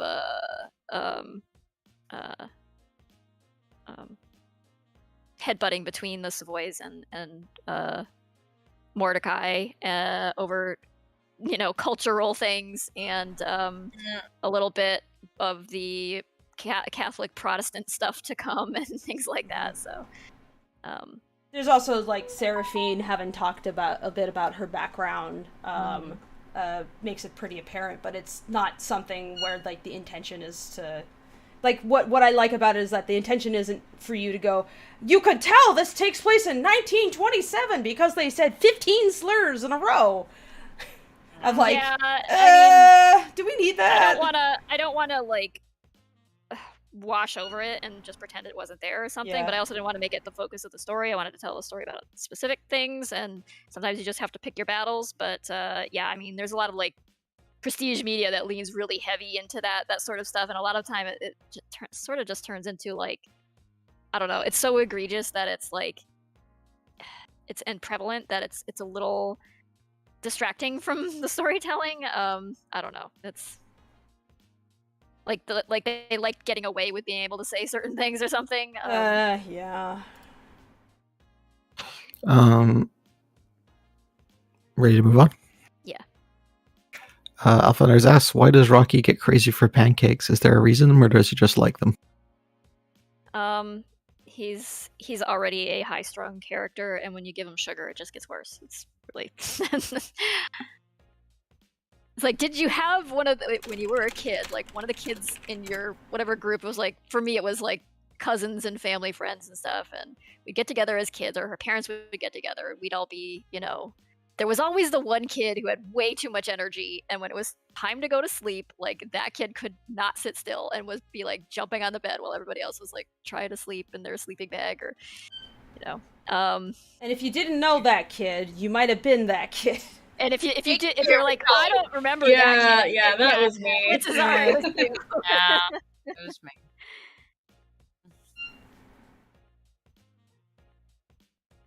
Getting called out by Tracy. Luke Crowdle says, question, are big felines like monkeys cousins to us in the Lackadaisy world? Not exactly. I mean, like, because the characters are just built from both small and big cat, like, components. There's some lion-like features in some of them, and some caracal and bobcat and panther and that sort of stuff. So, not like a hardline sort of like, I don't know. I feel like everybody's thinking about it way too literally every time I try to answer these questions. It's a Zoom like, filter. it is an abstraction. It is not a literal, like, one-to-one, like, here are cats and, like, saber-toothed tigers were the Neanderthals of, it's just kind of... That is a fun visual, though, I won't lie. It is, but... Rocky is just a throwback to an earlier era with those teeth. Yeah, he's got his Neanderthal teeth. Yeah.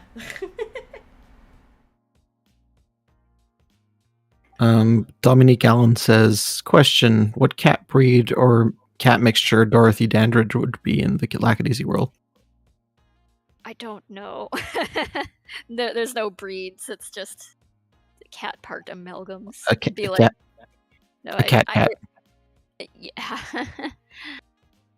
If I were to draw, like, a person who actually existed at the time period as a cat, I would look at their features and just kind of come up with a shape language and pick cat features that I thought kind of highlighted that or complemented that or something in some way. So it'd be like, it's more of like a visual thing I do, not really like a thing I can verbalize and be like, well, I would put together this breed and this breed, and it's kind of a hard to answer question. Yeah, I've Sorry. seen people Fair enough. making like Lackadaisy OCs, and they'll try to like gravitate towards certain breeds, and meanwhile I'm like, I don't know, what I think it's markings fine would you to do like? that. Yeah. It's just that it's not a hard approach. Yeah. Yeah, it's just not a hard and fast rule that Yeah. I'm like everyone is just a breed of cat. They're just moggies. They're just I mean, when Boo was designing mine, she kept looking at like different types of cats because I wasn't sure what fur pattern I wanted or anything like Yeah. that. So she ended up finding Cuban blues. Ooh. And that's what I'm gonna my look that up. What's a tombstone- Cuban blue? cute. It's kind of like a Russian blue, but it's they're specific to Cuba, and she thought it was great, and That looks like Cher. Aw. yeah, so she based my Sona off of that because she thought it was really freaking fitting. That's super cute. It's like Russian blue, I but can't argue with that. Yeah. it's like Russian blue, but instead of stoic angry, it's angry. Is it related to the Havana at all? I do like Havana that. brown? Those just I brown believe cat. so, yes. Neat. I like pretty brown cats. You don't see a whole lot of chocolate cats. It's an unusual genetic trait, yeah, in cats. Mhm. There's a very specific gene that doesn't tend to occur in most cats, or most lineages of cats. Anyway, let's next question. Yeah, you guys can talk about cats for a long time. So Yeah, you're gonna have to interrupt us. I'm just letting this Atlas animation play out. I'm letting it loop on stream while we talk. sure. Jamo Animation says, I just watched an amazing movie called Strangers on a Train, and the competition is so good. Have you heard of it? Strangers on a Train, the Hitchcock movie, yeah. It's very good. It's a classic. Or is it a remake, or is it the Hitchcock one they're talking about? Oh, I don't know. No idea. I don't think they're in chat anymore. I don't. Oh. Oh, if there's a newer version, I haven't seen it, but I've seen the Hitchcock version. Rolando says, which one of these characters can do the gritty?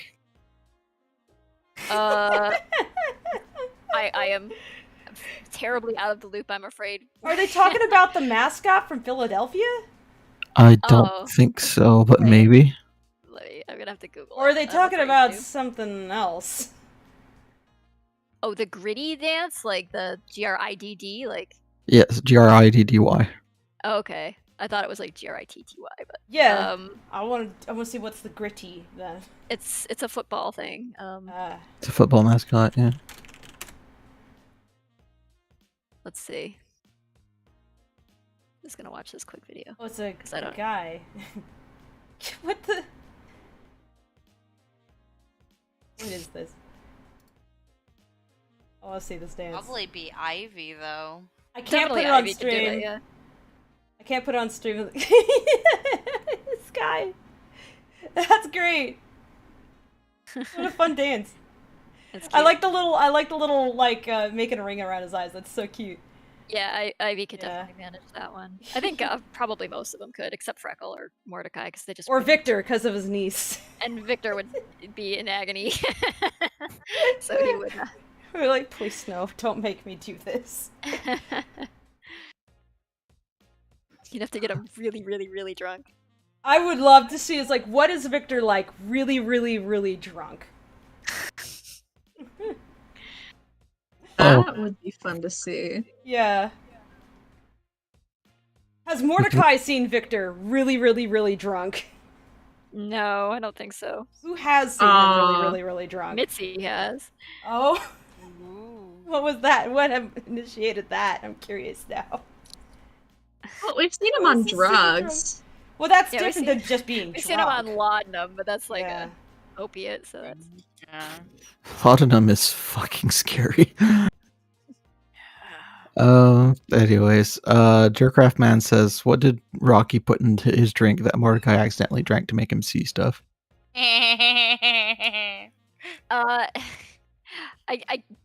You could figure it out if you read my mini comics. You What? could figure it out. My thought was LSD. I that was a post. I think that's the first time I saw your work LSD. and like didn't- cataloged it in my brain was because someone that I was following had posted that comic. I was like, what is this Lovecraft shit? And L- I clicked on your blog and I was like, oh my god, there's cats and they're from the 20s. LSD wasn't invented in the 20s yet, though. No, It wasn't? That's the no, thing, that it was would- in- No, that was LSD a more... from the 60s. Yeah, so, that's yeah. why the 60s happened. And the 70s. Mm-hmm. And the 80s, and... Well, the world was never the same. Alright, more questions? Yep. Have you seen Puss in Boots too? Yes. Oh, we were it's talking pretty about it good. earlier. Yes. So good. I still can need to say force my that's fiancé to definitely watch it. worth a watch. It's good story execution where a lot of stuff just meanders lately. It seems like a lot of films just toss out any kind of structure and just like so many plot like B and C and D plot lines and it's just kind of like and setups for like sequels that distract from like it's just blah, it's garbage. But this is a tight little story and the villains are fantastic. The character designs of both of the villains are fantastic. One of them gets to be like the comedic villain, as you tend to find in these types of movies, and carries the tone throughout. And then the other one is like it gets to be the menacing one because it doesn't have to be, you know, slinging jokes and things. Like most of the time, the villain has to do both, be somehow a threat to the protagonist, but also, you know, be funny, and that kind of defangs the villain a lot. So it was like more effective, I think, to have two villains, and one of them is just the scary one. And yeah, I mean, it had a little cute dog character who ran the risk of being super annoying, but instead was not. It was a good, you know, endearing character, and yeah, it was just overall well done. Yeah, Good story, and with Dorito's some actually visual pretty flourish. good. Yeah. Some visual flourish that we're starting to see DreamWorks do, like they did it with the bad guys a little bit. They veered a little bit off of the, let's try to make it look like Pixar sort of trail, and did something a bit different.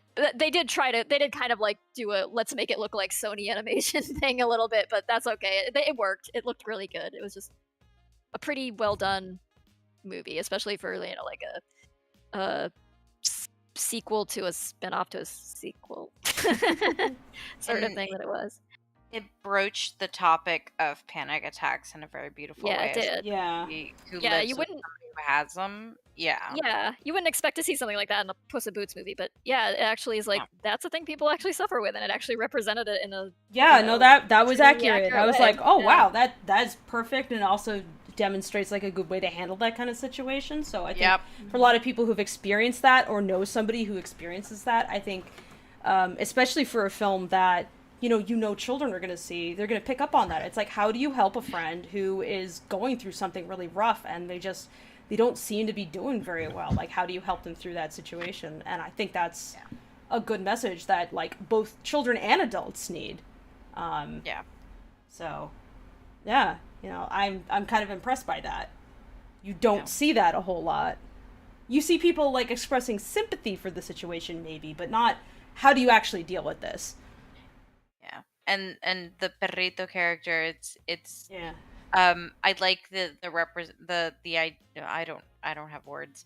I like the background of just like what could have been like tragic, like annoying, angsty characters. Actually, it shows you that even if you could come from dark places, you can still be really positive and really happy. And I really liked that. Yeah. Perrito made me cry because he reminded me of my Milo. I thought of you when I saw that character. I was thinking, Kare's gonna be. Yeah, I was like, this is a good movie for Kare.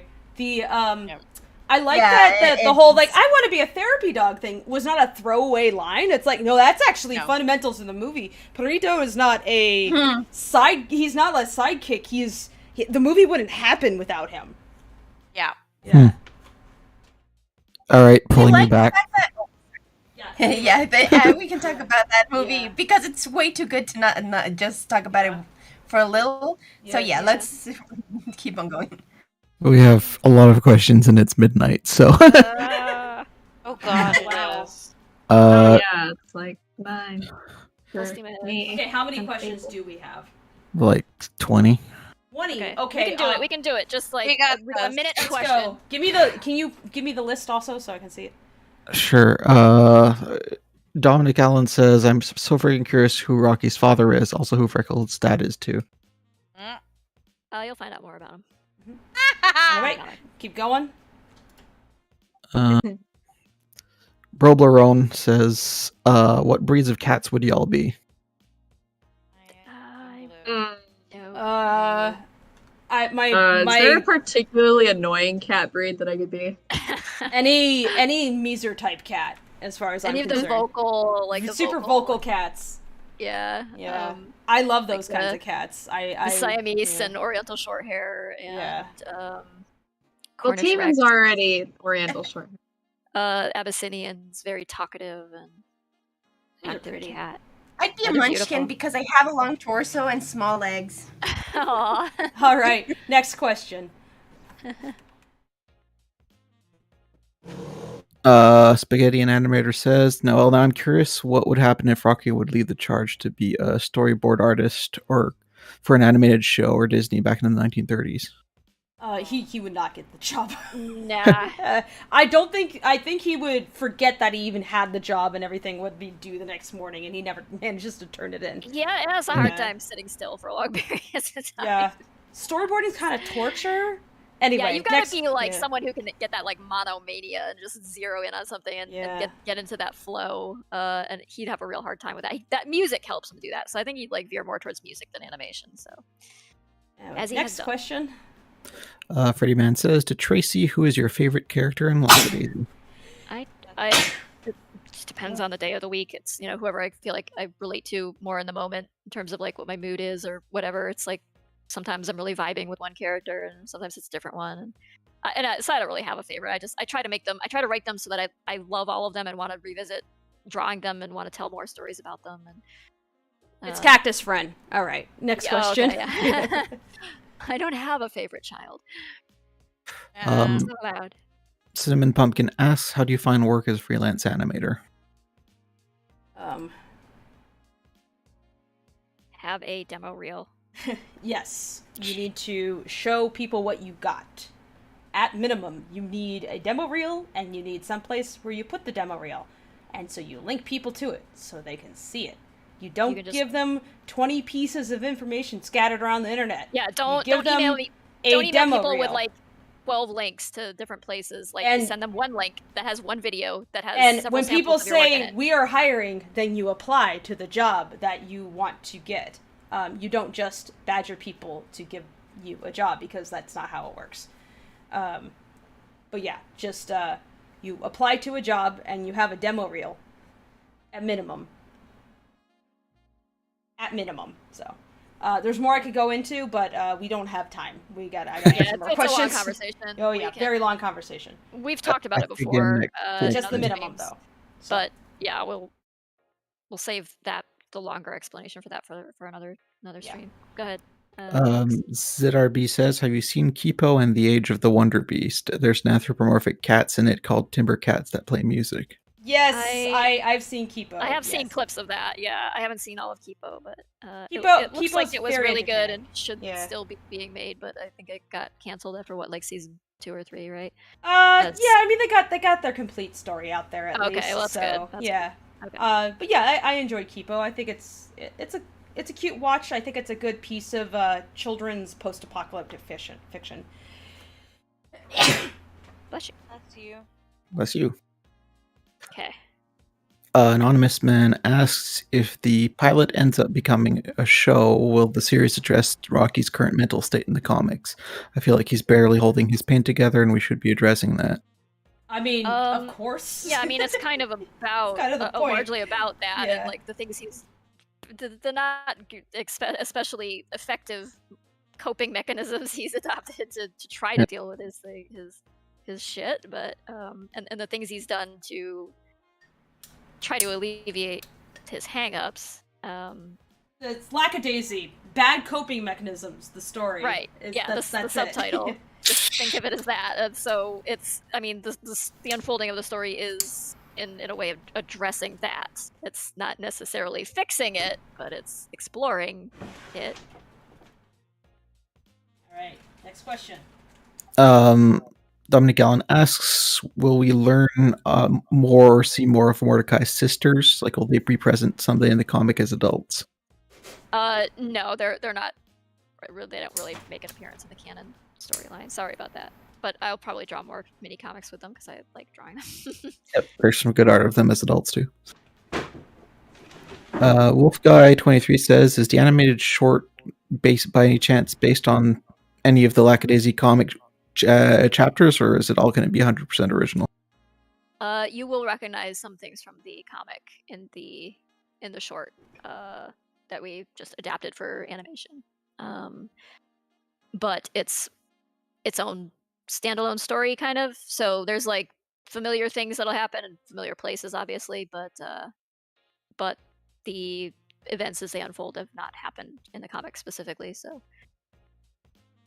some familiar territory, but some more new territory, I would say. Insert original name says, wait, does Rocky still have brain damage from being bonked on the head by the car? I mean, he's got head trauma. Yeah, he's had a traumatic brain injury, or well, that's probably not the only one he's had, but yeah, I would say it's not like one of those like, oh, bonked on the head suddenly has a different personality sort of things. Like people seem to be interpreting it like he's already been doing unhinged things. It's just that the mask has fallen off a little bit. And so he's not keeping up the appearance of being quite the same, like, oh, I'm just a goofy guy sort of thing. He's seeing a little more of a raw version of Rocky, which is a little less pretty and a little more obviously either like very low or very high. Just some person asks, tag Lackadaisy or just use the hashtag in fan art, which I believe is referring to some fan art they were drawing. Oh, if you, are you talking about posting it on the Discord or sorry, I missed the context there. I guess they meant Twitter if they're talking about hashtag. Oh, yeah, hashtag with Lackadaisy in Twitter, and we'll find it. I'm always checking it. Sometimes, unfortunately. Yeah, some people draw. Yeah. Some people do certain things. Anyway, moving on. Next question. If you talk about us on the internet, Newt will find you. Yeah. He has ways. Oh, yeah. Yeah. Insert original name says, question, is the cat in the thumbnail Ivy?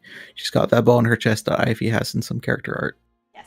Yeah, it's a stylized version of Ivy. It's from a Valentine's Day comic from last year that I drew called Valentine's.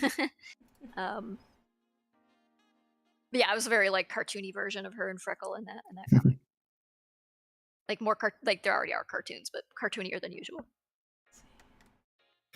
Coda Bleep says, I'm not sure if this can be answered, but how long will the short be? Approximately 27 minutes.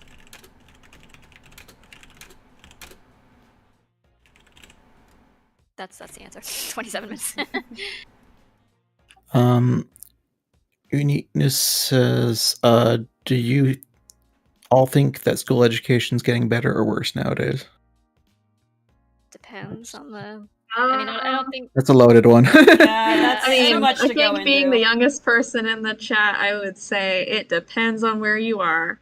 Yeah, That's it's pretty much true of just about any school, and there's a whole lot of other factors that have made it more challenging than when I was younger, but they were already problems when I was younger too. They just have become more exaggerated over time. As somebody who's... And in other ways, we have access to more information and things like that makes education more accessible at the same time. Kids just know more things.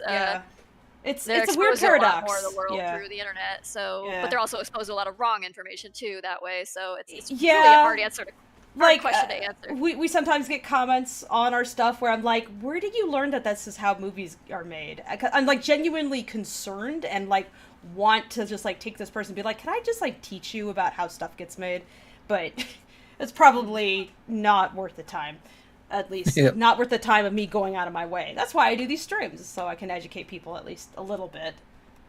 So you do also a mini video. Fable explains production pipelines for dummies. I definitely could. Yeah, might be a cool thing to do. It maybe fewer people would say weird things like, why isn't the animation done yet? It's like, do you know how long it takes to make animation? Maybe then they would understand. Probably not, but maybe. There was an attempt. Yeah. Keep going. Insert original name says, question, have y'all set out a story or conclusion to Lackadaisy, or is it going to continue indefinitely?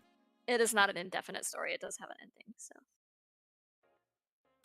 All right, so that was the 35 questions from earlier. There's about 8 more questions that got added since.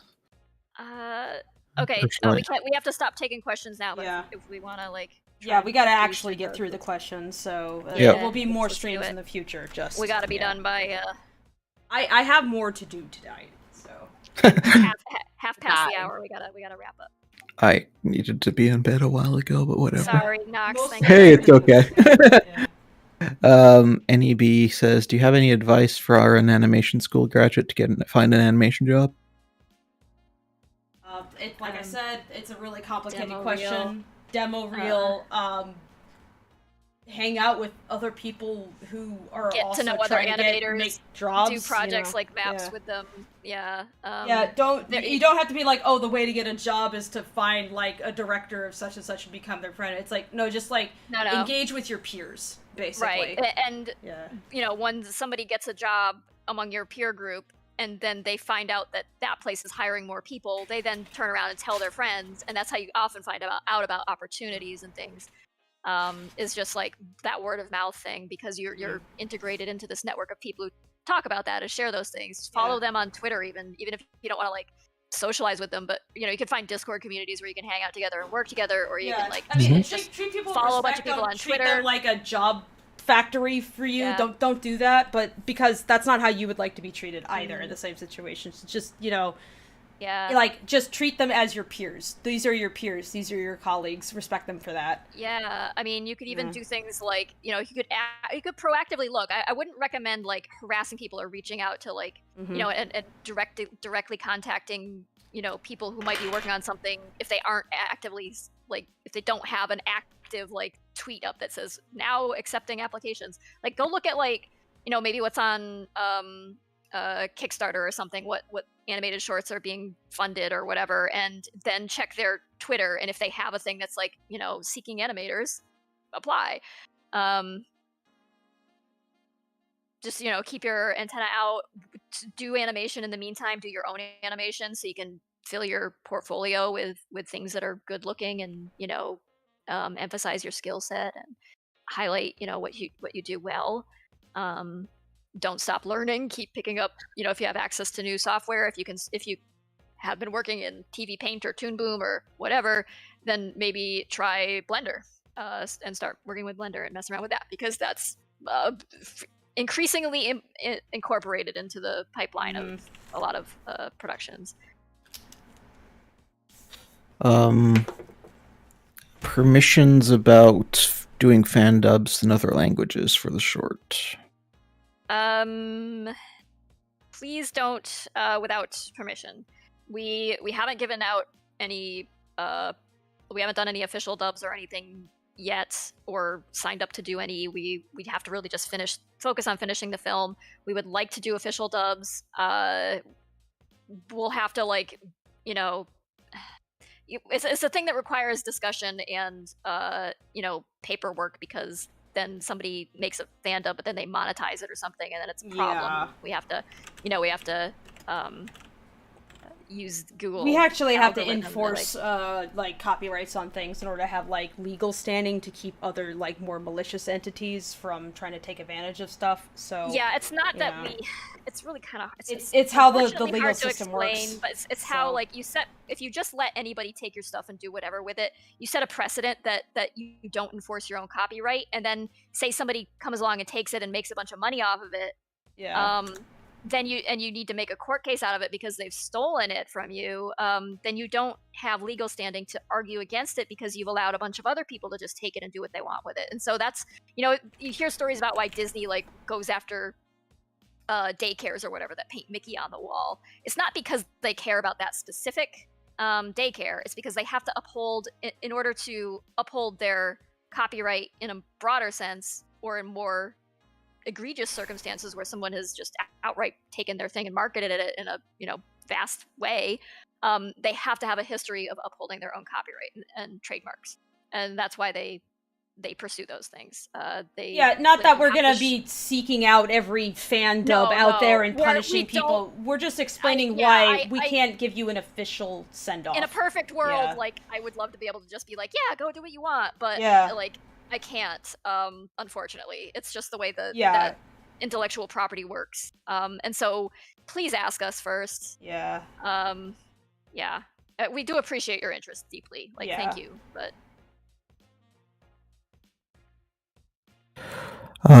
Captain Kark says, just joined back the stream, so I don't know if you already talked about this, but do you have any tips on starting a project like Lackadaisy, or like an animated series of sorts?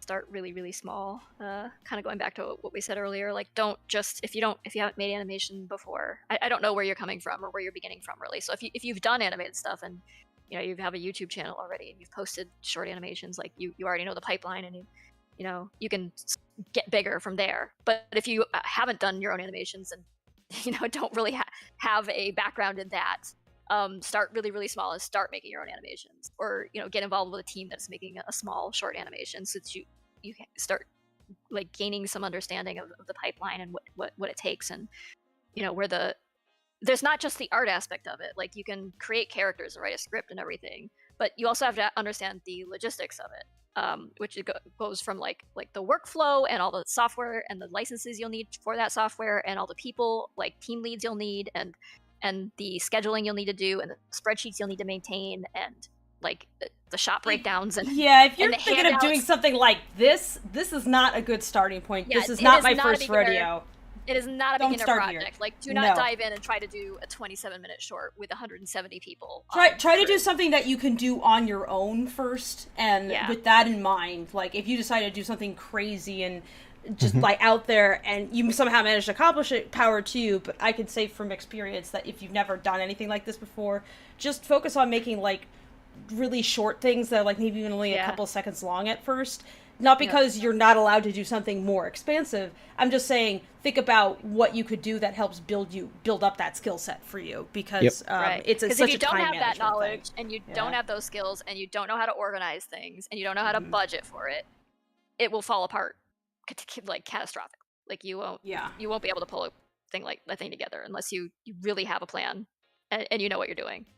And when you don't know what you're doing, you know who to ask for help. You know. Like I'm starting to self-teach, and maybe one recommendation I would make for people is YouTube Shorts are now viable. So if you a bit, you're not going to earn very much, but you can do it. It's a good start.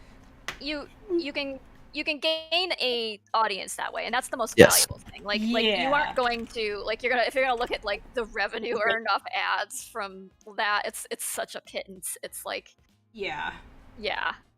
like the way don't count on it to pay your rent. The way YouTubers mostly make money is through sponsored ads and things. You know, that's what like they talk about NordVPN and things like that.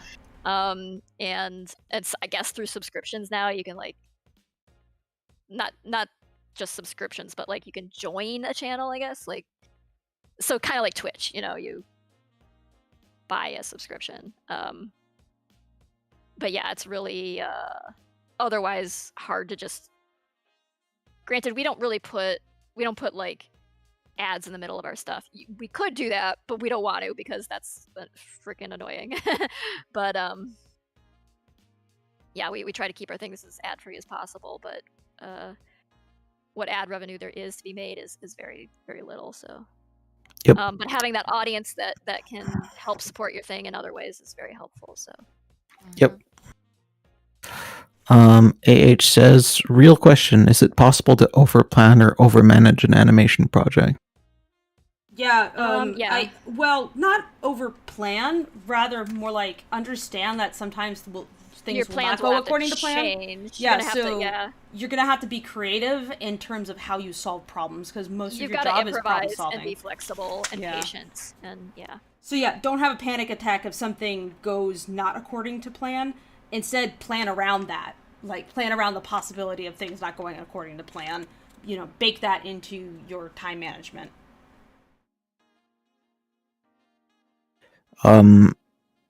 Uniqueness asks, what do you think is the worst thing that happened to film as a whole today?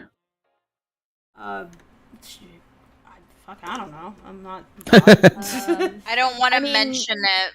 I don't want to mention it. I don't want to talk about that movie either. So let's just skip. What's the worst thing? I mean, I would just say the systemic problems that are persisting. They've never been perfect or great. But they definitely, like the whole the backlash to any kind of unionizing has been rough. Yeah, if you guys want to have better cartoons, you need to actually support people who work in cartoons. So yeah, it doesn't just like drop out of some guy's ass.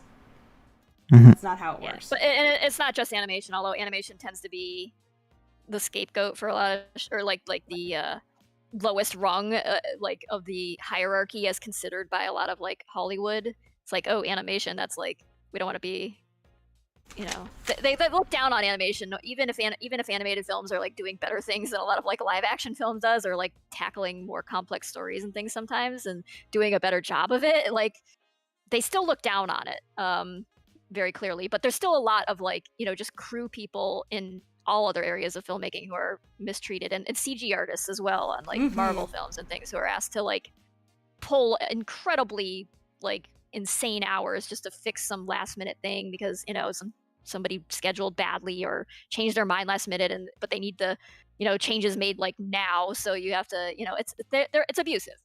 It's garbage. And then they throw you out with yesterday's trash as soon as they don't need you anymore. So as an industrial mechanic, my stepdad had a sticker on his toolbox that said, "Lack of planning on your part does not constitute an emergency on my part." Yeah. And I wish that applied to animation. Anyway, thank you for the additional questions, guys. I'm so sorry we can't take any more. We got to wrap up here. It's getting real late at night, and everybody's got to either go to bed or get off and do some other work. So and I managed to get my Atlas frames done, so now I can paint over these 4 unique frames and start applying this to everything else, because I have some ways of how I'm going to go about this. So yeah.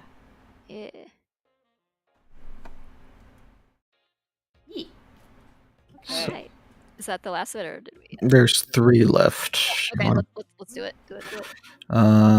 Uniqueness says, do you think there should be a return of Western hand-drawn animation, theatrically released movies? I would like to see more traditional animation. I don't know that specifically Western is necessarily like, you mean a certain style of animation? Yeah, sure, I'd like to see more of that. Like 2D, I would like to see that, but yeah, I guess like most major studios see 3D animation is where like the money is, so that's what they've focused on. That 2D animated films are being made elsewhere. It's just generally not by like Disney or something, so that's why people are like, oh, 2D died. It's like, not really. It just well, if you look beyond Disney, you'll find that Disney doesn't own 2D animation or animation in general. Like go watch a cartoon saloon movie, I guess. Yeah, go watch Wolfwalkers. Anyway, next question. Gosha asks, is Rocky secretly sad? Secretly? I mean, I don't think it's a secret, but if you've read the comic. I think most people in the comic, like, who know Rocky could probably interpret him as like, yeah, that guy's kind of desperate. Yep. The last question, how can Rocky always eat pancakes but be so skinny? He never stops moving. He burns all those calories like a hummingbird. He burns calories like he burns houses. Yeah. He's always burning something. And that was it. Nice. Hi. Stream, everybody. Thank you. Thanks for joining us. This was fun. It's nice to have some company while we work on these last bits and pieces of polish. And I don't know if we will have another stream before the film releases. If not, then I hope we'll see you then. But yeah. We'll see. We'll see. we might end up doing something. I have no idea, but it's gonna be hard to find the time for it. It's been a hectic past few weeks, and the next couple weeks are gonna be even crazier. So yeah, anyway, thanks for your viewership. Thanks so much if you've shared links. And if you haven't watched the trailer and you're here somehow, check out the trailer. It's on the channel. We would love for you to enjoy it. And if you do, then please share it with, someone you know, or the Discord chat group or something. Because that makes a big difference for us. Yeah. And if you want to see more animation, that's how you get it, by just, spreading it around. Spreading the love. Anyway, like a cat in a litter box. Just scatter that litter everywhere. Just leap out of the box and drag it across all the carpet. That's what Maya's tutorial is all about. Yeah. That was Gigi's tutorial. Gigi, sorry. Maya is the one who stands in front of the monitor and tries to make me stop doom scrolling. This is kind of funny. So I imported Atlas frames into here, and just so I could paint over them, and he looks like he's going, yeah. Meow. Oh, Atlas, what a sweet little kitty. Just put a ball of yarn there. I could do that. Wait a second. Wait. We got gold. I have to make quickly. I have to. Looks make like he's gold. doing that "wow" gesture or something. Yeah. Oh god. Wow. I got this. Let's give him He's some like a yarn. centimeter away from doing the gay hand. There we go. Let's give him a yarn ball. Oh, that Atlas. What a truly a criminal mastermind. There's just balls of yarn all over his office. Yeah, he really loved to crochet. We're not sure why. Mitzi Meow. trips on one. That's why everybody has this indistinct memory of him. It's like he's just an actual cat in a suit the entire time. Now he looks like he's swimming. He's just treading water. He died of a hairball. You would just think he was murdered. All lies. Mm. There. Now he has a yarn ball. Wow. Playing with it. Wow. It's just like Chair and her little spring toy. Okay, for reals though, we gotta. Yes. Thank you very much, everybody, for coming to the Lackadaisy animation work stream. I hope you enjoy this, notorious gangster man playing with yarn ball. Thank you so much for the donations. You can read more of Lackadaisy at lackadaisy.com. You can continue to support both the comic and the project by going to patreon.com/Lackadaisy. Is that right? Yep, that's correct. Yep. Please subscribe. I promise you we won't spam you with things. We can't. I wish we could. You will get notifications when streams are happening or before When we the short release comes animations. out. And when we Yeah. release animation. You can also follow us at Lackadaisy Film on Twitter and Lackadaisy Cats. That is Yep. Tracy. Or Fable Paint on Twitter. Yeah, I'm just the director though, so I'm going to be talking a lot more just than the Lackadaisy. director. Just the little old director. Shut up! The sass. I yeah. do. And you can also follow Lackadaisy on Tumblr, and you can continue to ask interesting questions there, because Tracy's Ask box is open. If you send me interesting questions on Tumblr, which is also Fable Paint, I will give you nebulously sarcastic answers. You will get a very snarky response, but it'll be worth it. So. You can also join us at Discord on discord.gg/Lackadaisy, where we have a nice little community centered around this comic. You can join the shitpost contest, which is every day, all the time. There is no actual contest, it's just whoever's the one today. It's the Lackadaisy memes channel. Please keep it contained in there. Yes. Yeah. And it has to be Lackadaisy related. Yes. You will make us moderators very crappy if you start shit posting other places. I thought the entire Discord was a shitpost. It really isn't. You get away with it because you're the director, Fable. Everybody else take advantage. I also come in, I just drop bombs, and then I leave. And leave you guys to deal with the mess. Yep. It's great. I love it. Anyway, All right. thank you so much. Good night, everyone. Thanks Good again. night. Everyone. See you soon, I hope.